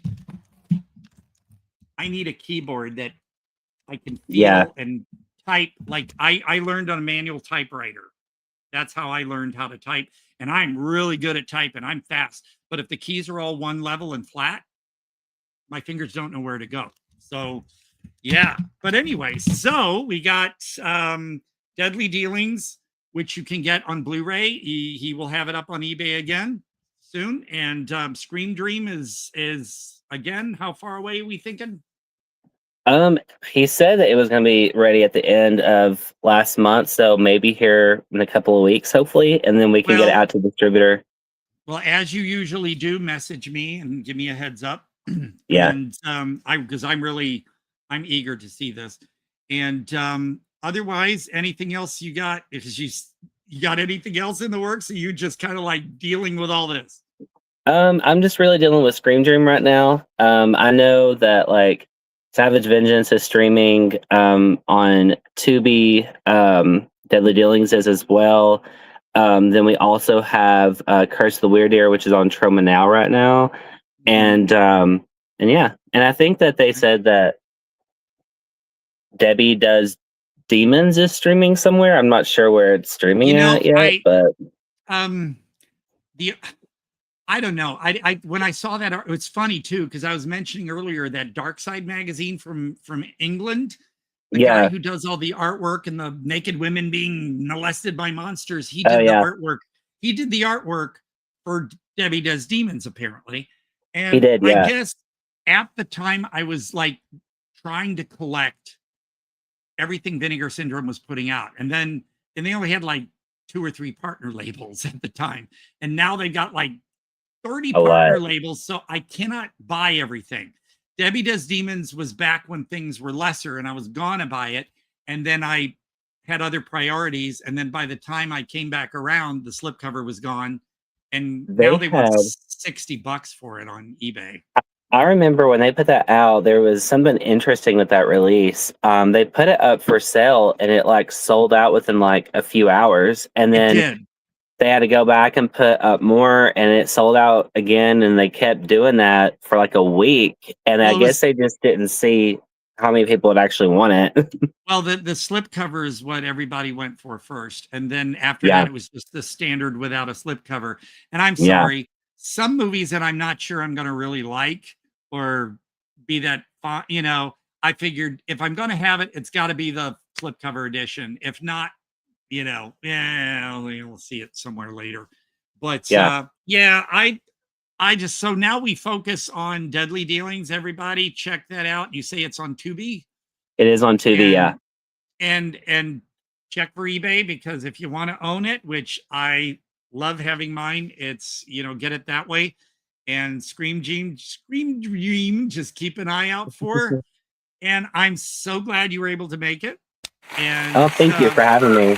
Yeah, anytime you have something you want to bring up or update or say, hey, we got this going, or with Deadly Dealings, there's just let us know, and you can come on. You know, even if you got not much to promote.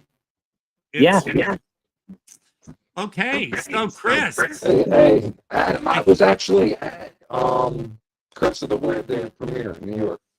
Oh, you were there for it? His voice is a little robotic, the glitch. But he was there. That's why I turned it off. But yeah, I was there. I was there with Frank, who's usually in here too sometimes.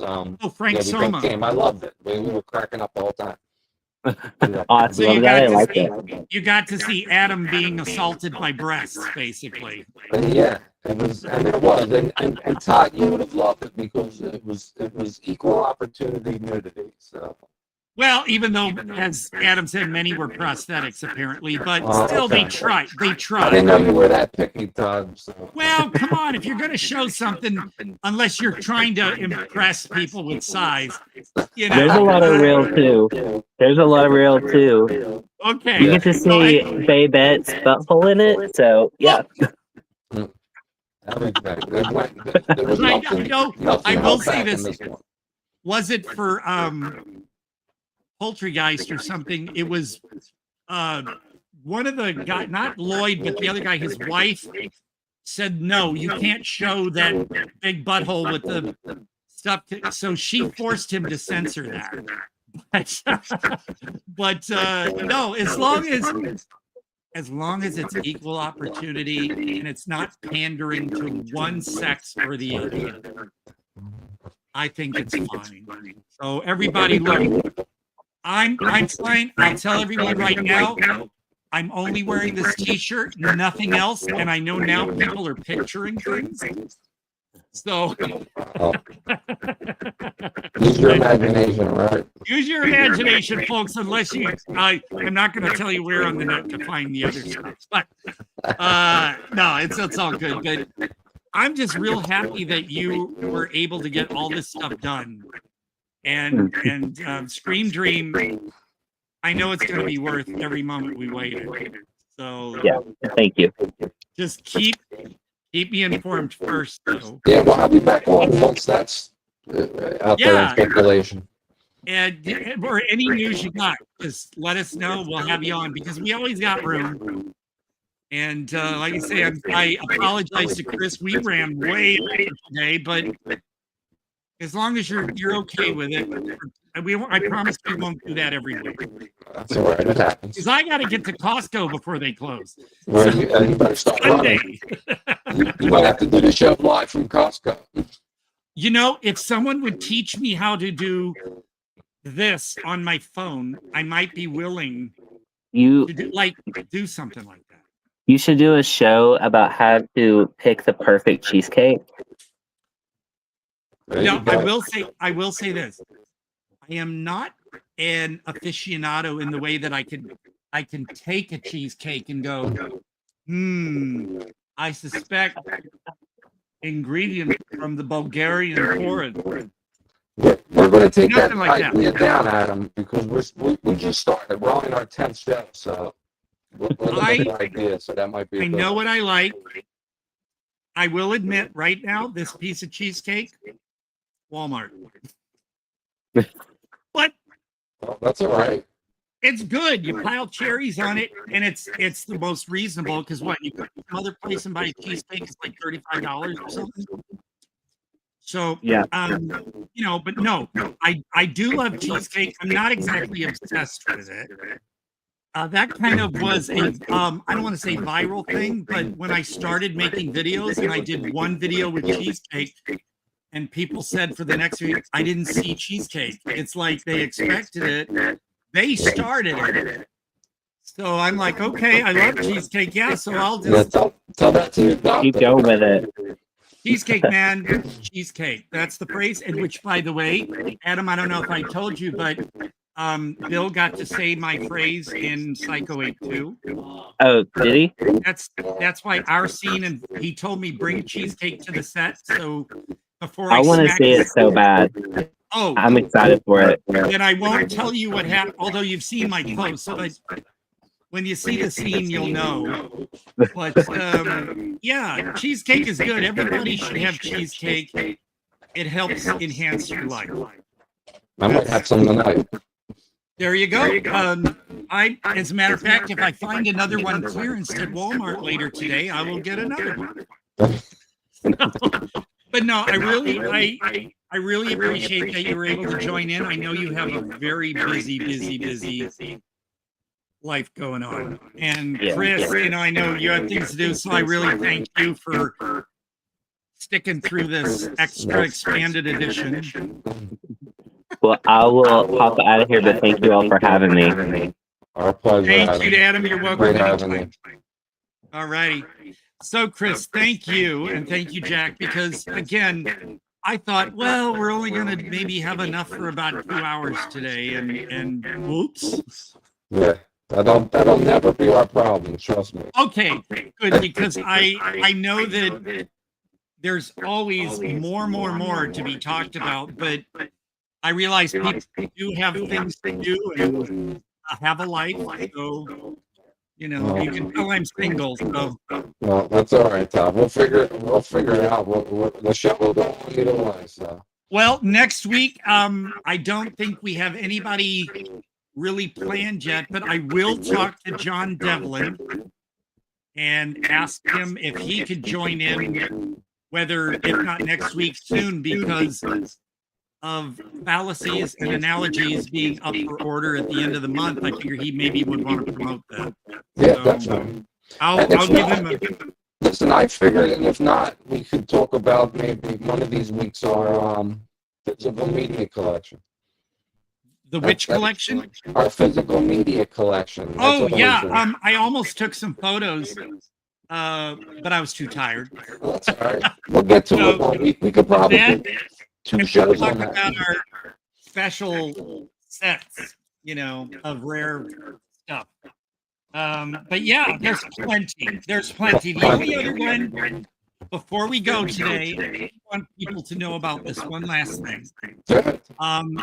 Last night at work, someone came in with a Ramones shirt. And I tell people, you probably don't have this. British single of Joey Ramone and Holly Beth Benson singing I Got You. Wow. The Sonny and Cher song. Every time this is up on YouTube, it's gold. Yeah, I don't even know if I've ever heard the song. Yeah, it's Holly Beth Benson is famous for her group Holly and the Italians, who did the original Tell That Girl to Shut Up, which Transvision Vamp later did. But it's basically listed as Holly and Joey, I Got You Babe, and it's backed with a couple, like there's 2 tracks from Holly and the Italians on the B side. Nice. Oh, I love that image right there, almost Susie Sue in a way. Yeah. But yeah, so go on Discogs and you'll find some of these for sale probably. I bought this back in 1982 when it at Streetside Records in St. Louis because they carried import. But this is a must for your collection, especially if you're a Ramones fan. Nice. Good old Joey right there. Okay, well, everybody, and if you're still with us as viewers, Thank you for sticking in there and hanging out. Thanks to Chris for helming this. It's for everything I'm saying right now, and getting an echo with your body. That's me. Yeah, see, I was worried that was I'm in the outer limits over here. okay. Right now you're frozen. You look like you were kissing everybody. So there you go. but that is it for today. I'm gonna go do some shopping, and everybody, thanks for sticking around, and join us next. Who knows what will happen? It'll be another experience. That's for sure. Of quality. Quality. All right, everybody. Thank you, and good night. Take